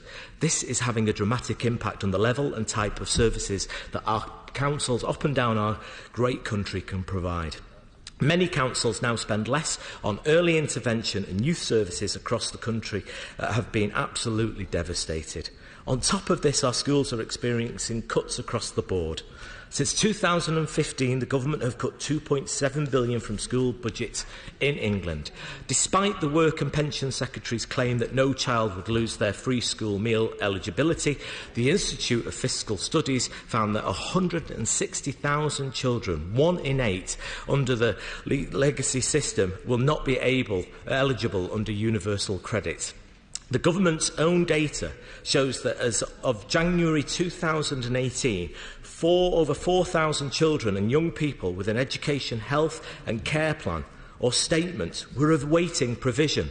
In other words, they were waiting for a place in education. Over 500,000 children now are in super-size classes. There is an unquestionable recruitment crisis in our schools, with the government now having missed their own recruitment targets for 5 years in the row. And for the second year running, there are now more teachers leaving the profession than joining it. There is a crisis in our schools that this government is turning a blind eye to.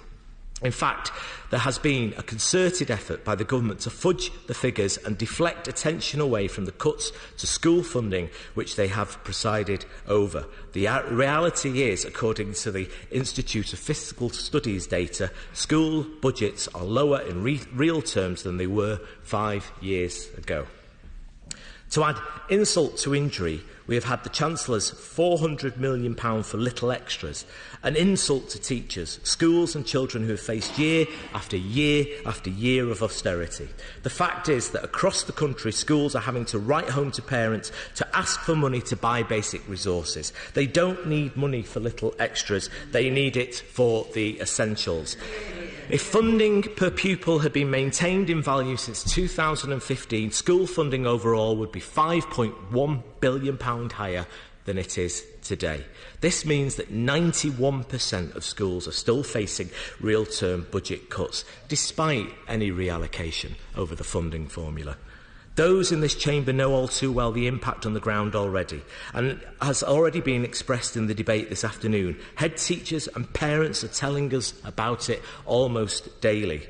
Over 67,000 is the average shortfall in primary schools, over 273,000 in secondary schools. Our schools have 137,000 more pupils, but 5,400 fewer teachers, 2,800 fewer teaching assistants, 1,400 fewer support staff and 1,200 fewer auxiliary staff. The government needs to stop its sticking plaster approach to school finances and give schools the funding that they really need. Sadly, it's clear that austerity is not over for our schools. When will the Minister remove his head from the sand and begin to truly hear the voices of schools, teachers, parents and the members behind him and the members in front of him? I've spent far too many hours on the floor of this House, along with my colleagues on the shadow front bench and right honourable members from across the House, trying to get the government to face the facts and act. It beggars belief that government has ignored the school teachers' pay review recommendation of across-the-board 3.5% increase of all pay and allowances, and is now calling for it to be capped at 2%. The first time that this has happened in 28 years of the history of the body. To make matters worse, the government expects schools to meet the cost of the first 1% of the pay award from existing budgets, which have already been cut to the bone. With the economic uncertainty of Brexit and the challenges that is going to bring, to have a government which is failing to invest in education and skills defies all logic to me. As a former primary school teacher, I know the difference a good teacher makes with the right support and resources, can make raise a child's attainment and aspiration. We go into teaching because we believe in the value of education. We believe in its power to create social mobility, as the member for North Cornwall pointed out. We believe in its ability to create ambition for all. This is about our children's future and the future of our country. Our schools need fair funding, and they need it now. Minister Nick Gibb. Madam Deputy Speaker, can I first of all start by saying that I share the sentiments expressed by the Honourable Member for Wythenshawe and Sale East about Stephen Yaxley-Lennon's visit to his constituency today. I'm sure it's a sentiment shared right across this House. Can I also start by congratulating my honourable friend, the member for St Albans, on securing and opening this important debate. The government is determined to create a world-class education system that offers opportunity to every child, no matter their circumstances or where they live. And I share the views of many in this debate that schools must have the resources they need to make this happen. And that is why we are investing in our schools. We're delivering on our promise to make funding fairer, so that the investment is going to the right places and helping schools to make the most out of every pound they receive. I give way to my honourable friend. I thank the Minister for giving way. Does he agree with my analysis, based on one-to-one meetings with head teachers in Solihull, that much of the long-term financial challenges relate to teachers' pensions? And we must put that on a sustainable long-term footing, as well as dealing with the real challenges that we face in the here and now. My honourable friend does make an important point about the teachers' pension scheme. The employer contribution rate of the teachers' pension scheme will increase from 16% to 23% in September 2019. But as confirmed earlier in April, we will be providing funding for this increase in 2019-20 for all state-funded schools, FE and sixth form colleges and adult community learning providers. And my honourable friend, the member for Saffron Walden, also asked about future years for this. And of course, that will be a matter for the spending review. Now, the honourable member for Enfield Southgate asked if I could meet his head teachers to discuss funding. And I would be very absolutely delighted to do that. The Secretary of State and I meet head teachers regularly, almost on a weekly basis, to discuss school funding, but also other issues such as standards in our schools, and we'll be happy to do so with his head teachers as well. Madam Deputy Speaker, standards are rising in our schools, and thanks in part to our reforms, the proportion of pupils in good or outstanding schools has increased from 66% in 2010 to 85%. Now, I listened very carefully to my honourable friend, the member for St Albans' excellent opening speech, and she has raised the issue of school funding both for her own constituency schools and nationally on many occasions, including in Westminster Hall debates recently and again in today's debate. And I'm sure the Treasury will also have heard what she had to say today. But I can give my honourable friend the assurances she seeks that both the Secretary of State and I are working hard to prepare our spending review bid when that process starts later in the year, to ensure that we have the best bid possible for schools, for high needs and for post-16 funding. Now, as I was saying, Madam Deputy Speaker, standards are rising in our schools. In primary schools, our more rigorous curriculum is on a par with the highest performing in the world, has been taught since September 2014, and since it was first tested in 2016, we have seen the proportion of primary school pupils reaching the expected standard in the maths test rising from 70% to 76% last year, and in reading from 66% to 75%. Something, of course, we would not know if we adopted the Labour Party's policy of scrapping SATs, of course, which we will not do. Since the introduction of the phonics check in 2012, I won't give way, the proportion of 6-year-olds reaching the expected standards in the phonics decoding check has risen from 58% in 2012 to 82% last year. And we have risen from joint 10th to joint 8th in the International Pearls survey of the reading ability of 9-year-olds, achieving our highest ever score in that survey. In secondary schools, the more rigorous academic curriculum and qualifications support social mobility by giving disadvantaged children the knowledge they need to have the same career and life opportunities as their peers. The attainment gap between the most disadvantaged pupils and their peers, measured by the Disadvantaged Gap Index, has narrowed by nearly 10% since 2011. Now, to support these improvements, Madam Deputy Speaker, the Government has prioritised school spending while having to make difficult decisions in other areas of public spending.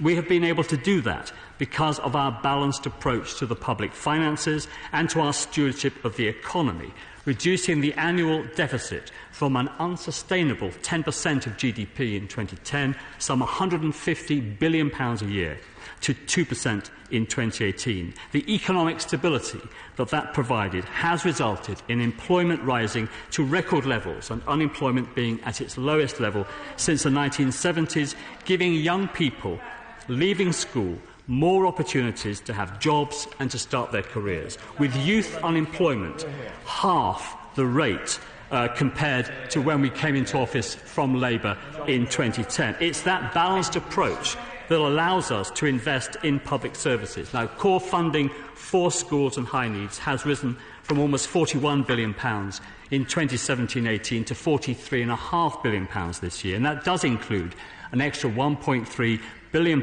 for schools and high needs, announced in 2017 that we invested across 2018-19 and 2019-20 over and above plans set out in the spending review. Now, figures from the Institute for Fiscal Studies show that real terms per pupil funding for 5 to 16-year-olds in schools in 2020 will be more than 50% higher than it was in 2000. But we do recognise the budgeting challenges that schools face as we ask them to achieve more for children. And one element is making sure that money is being directed where it is needed most. And since April last year, we've started to distribute funding through the new national funding formula, with each area's allocation taking into account the individual needs and characteristics of its pupils and schools. And schools are already benefiting from the gains delivered by the national funding formula. Since 2017, we've given every local authority more money for every pupil in every school, while allocating the biggest increases to the schools that the previous system had left most underfunded. I'll give way to my right honourable friend in one moment.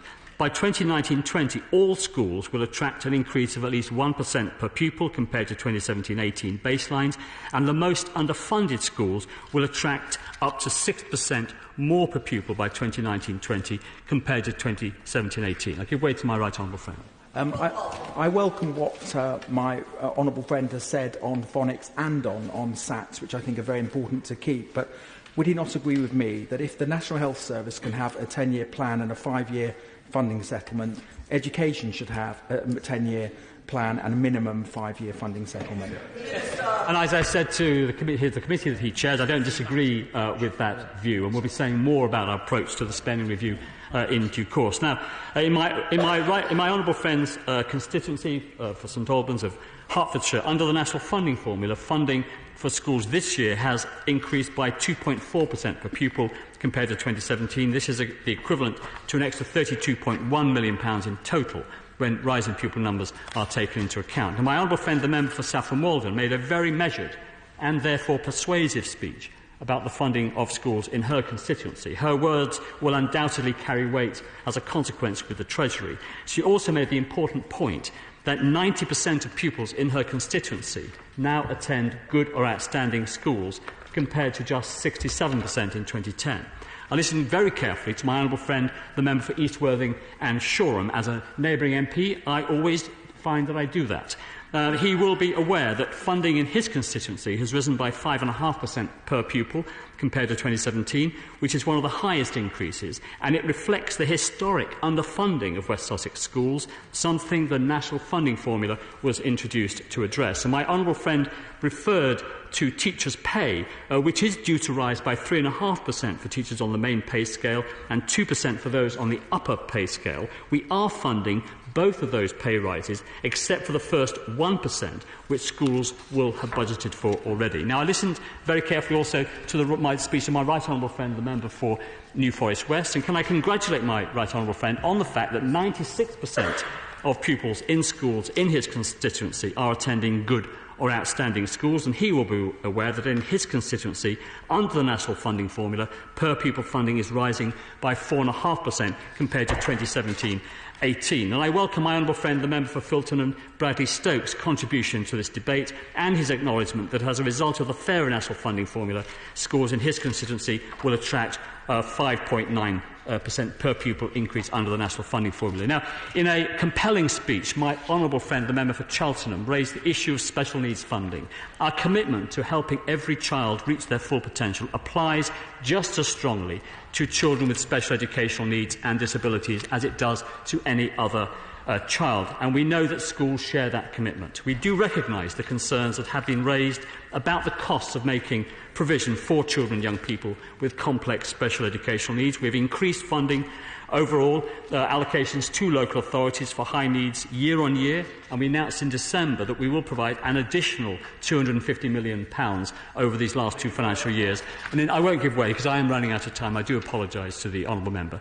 In Hertfordshire, for example, this means that the authority will receive an additional £5.7 million between those 2 financial years, taking Hertfordshire's high needs funding to £114.7 million. High needs funding nationally is now over £6 billion, having risen by £1 billion since 2013. And we will ensure in the coming spending review that we keep a firm focus on identifying the resources required to ensure that the most vulnerable children are receiving the support that they need. Of course, the response to pressures on high needs can't be just about funding. It has also to be about making sure we're spending that money effectively. Now, my honourable friend, the member for St Albans, also raised the issue of post-16 funding, and we recognise the pressures that post-16 funding has been under. My right honourable friend, the member for the Minister for Skills, is also listening to this debate. We have protected the base rate of funding for all 16 to 19-year-old students until 2020, and our commitment to the 16 to 19 sector has contributed to the current record a high proportion of 16 to 17-year-olds who are participating in education or apprenticeships since records began. And we are also providing additional funding to support colleges and schools to grow participation in Level 3 maths. And institutions will receive an extra £600 for every additional student from the next academic year 2019-20. Madam Deputy Speaker, I have listened carefully to honourable and right honourable members' speeches today. The Government does recognise the pressure on schools as we seek to balance the public finances. While bringing down the budget deficit, we've protected funding for the NHS, for international development and for schools for 5 to 16-year-olds. We are now preparing the best spending review bid we can for schools, for high needs, for post-16 funding, and today's debate will undoubtedly have an influence on the Treasury. Standards are rising in our schools. The attainment gap between children from disadvantaged backgrounds has closed by 13.5% since 2011 for primary schools and by 9.5% for secondary schools. Reading standards are rising, maths standards are rising, and the proportion of pupils being taught in good and outstanding schools has risen significantly. I'm grateful to all members who have contributed to this debate today, and I know that they will have been heard in all the right places. Mrs Anne Main. Thank you, Madam Deputy Speaker. Thank you very much to the Secretary of State for his response. I have to say I think he was a little bit more mindful of the comments of the Chamber in here today than maybe it appeared he was in Westminster Hall.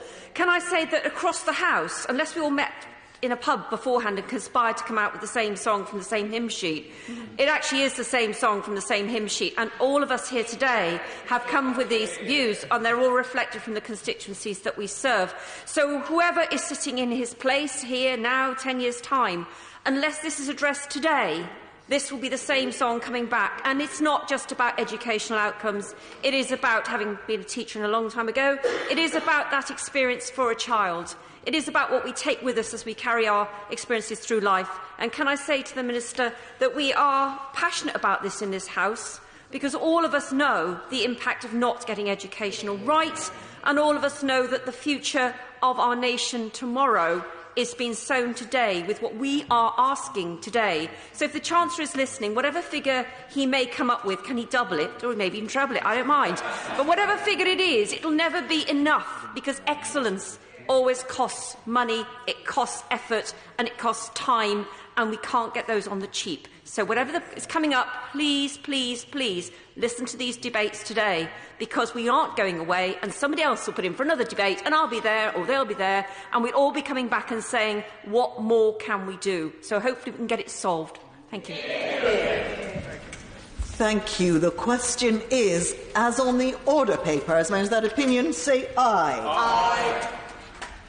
I thought we'd get more enthusiasm than that. Of the contrary, no. The ayes have it. The ayes have it. We now come to the motion on reducing restrictive intervention of children and young people. Norman Lamb. Thank you very much indeed, Madam Deputy Speaker. And I'd like to start by thanking my colleagues, the honourable members for Dulwich and for Berwick-upon-Tweed, for joining with me in making this application. And I'd like to pay tribute to the honourable member for Croydon North for taking through the Mental Health Unit's Use of Force Act 2018. It's a significant advance, and he deserves enormous credit. Together with Olaseni Lewis, who's tragically lost his life through the use of restraint, and his parents who fought so hard for justice. I'd also like to pay tribute to the Challenging Behaviour Foundation and to Viv Cooper, who runs that brilliant organisation, and to Positive and Active Behaviour Support Scotland and its founder Beth Morrison for the brilliant work that they do. I'm not going to take interventions because I'm under strict instructions that I've got to keep to time. So if members could accept that, with my apologies.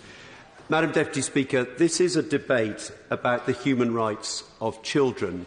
And I'm afraid to say that abuse of children is endemic through the system. And I'm afraid that the government is complicit with the abuse of children for failing to get to grips with it and for not issuing guidance that is now 5 years overdue. And I will develop my points in due course. What are we talking about? Well, this is the restrictions that are imposed on children include physical restraint, which includes prone restraint, where an individual, in this case a child, is held to the floor with their face down to the floor. It includes seclusion, where a child is locked in a room, often children with acute and complex autism, who will be in a state of acute anxiety. It includes mechanical restraint where a child, for example, might be tied to a chair or to a bed. Blanket restrictions, which might involve preventing them from going outside, and chemical restraint. The settings that we're talking about include residential schools, special schools, mainstream schools as well, incidentally, children's homes and assessment and treatment centres and hospitals within the NHS. Just by way of example, when I was Minister, I visited a girl called Fawzia. She was admitted to St Andrew's Hospital in Northampton at the age of 15. She was there for nearly 2 years. When I visited her, I heard from her family that she'd been subject to constant use of restraint, was prevented from going outside most of the time, and was often secluded into a room which, frankly, was like a prison cell. I visited her 2 years later, after we'd got her out of that institution, where she was being cared for by an organisation that understood that you have to train staff in how autism affects an individual. And in the period since she had been discharged from St Andrews to the day I visited her 2 years later, she hadn't been restrained on a single occasion. Now, we have to read something into that, which is, I think, quite profound. I also met with Leo, the mother of Stephen, who has autism and a learning disability, a harrowing story of a child subject to prone restraint in a special school, having then being referred to a residential school in Norfolk, again the use of prone restraint, serious medical conditions being ignored and not being properly addressed, which ended up being rushed to hospital because actually a bump on his head turned out to be a brain hemorrhage, which had been ignored for several weeks. And I also, incidentally, have been contacted by Deirdre Shakespeare, whose son Harry has been subject to mechanical restraint, being tied to a chair, legs tied to the chair as well. Deirdre and her son live in Tyrone in Northern Ireland, and her concern is that with the collapse of power sharing, there is simply no authority in Northern Ireland to address these very serious concerns, which, in my view, as I've said, amount to human rights abuses. Now, the scale of the problem, this is, as I said at the start, endemic in the system. The Challenging Behaviour Foundation carried out a survey with 204 respondents. 88% said that their disabled child had experienced physical restraint, 35% reporting it happened regularly. 71% of families completing the survey said that their child had experienced seclusion. Over half of the cases of physical intervention or seclusion, just note this, over half reported were of children between the ages of 5 and 10. These are small children who are being treated in an entirely inappropriate way. 58% of families said that their children experienced restraint that had led to an injury. 91% of Challenging Behaviour Foundation survey respondents reported an emotional impact on their child. And then Five Live, who I applaud because they have featured this whole issue, they did a Freedom of Information survey in 2017. They identified 13,000 physical restraints over the previous 3-year period, but only a proportion of authorities had responded, I think a fifth, and they'd identified 731 injuries. This is of children in organisations where children are placed by the state. This is really shocking and, in my view, scandalous. And here's the thing. It doesn't need to happen in most cases. In most cases, it is avoidable with the proper culture and proper training of staff. In a report by Christine Lenihan, Dame Christine Lenihan, a leading expert in this field, commissioned by the government, she reports of a local authority officer who said there can be a vicious cycle occurring within the ASD cohort, people with autism. A poor provider triggers challenging behaviour or physical meltdowns or fails to prevent such events, often exacerbating this with their reactions, restraint, punishment or confinement. Good providers in whose care this behaviour may not have occurred will now not accept the child due to their history and pattern of risk. Therefore, the child is placed in a more restrictive or secure setting, which can result in a worsening situation. Eventually, the child reaches a secure NHS setting, which often is wholly inappropriate for their ASD needs. In different circumstances, a good specialist day placement could have worked for this child. That is really shocking, because so often the child who ends up in a secure setting never escapes from it again and spends their life in an institution. And this is happening within our society, behind locked doors, and it is wholly unacceptable. And Christine Lenihan, in her report, says that strategies such as positive behaviour support can be effective in managing challenging behaviour. Positive behaviour support assesses the relationship between environmental events and behaviour, identifies what can cause the behaviour, and uses proactive strategies to prevent it. One respondent to their call for evidence noted that using a positive behaviour support-informed strategy had coincided with an almost 90% reduction in the use of physical restraints. So here's the thing. If it's possible to avoid it, to use it is an abuse of that child's human rights. Full stop. There can be no compromise on this. We have to end it. And that's why it is so important that the Department for Education takes notice of this. Now, I wanted to contrast, Madam Deputy Speaker, the approach between the Department for Health and Social Care and the Department for Education, because I issued guidance in 2014 for adults as a Minister in the Department of Health, and it was designed to radically reduce the use of restraint and to end the use of prone restraint.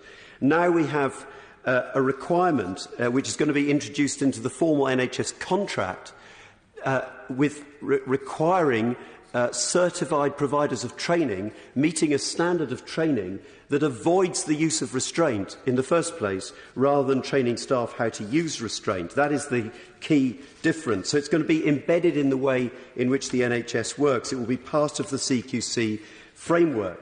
But compare that with the Department for Education, where it seems like a wholly different culture seems to exist, where the child is seen as the problem, interfering with education and therefore disciplined, rather than understanding their needs. Surely we have a responsibility to understand what causes the behaviour in the first place. No promotion of positive behaviour support or any other preventive approach. So what a bizarre situation we have, Madam Deputy Speaker, where children are now less well protected from abuse than adults. That is surely unacceptable. There is no obligation to collect and report data on the use of restraint or seclusion, and parents don't even have to be told when their child has force used against them. The guidance offered by Ofsted is very weak and needs to be absolutely reformed and reinforced. There is now a plan for legal action by 600 parents whose children have suffered physically or psychologically, and there is crowdfunding underway, and it will be a claim based on age discrimination and disability discrimination and the Human Rights Act. So I end, Madam Deputy Speaker, by putting to the Minister the following questions. When will the guidance be published? We've been waiting now 5 years for this guidance. How many children have suffered abuse in the meantime? Will it be based on an approach based on human rights? Will there be training as a requirement and at a certified standard? Will it be funded by the government to ensure that it happens across the country? Will the same approach apply whatever the setting the child is in? Madam Deputy Speaker, staff need support, they need training and they need guidance. But the bottom line is this: the abuse of children must stop and the government must act. We, and children in particular, have waited far too long. Question is, as on the order paper, it will be obvious to the House that we have very little time left. I hope that we can manage without a formal time limit if everybody speaks for approximately 5 minutes. Anne-Marie Trevelyan. Thank you, Madam Deputy Speaker. And it's an absolute pleasure to follow my right honourable friend, the member for North Norfolk, and to be able to work with him to try and get this problem resolved, a problem that needn't exist at all in our country. Madam Deputy Speaker, safeguarding children. We hear this phrase all the time, but words mean nothing if they're not matched by commensurate actions. We all know absolutely that looking after our children well, getting to know them as they grow, finding ways to make their lives safe, happy and fulfilled is what every parent aspires to, and indeed I hope every teacher when they embark on their career. But it isn't always easy, though. Children can be stubborn, petulant, anxious, much like their parents probably. Children have a natural curiosity to discover, to learn and to play, and every good parent or teacher enjoys nothing more than fuelling those interests and having the wonderful satisfaction of watching the child blossom, discover new things, learn about their own unique character and gifts, and start their life's journey with pleasure and excitement. But sadly, Madam Deputy Speaker, for vulnerable children, those with physical, neurological or emotional higher needs than most, this vision of a healthy and nurturing childhood can only be a dream. The reality is that many of those most in need of nurture and care find that they get none of that. By their particular difference, they struggle with the normal learning environment. And as those around them fail to realise that their charges are in distress, these children use the only tools they have to demonstrate their anxieties, their fears, or even their terrors, and they display what we call challenging behaviour. Now, I'm not a fan of PC language, Madam Deputy Speaker, as you know, but what does challenging behaviour actually mean? Well, it means lashing out, or perhaps hiding away. It means a child has been put under too much stress, and so the most basic survival instincts kick in, and the child, fearful of whatever it is that is going on around them, or indeed to them, tried to protect him or herself within the limited tools available to them. As the mother of a now nearly 20-year-old university student, but undiagnosed for Asperger's until he was nearly 9 years old, learning to provide a world around him so that he could thrive rather than struggle and suffer from profound anxiety attacks due to the normal environment around him was indeed a learning curve. But once we found an intervention which worked, having identified the source of the distress, his anxiety and challenging behaviour, as it's now called, would simply fall away. A bright boy, a happy child, reading for hours at a time. Other children near him, not so good. People touching his food, profoundly upsetting. Bright lights or loud noises unexpectedly, meltdown guaranteed. My son was lucky beyond words. We had teachers always willing to learn how to support him so that he could enjoy school. A beanbag hidden behind a teacher's desk to escape to if a lesson was too noisy. An agreement and explanation to other children why he only ate certain foods. Extraordinary staff who learned with us and with him how to provide a positive environment. And in so doing, they allowed my son to thrive and succeed within mainstream school. But not every child with special needs is so lucky. I first met the wonderful Ella, one of my younger constituents, when her mother Ellie contacted me shortly after I was first elected, in a state of profound distress and anger at the long-term physical damage caused to her daughter by the use of physical restraint, leading to violent reactive behaviour which left her with physical permanent damage. There seemed to be no way to empower Ella's parents to challenge the school, nor to ask for justification for the use of restraint. This family are extraordinary, Madam Deputy Speaker. Nothing, and there have been so many brick walls put in their way, has stopped them from battling on to drive change for both their daughter and other vulnerable children. But the school didn't help, Madam Deputy Speaker. The council didn't really get stuck in as they should have done to meet their duty of care for this bright young girl. Only Ella's parents and friends really fought to effect change for their girl and for others they know need better support and the enactment of what having a duty of care actually means. What we need is for government to help us change the existing, inadequate at best, systems, from basic national guidance for teachers and support staff to evidence-based early intervention support for families. Learning what works for your child's health and well-being isn't easy, and every parent is always a novice. So let's share the evidence and the best practice to help each other most effectively. In doing that, positive behaviour support training in schools will quickly change the challenges into good environments for these children, and the adults in loco parentis for them whilst in their care, from whence reductions in cost to the state and, most importantly, the reduction and hopefully an end to unnecessary, unacceptable, irreparable damage to these young people, be it physical or emotional damage. So much can be avoided with intelligent and supportive environments. All children are born with great potential, Madam Deputy Speaker, and I always say it's the adults around them who help them to either thrive or indeed allow them to fail. We can do so much better to get this right early on, support parents and thereby help each child to reach their potential. To ensure we get this right, Madam Deputy Speaker, we need a safeguarding system which is fit for purpose. Ofsted need to be inspecting specifically for safeguarding outcomes for disabled and special needs children, for which all schools must have a robust mandatory recording system of all interventions with their pupils, so that parents, councils and Ofsted can see what's actually going on and hold them to account. With my work on Children's Services on the Public Accounts Committee, I continue to be dismayed that Ofsted seem to have little guidance to inspect the outcomes for our most vulnerable children in this area of restraint usage and oversight of special needs management through to foster and kinship care. We need to see clearer inspection rules, a much stronger accountability system which has recording and reporting of restrictive interventions and actions, so that harm to our most precious children can be held to account. Thank you. Steve Reid. Thank you, Madam Deputy Speaker, and I'd like to start by congratulating the Honourable Member for North Norfolk in securing this important debate and for the very powerful case that he just made. The whole House, I'm sure, pays tribute to him for the progress he's led in improving conditions for people with mental ill health over many years. And personally, I'd like to thank him for the support and advice he so generously gave me during the passage of Shelley's law last year. The use of restraint and excessive force is one of the most pressing issues for children who have experience of secure mental health units. Restraint is humiliating and degrading for children as it is for adults. It can undermine their recovery and it can make the child's mental health condition worse.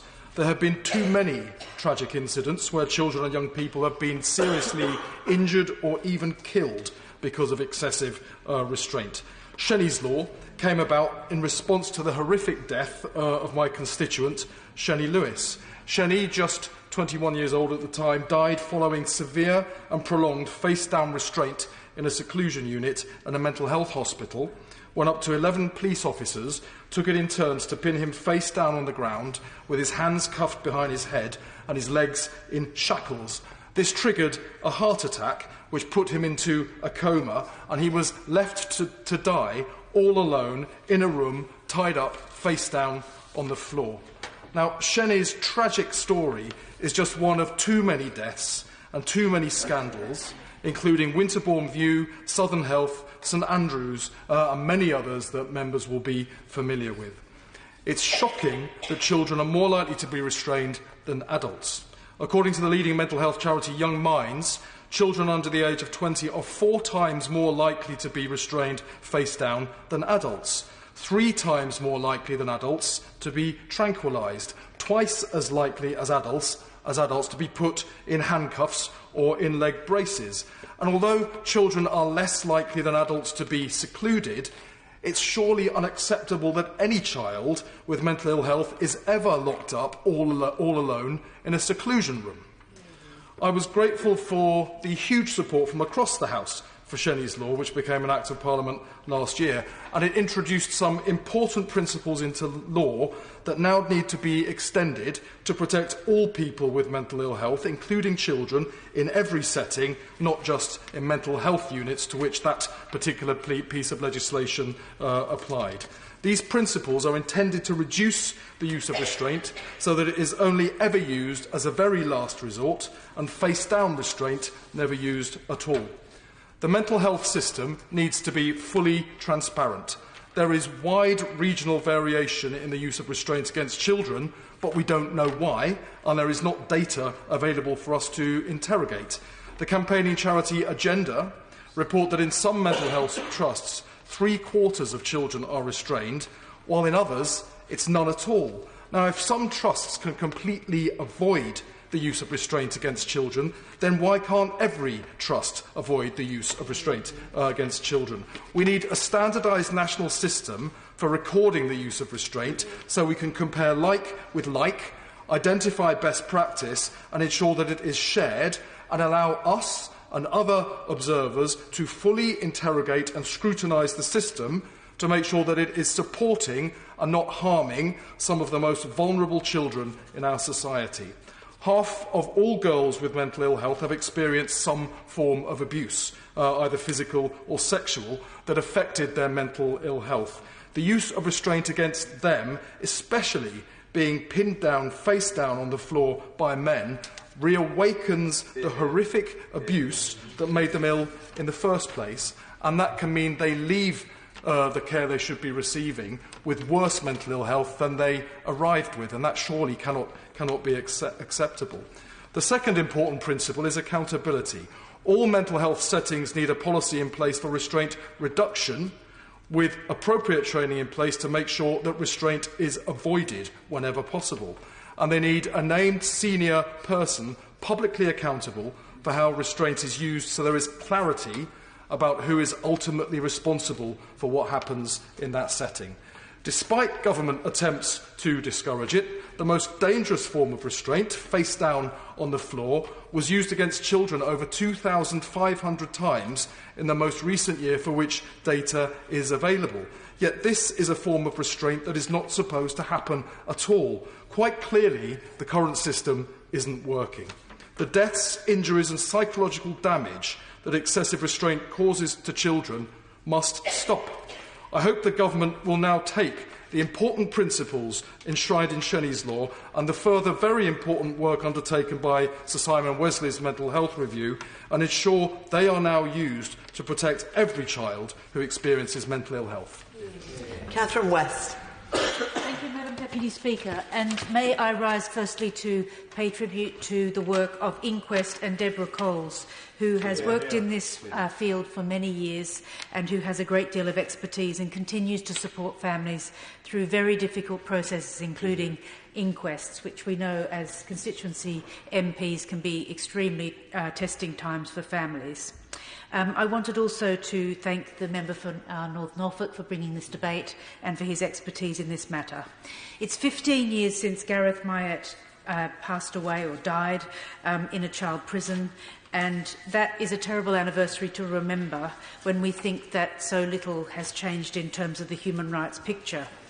We know also that Alan Rickwood sadly hanged himself following restraint by people much bigger and older than him, and yet we still sadly see the sorts of figures which the member for Croydon has mentioned in today's debate.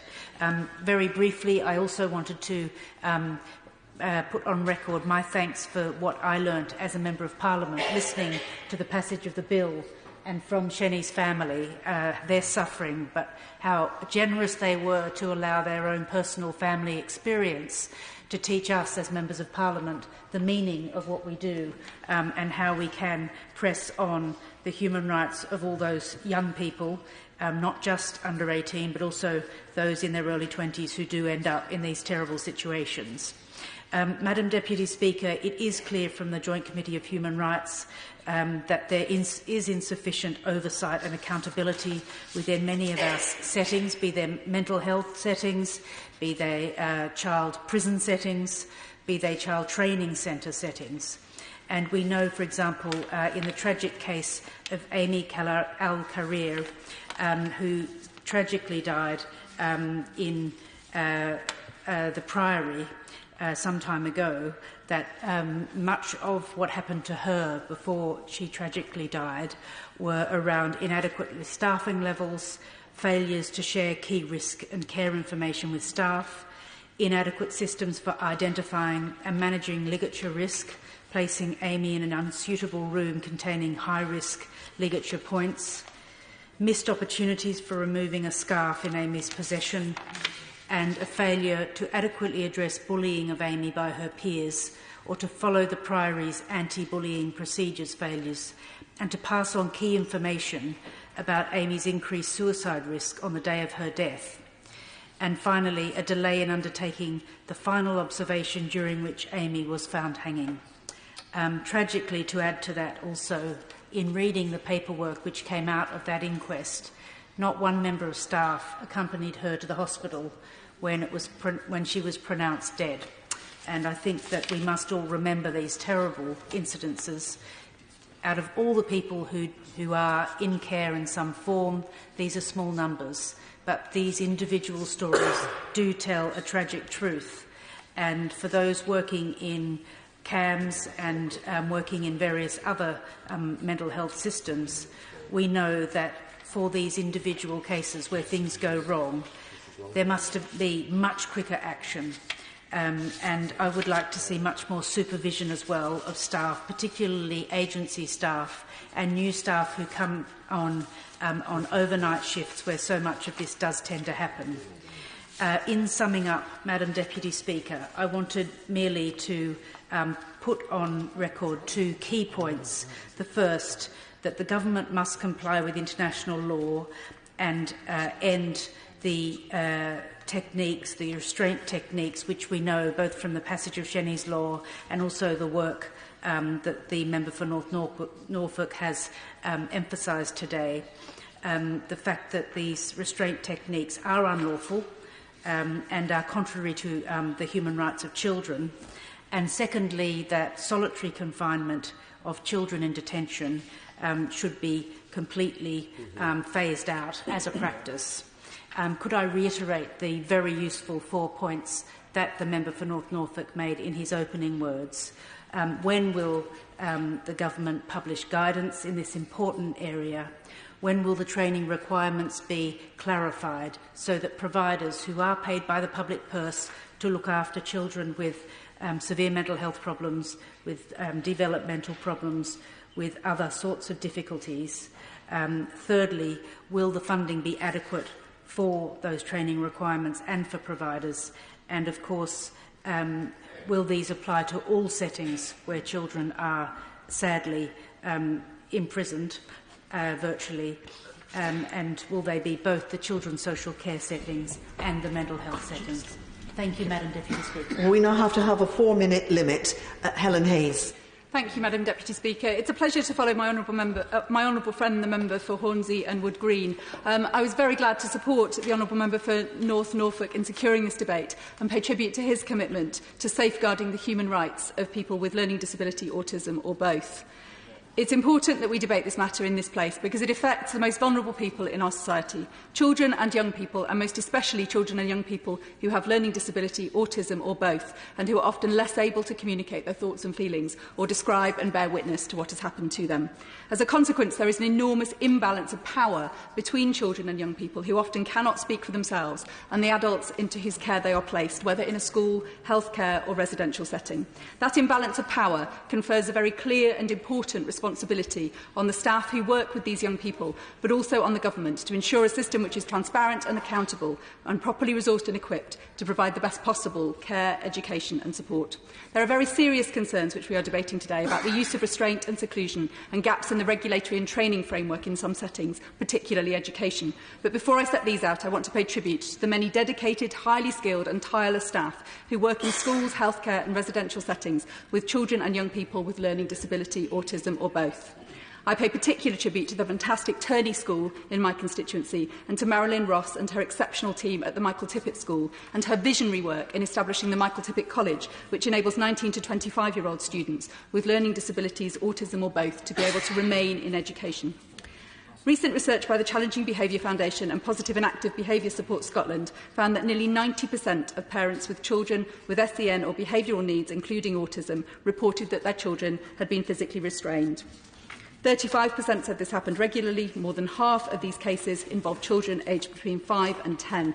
Only 1 in 8 parents said that restraint was discussed with families in advance, and just 17% said there were discussions after the event to help prevent it from happening again. 50% of parents reported the use of medication to manage challenging behaviour. 58% of children or young people were injured, and 91% reported emotional impact, including PTSD, heightened anxiety and insomnia.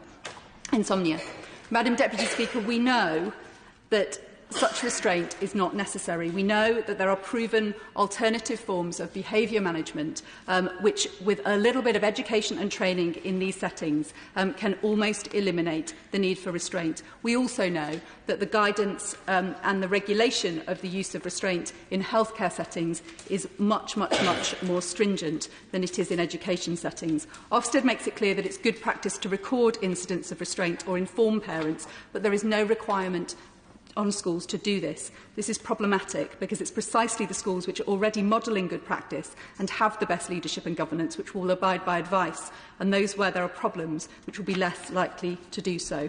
Madam Deputy Speaker, it is not acceptable that the Government promised new guidance on reducing restrictive intervention in schools in 2014, but that more than 5 years later that guidance has still yet to be introduced. No parent or carer should have to worry that their loved one will suffer violence, injury or psychological distress as a result of restraint in an education, health or care setting. Yet this is the reality for too many families. The gaps in the current legislative and policy framework are glaring, but they are straightforward to fill, and the delay on the part of the Government, which promised new guidance in 2014, is simply inexcusable. New legislation and guidance must also be supported by appropriate training and resources, and I call on the Government today to introduce new guidance and regulation as soon as possible and to ensure that all staff working with the most vulnerable children in our society are properly equipped and resourced to implement it. Jim Shannon. Thank you, Madam Deputy Speaker. First of all, can I congratulate the honourable gentleman for Norfolk for bringing this issue before the House and for the truly excellent speeches from right honourable members that we've had so far. Like other members, I've been inundated with schooling issues from the time I was first elected. Parents trying to secure special educational needs assessments, children who had their SEN carried out but didn't get the help they needed, schools who can't afford to provide the help that is needed, teachers struggling to cope with the amount of children who need more from them. The number of issues like this that I've dealt with over the years must have been in their thousands. And the reason why it's so very simple is education for children matters. It matters that they are getting the support they need to get around at education. It matters that the schools are getting the funding that they need to provide that rounded education. And it matters that parents know their child is getting the best chance at life in the future. And that's so very, very critical to this debate. With all this in mind, there's little wonder that there are times when restrictive intervention is, I understand, needed. But you have an overworked teacher attempting to deal with a child who is misunderstood and frustrated and unable to bond with the teacher or the classroom assistant, as there are too many in the class. The frustration turns to violence, and the child is in danger of hurting themselves or someone nearby. Then I believe action is needed. However, there are limits on restraint, and it must always be the last option available and fully considered. Everyone who has spoken so far, Madam Deputy Speaker, has referred to the need for training and resources and the capability of the schooling system to respond. Teachers do and must have the knowledge and the training as to how and when other methods can be employed, and if there is no option, how to safely restrain. It is my belief that there is a lot of confusion as to the best and appropriate use due to a lack of guidance, and I join with colleagues in asking for that guidance to be released, as the guidance for restrictive intervention for adults has also been released. I was saying to the honourable gentleman who introduced the debate there beforehand that I had some experience at a school I visited just before Christmas, where a young fellow was difficult, what we say. It took two teachers to supervise him and restrain him, and there was a degree of violence that took place. But the reason why I make that illustration is to show what we do need is to have, and that school they did have it, where they had the training and the resources and the teachers available, and that was good to have that. I read a briefing supplied to me by one concerned body called the Challenging Behaviour Foundation, whose research has thrown up a few surprising statistics, and they're certainly noteworthy of quotation today. The main source of data is the 5 live investigation FOI to local authorities in England, Scotland and Wales.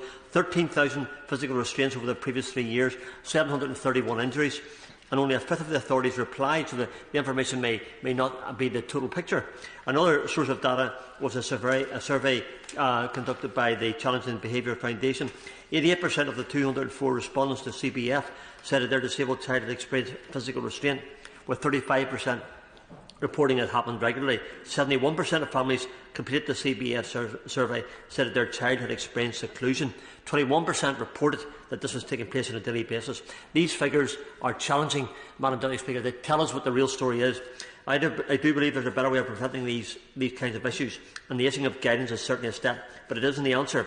Classrooms must have sufficiently trained staff members to deal with these scenarios without disrupting the other 29 children in the class. Children who need additional help and need assessed, and those assessments must result in extra help and support.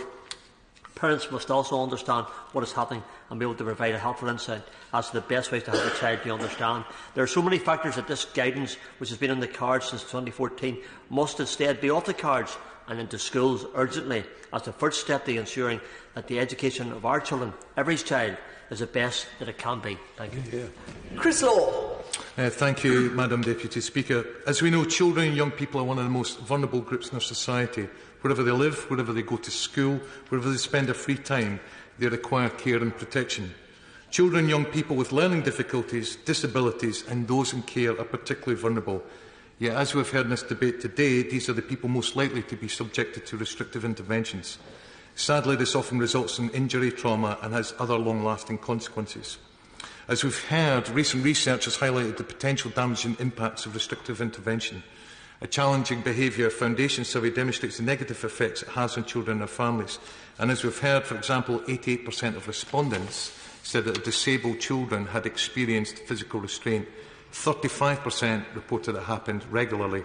The truly shocking bit for me, Madam Deputy Speaker, is that 58% of respondents said that this physical restraint had led to injury. In other words, it's doing more harm than good.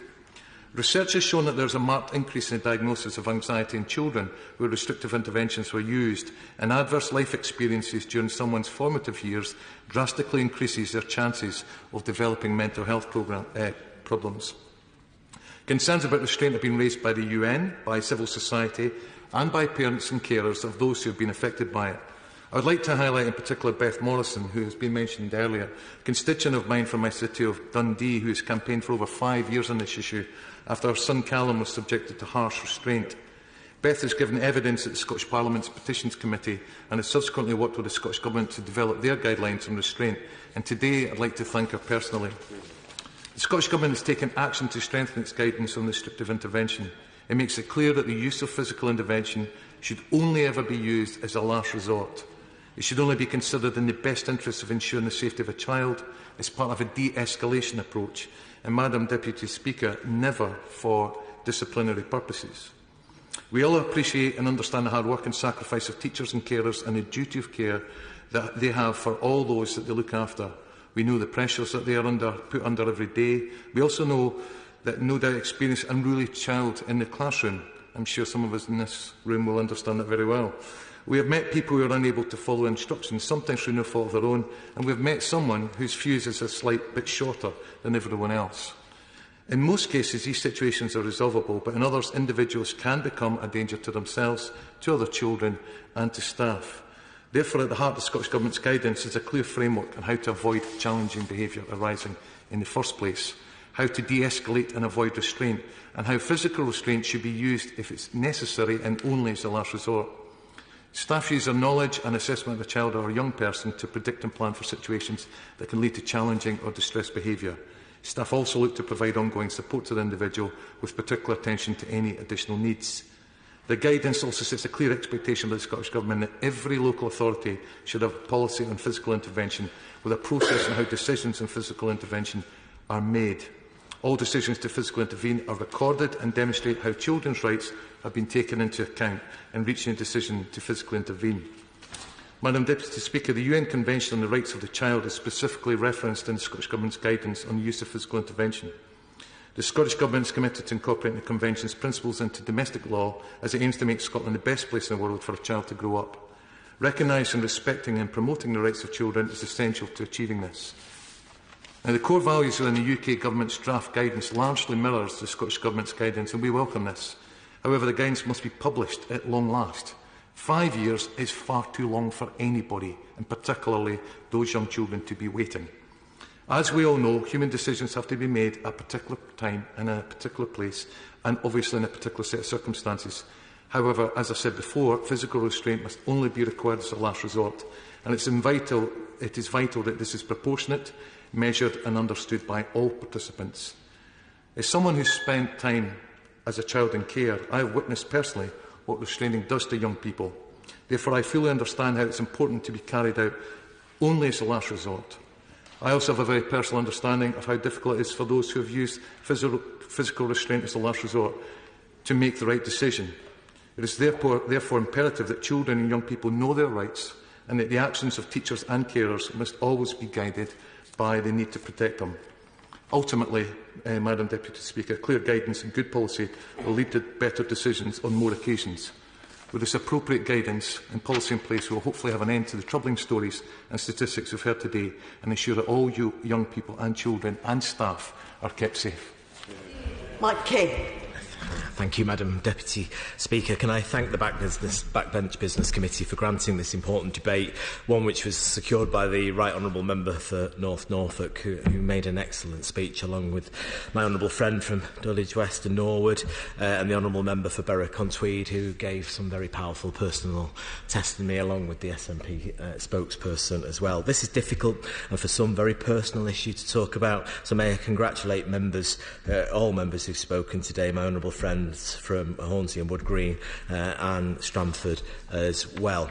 May I also, Madam Deputy Speaker, pay tribute to the Honourable Member for Croydon North.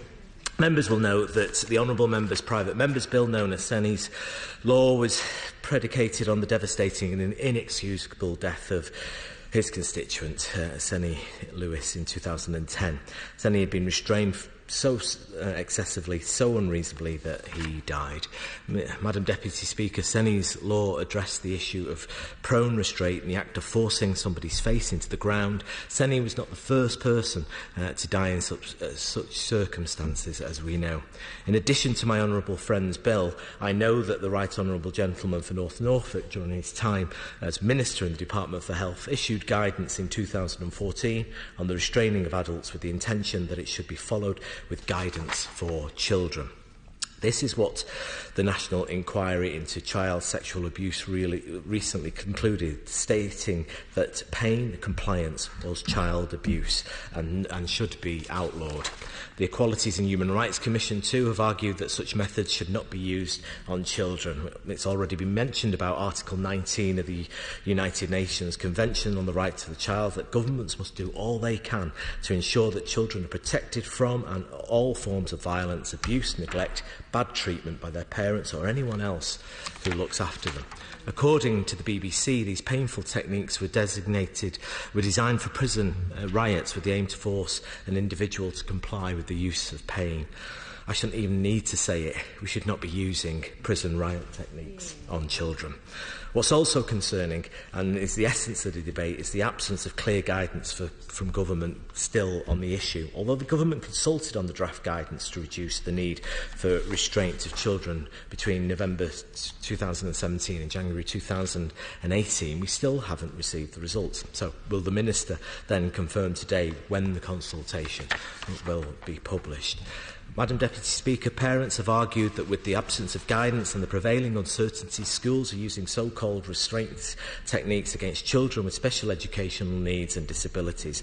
This has occurred in an environment of austerity, one which has seen a crisis of funding in our children and our special educational needs, which we talked about in the previous debate. Children's services overspending by £800 million in local government currently. It was reported last November, for instance, that council overspending on children's special educational needs and disabilities has trebled in just 3 years. The Minister may be aware that the Challenging Behaviour Foundation and Positive and Active Behaviour Support Scotland released a report in January on the use of restrictive intervention. The report found that 88% of parents surveyed said that their disabled child had experienced physical restraint, with 35% saying it happened regularly. In addition to this, over half the cases of physical intervention or seclusion were of children between the ages of 5 and 10, with one case involving a 2-year-old child. It should come as no surprise that this has had a negative effect on children's health. Over 90% of those surveyed said that restraint had emotionally impacted their child. Madam Deputy Speaker, this included for things like incontinence, meltdowns, shutdowns, situations that leave children unable to communicate as they're so overloaded with emotions. If I may quickly return to the government's own delayed guidance, when ministers launched the consultation, they stated that any guidelines wouldn't apply to mainstream schools. This is clearly illogical. Guidance must apply across the board, not just in specific settings. Otherwise, this suggests that mainstream schools aren't safe places for children with special educational needs. So may I ask the Minister, then, if the forthcoming guidance will be universal, will it be universal so that all children are protected? If I may, I would like to now move to the treatment of young people who are autistic and have learning disabilities or mental health conditions. Across mental health, autism and learning disability services, there were over 1,000 young people subject to a restrictive intervention in 2017-18. This accounted for 26,000 separate restrictive interventions. What is shocking is that under-20s in these services are subject to any restrictive intervention are, on average, subject to more than twice as many as any other age group. There are also hundreds of young people who are subjected to seclusion, segregation, and perhaps most worryingly, chemical restraint. We are drugging young people because their behaviour is deemed too challenging. This is not acceptable. I know that the Care Quality Commission are currently carrying out a review on the use of restraint in these services. However, this will not report until next year. Madam Deputy Speaker, there are currently 250 young people who are autistic or having learning disabilities being detained in appropriate care settings which are covered by the Transforming Care programme. This programme was intended to move people out of inappropriate settings and back into the community. But since 2015, the number of young people in such institutions has more than doubled. Some of these children have been sent more than 100 kilometres from home. Ministers have recognised that this is wrong, but they have not done anything yet to stop it. More than this, the Transforming Care programme expired last Sunday. So can the Minister tell us what plans there are to either continue the work or introduce a new programme to close inappropriate care settings? What funding will be made available in the next 5 years, given that the Government has only committed to funding an extra year of the programme? Madam Deputy Speaker, what happens in early childhood has a defining impact on human development, affecting everything from educational achievement, economic security and health. Violence towards children can leave a long, irrevocable shadow over their lives. There can be no place for it anywhere. I hope, therefore, that the Minister will take the contributions made to heart. Minister. Thank you very much, Madam Deputy Speaker. Can I thank the colleagues who've made contributions today, the member for Berwick-upon-Tweed with a very personal story, Croydon North, and of course Hornsey and Wood Green, and Dulwich and West Norwood, Strangford and Dundee West.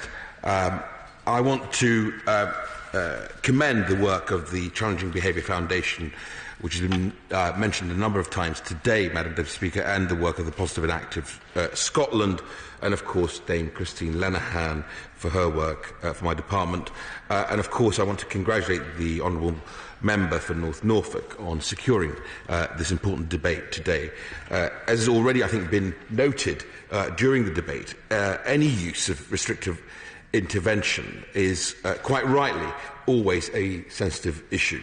Restrictive intervention can have long-term consequences on health and well-being, and the member for North Norfolk really brought it to life with the story of Fozia, Stephen and Harry, and a negative impact on staff as well who carry out such interventions. It is never something to turn to unless there are very, very good reasons to do so. Using positive behaviour support and other alternatives which can de-escalate, as we've heard so eloquently from colleagues, challenging behaviour and tackle the reasons for it at source should always be the preferred approach. I want to start by highlighting the guidance that is already in place for teachers around the use of reasonable force.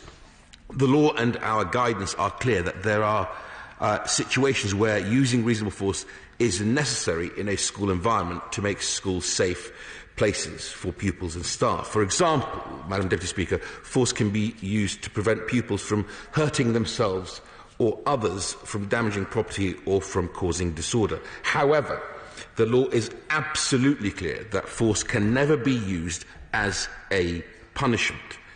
Any policy on the use of reasonable force should acknowledge any duties in relation to disabled children and children with special educational needs. There are times when the only realistic response to a situation is restraint or restrictive intervention. For example, Madam Deputy Speaker, if a young child is about to run into a busy road, or a pupil is hurting a teacher or child and refuses to stop when asked. And at the same time would be true in a hospital if a child were hurting staff or other patients. Our starting point on any use of restrictive intervention is that every child and young person has a right to be treated with respect and dignity, have their needs recognised and be given the right support. We also fully appreciate that some children and young people with conditions such as learning disabilities, autistic spectrum conditions or mental health difficulties may react to distressing or confusing situations, as my honourable friend from Berwick-on-Tweed so eloquently described with her own son. Those reactions or confusing situations, as she put it, by displaying behaviours which may be harmful to themselves and others. Restrictive intervention may be needed to minimise the impact of their behaviour on them and on other people, but should only be what is reasonable to deal with the situation and proportionate to the circumstances. Wherever possible, restrictive intervention should be avoided and proactive, preventative, non-restrictive approaches used in respect of the challenging behaviour to tackle the issues early. For example, by providing an environment which doesn't overwhelm the child with noise or other stimulation, putting the right special educational provision in place to enable the child to learn effectively, developing an appropriate behaviour management plan, and so on. As the Honourable Member for North Norfolk knows from his time in government, guidance is in place to support health settings in helping to care for someone who displays behaviour which might be considered challenging. I would like to commend my honourable friend, as I can describe him, for his contribution in this area. The Department of Health's Positive and Proactive Care Guidance, published in 2014, sets out how restrictive interventions should be used appropriately in health settings where there is a real possibility of harm to the person or to staff or the public or others. I know that there has been deep concern in response to media reports in recent months about the use of restrictive interventions in mental health hospitals. My right honourable friend, the Secretary of State for Health, has asked the Care Quality Commission to review and make recommendations about the use of restrictive interventions in settings that provide inpatient and residential care for those who have or who might have mental health problems, learning disabilities or autism.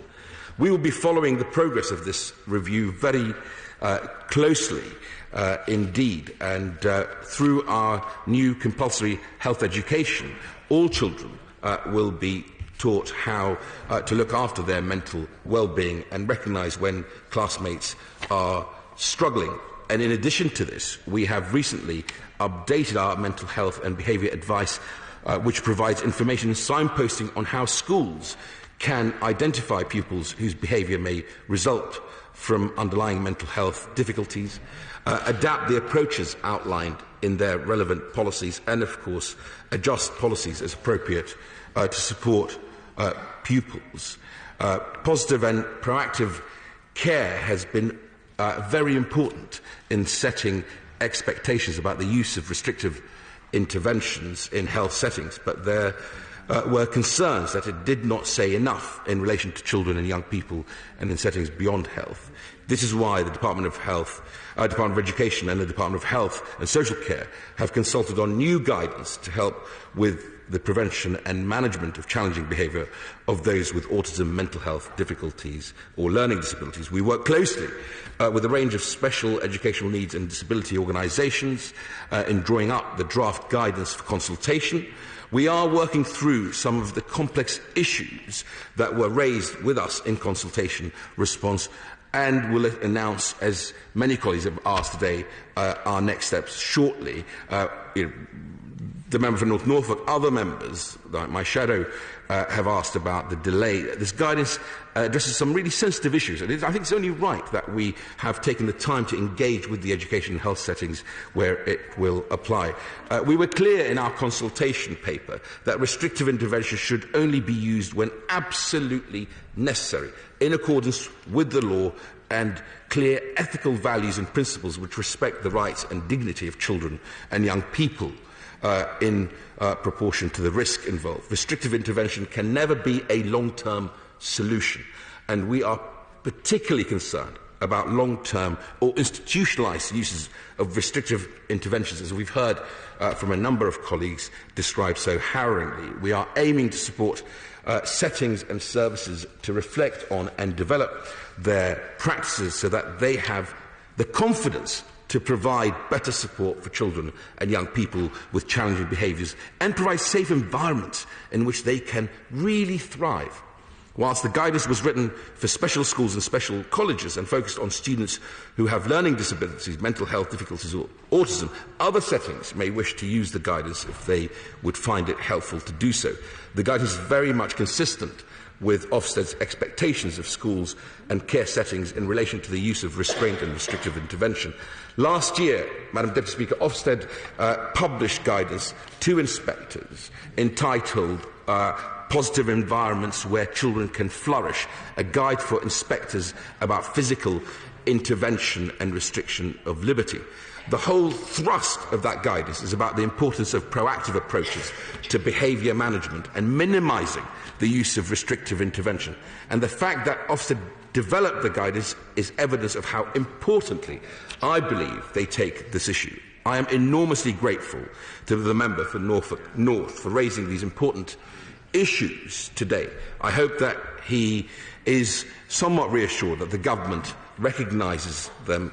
In making our final decisions over the guidance, we will take into account the points made in this debate today, and I am grateful for the contribution made by many colleagues. We have a real opportunity, Madam Deputy Speaker, to make a difference to the lives of some of our most vulnerable children and young people and those who work with them, and it is crucial that we get this right. Thank you very much indeed. Norman Lamb. Thank you very much indeed, Madam Deputy Speaker. I'd like to thank all honourable members who've contributed to this debate with some very powerful contributions, and the personal testimony from the honourable member for Berwick-upon-Tweed. Very telling, actually, because the wonderful news is that her son is at university, and the Minister should note that, because not only through early intervention and through positive behaviour support being embedded in the entire system do you give people the chance of a good life, but the state will save a fortune if you actually do it. And that's why it's so important to do it. Madam Deputy Speaker, we need that guidance. It needs to have teeth. It needs to be backed by proper accredited training. It needs to be backed also by the recording and reporting mandatory across the system. And the government needs to get on with it now, because we have to end the scandal of children not being protected from abuse in the way that adults already are, and those in health settings. It is unacceptable that children in residential schools and in other settings are not protected. And the guidance, as the Shadow Minister said, has to be comprehensive. There is no justification for leaving out some settings, such as mainstream schools. It should apply to everyone, Madam Deputy Speaker. Thank you. The question is, as on the order paper, as many as that opinion say aye. Aye. Of the contrary, no. The ayes have it. The ayes have it. Point of order, Dame Cheryl Gillen. Thank you very much, Madam Deputy Speaker. I seek your guidance on a point of order because this afternoon Buckinghamshire County Council passed a unanimous motion asking for HS2 to be paused until the notice to proceed, which has already been delayed to the back end of this year, has been approved. This is a really significant request, unanimously passed by Buckinghamshire County councillors, because such notice cannot be given until the management capability, the affordability of the contracts and the robustness of the already discredited business case has been proved. My county and my constituency is suffering daily disruption, catastrophic environmental damage, and we have not even seen the detailed design of this project. There are continuing complaints about the poor communication by HS2. And the urgency of this matter, Madam Deputy Speaker, is that there is news that machinery has already arrived in the county to start destroying a very large number of mature oak trees. Now, I want to know whether you've had any notice from the Secretary of State for Transport that he will make an urgent statement justifying this environmental vandalism, and whether there are any opportunities when there are such serious doubts about this project for this project to be halted. What powers do we have in this House to bring about that halting or pausing of the project? Well, I thank the Right Honourable Lady for her point of order, and as she knows, the point that she has raised is not a matter which I can address from the Chair, except insofar as to say to the Right Honourable Lady that I have not had any indication that the Secretary of State for Transport or any other minister wishes to come to the Chamber today to address the issue. But, of course, the Honourable Lady is, the Right Honourable Lady is very well aware that there are certain mechanisms which she can utilise in order to attempt to bring the Secretary of State or one of his ministers to the dispatch box at the earliest possible moment to answer the questions which she has put. And, of course, the whole House notes once again the Right Honourable Lady's extreme diligence and perseverance in dealing with this very important matter on behalf of her constituents. Further to that point of order, Dame Cheryl Gillan. Madam Deputy Speaker, thank you very much for your guidance from the Chair. Would it be possible for the message to go out from this House today and from the Chair itself that there is a request for the Secretary of State to come to this House at the earliest opportunity, which I believe will be Monday, to explain why this environmental vandalism is continuing in our county before any notice to proceed for HS2 has actually been given?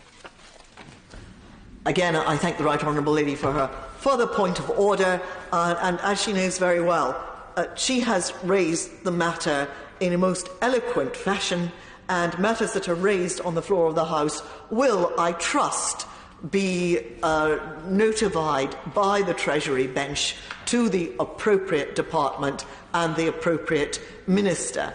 As to the powers that are available to ministers in the respect that the Right Honourable Lady asks, I cannot give her a direct answer, but of course I will say to the Right Honourable Lady that I would not be at all surprised to find that on Monday, the next time the House sits, that the Right Honourable Lady and perhaps some of her local colleagues might submit an urgent question for the consideration of Mr. Speaker. We now come to motion number 2 on the adjournment for May Day. Minister to move. I beg to move. The question is, as on the order paper, as many as that opinion say aye. Aye. Of the contrary, no. The ayes have it. The ayes have it. We now come to motion number 3 on sittings in Westminster Hall on the 7th of May. Minister to move. I beg to move. The question is, as on the order paper, as many as that opinion say aye. Aye. Of the contrary, no. The ayes have it. The ayes have it. I beg to move that this House do now adjourn. The question is that this House do now adjourn. Sir Paul Beresford. Thank you, Madam Deputy Speaker. I also thank the Minister, who will be here as the last man standing. It's an awful position. I used to have it as well.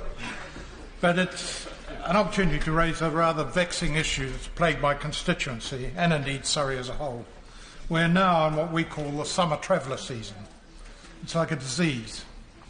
Mole Valley constituency consists of Mole Valley District Council, south of the M25, the eastern wards of Guildford Council as well. It's close to London, it's close to Epsom Downs, so it's attractive to travellers from afar, and many of those come with a distinct Irish accent. We've got two distinct different types of traveller problems. First one is those who suddenly appear, squat on a site, and secondly, those who squat on a site that they say they own or have access to, and then proceed to openly defy planning regulations.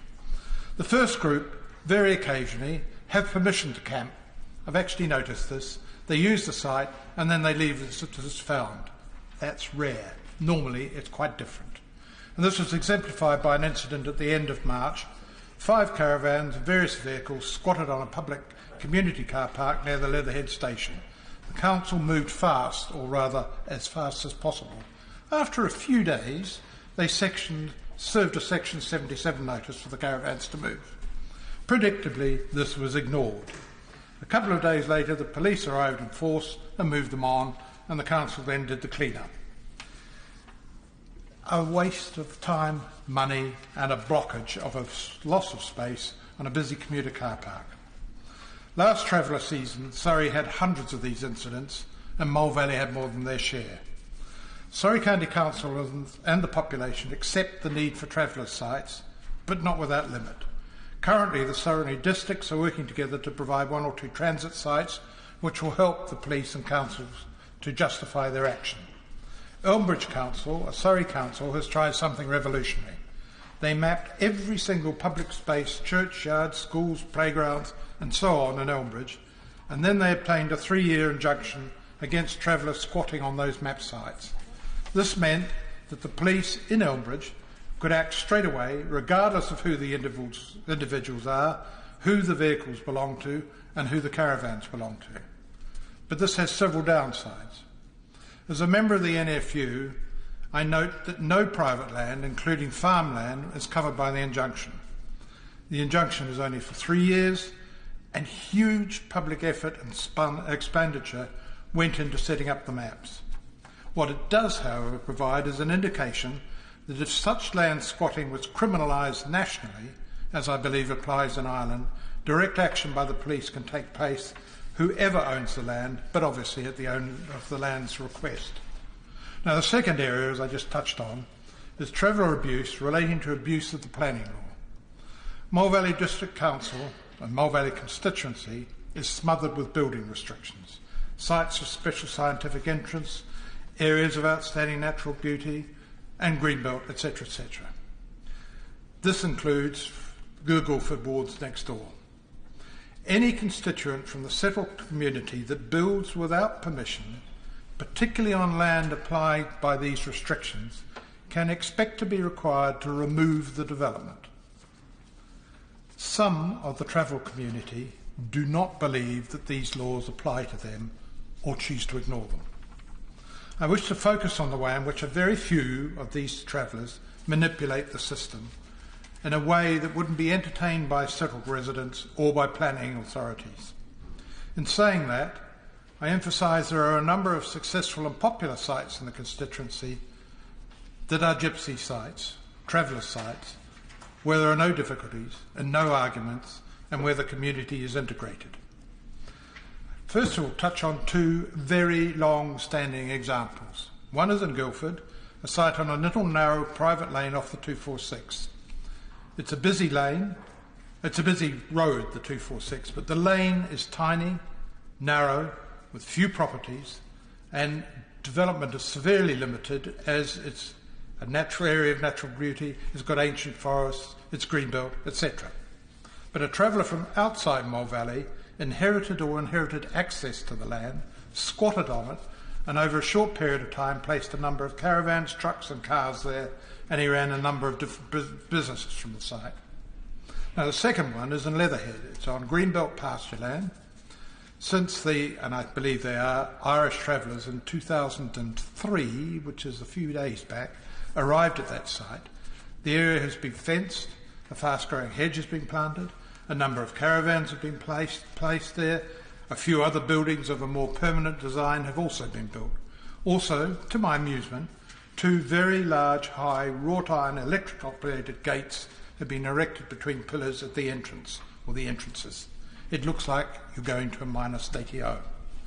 On both sites, it is apparently the norm that all injunctions have been ignored, numerous applications have been made, rejected, appealed, local relations with the community are fractious, with numerous threats to the community members. As I've said, 2003, so it's been going on for years without success to ensure that the planning laws respected by the settled community are ignored or dodged by devious legal means by the people that have squatted there. A third case commenced this Easter weekend in Capel. By chance, I drove past and came across it. A group of probably Irish travellers going by the accent, with 2 or 3 small caravans squatted on a 2-acre field. They claim they own the land, which may or may not be true. The land is accessed by a narrow, agreed access over another person's land. The squatters brought in a small digger, widened the access way, wooden fenced the widened way without the landowner's agreement. This morning I observed the fence has been taken down now, while access has been further enlarged and re-fenced to allow bigger vehicles, such as horse-carrying vehicles and bigger caravans through. The standing passage right-of-way for the field that these individuals are on specifically bans caravans. The individuals then brought in a large number of lorry loads of hardcore. This was laid and spread by a fairly large JCB digger. The wooden buildings were knocked down to make space for what I understand are going to be new buildings, including stables. A local neighbour who I was talking to was threatened by the individuals over the water supply, and this, I understand, has been accessed probably without the water company agreement. Moreover, other neighbours have been threatened and told not to interfere or suffer fierce retaliation. The local council is seeking legal advice pending approaching the courts. The travellers have put in the usual foot-in-the-door planning application for caravan stables for a horse business. This probably means that the council can't act on any injunction until the application is heard, presumably reviewed, refused, then appealed, and it will probably be followed by a further sequence of applications, appeals, and in about 20 years' time, these people will have continued to breed there, raise their horses, increase the whole site, or at least the vehicles on this site, with numerous caravans and more businesses. The behaviour is along the lines of what I've seen of the mafia in Sicily. Why would these people act in this way, one might ask? And the answer, of course, is because they can, and nobody, including the courts and the police or the local authorities, seem capable of stopping them. The Minister and his department have been running a review for months, now running into years. It's time for a speedy and a very tough response. First, in the case of squatting on possibly owned land and ignoring planning applications, I would like the government to change the legislation to enable local planning authority officers to place an immediate stop, or even a minor development, with heavy fines, ultimately jail for failure to comply, to returning to land to that it was before. Leave it to the travellers rather than the local authorities to go to court if they wish to oppose the stop notice. For travellers who squat on other people's land without permission means that they should be criminalised or make the offence a criminal offence. This is the way it's done in Ireland, and it does seem to work, enabling the police to take direct and immediate action. Next, would the Minister look at tightening up on the legal definition of travellers? It's too loose at the moment, and one thing that those that squat do not do is travel. Related to this is the extraordinary requirement that the claim they need to live in caravans, which overcomes the normal and understandable offer of bricks and mortar accommodation. This is particularly relevant when children and infants would, by normal standards, be accommodated in a better and healthy environment in a normal dwelling. I have a number of other suggestions, but I'll test just one more. I'll ask the Minister to enlarge on the definition of repetitive similar applications so that these can be accumulated in such a way as to be rejected at a stroke. Madam Deputy Speaker, there is a belief amongst many of the settled community who brush up against these individuals, and that's a polite way of putting the contact, that these travellers ignore the normal law-abiding activity because the law is weak and is ineffective. My experience supports that feeling. Change is overdue by years, and if there is change coming, a vain request because of the Easter events, could any change be made retrospective to the day before last Easter? Over to you, Minister. Minister Rishi Sunak. Thank you, Madam Deputy Speaker. Could I start by congratulating my honourable friend for securing this important debate? And reading through the materials in order to prepare for this evening, I could see very clearly my honourable friend's long-standing commitment to standing up for his constituents on, as he described it, this vexing issue. And it was also clear that he has consistently pushed the government to support his residents, and I commend him for that. I am also pleased to tell him, Madam Deputy Speaker, that this government does indeed take the issue of unauthorised encampments extremely seriously. Both my right honourable friend, the Secretary of State, and my honourable friend, the Housing and Planning Minister, have listened extensively to the views of those in this House on this highly sensitive and important issue, and recognise these strong feelings and concerns that have been raised by many members. As my honourable friend from Mole Valley has articulated powerfully about his own constituents, many other honourable members have also highlighted the sense of unease and intimidation that residents feel when an unauthorised encampment occurs, the frustration at not being able to access amenities and premises, and the waste and the cost that is left once an unauthorised encampment has moved on. The government was also troubled to hear about the widespread perception that the rule of law does not apply to those who choose a nomadic lifestyle, and that the sense of available enforcement powers did not protect settled communities properly. All points that my honourable friend has made many occasions previously. And so the government sought evidence on this issue through a formal and substantive consultation. Our powers for dealing with unauthorised development and encampments consultation received over 2,000 responses, and I'm pleased to say that the government published our response just a couple of months ago.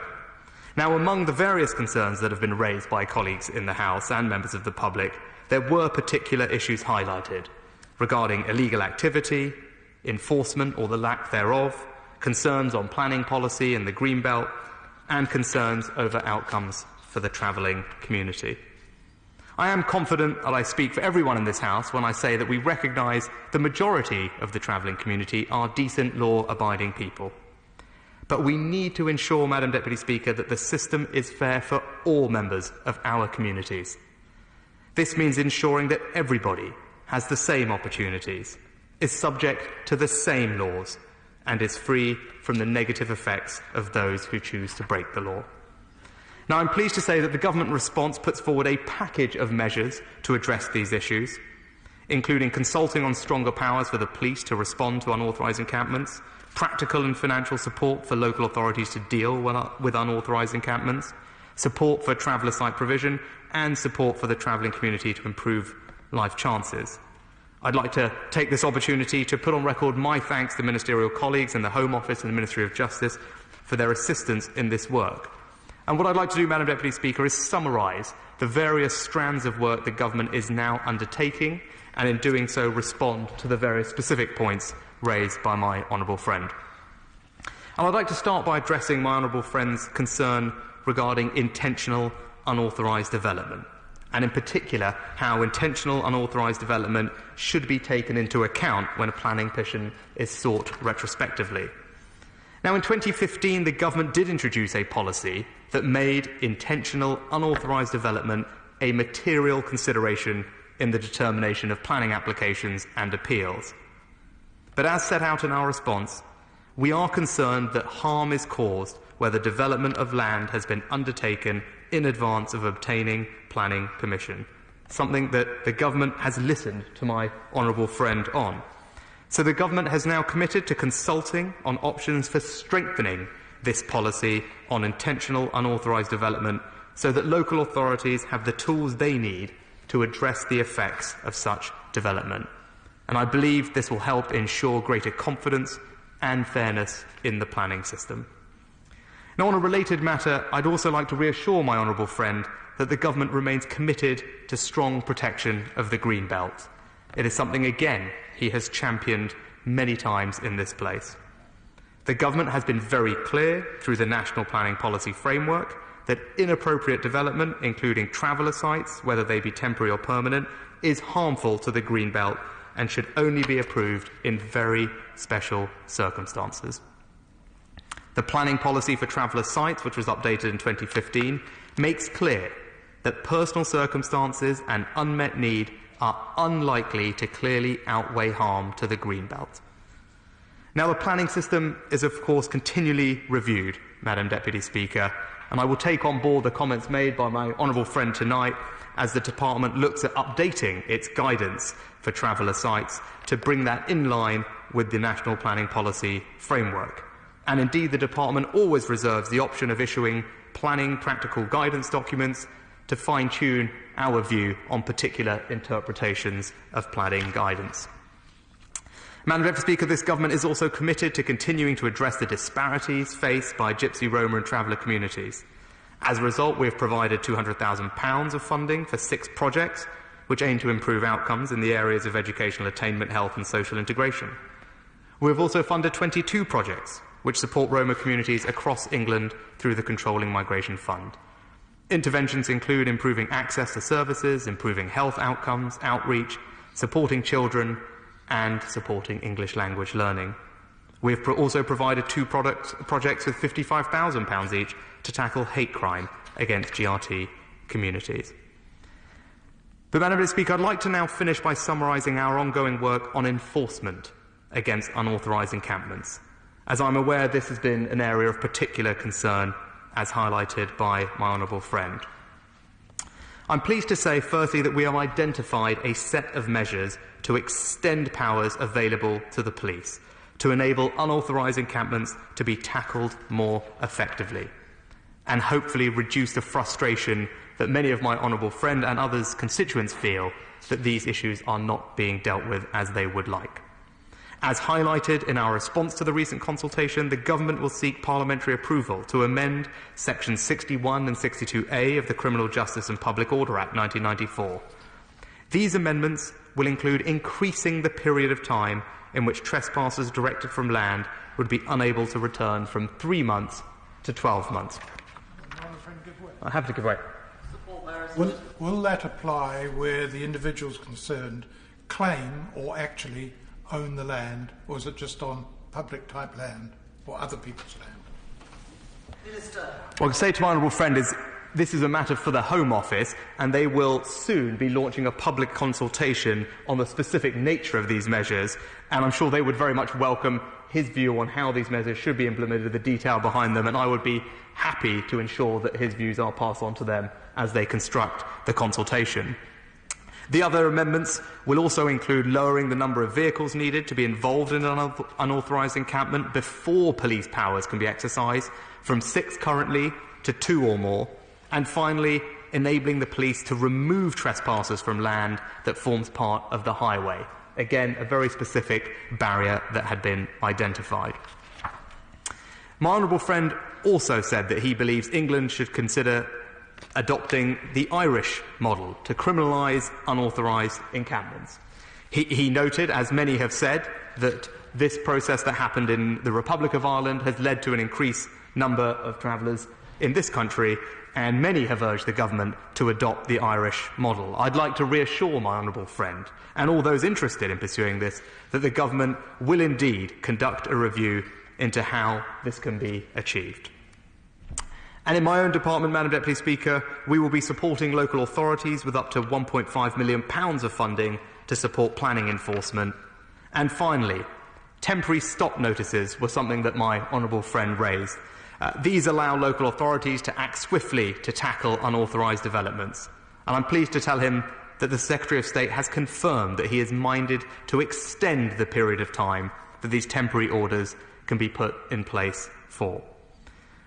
And finally, I'm pleased to tell my honourable friend that the Secretary of State is very much looking forward to sitting down with him to discuss these issues in more detail, and particularly ensure that we can learn from the experience of his constituents as we look to improve measures to tackle this greatly vexing issue.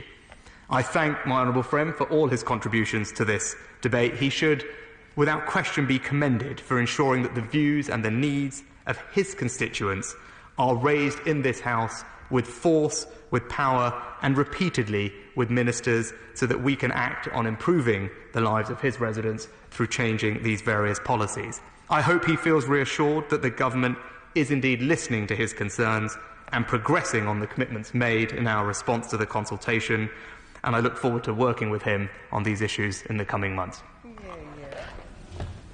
Thank you.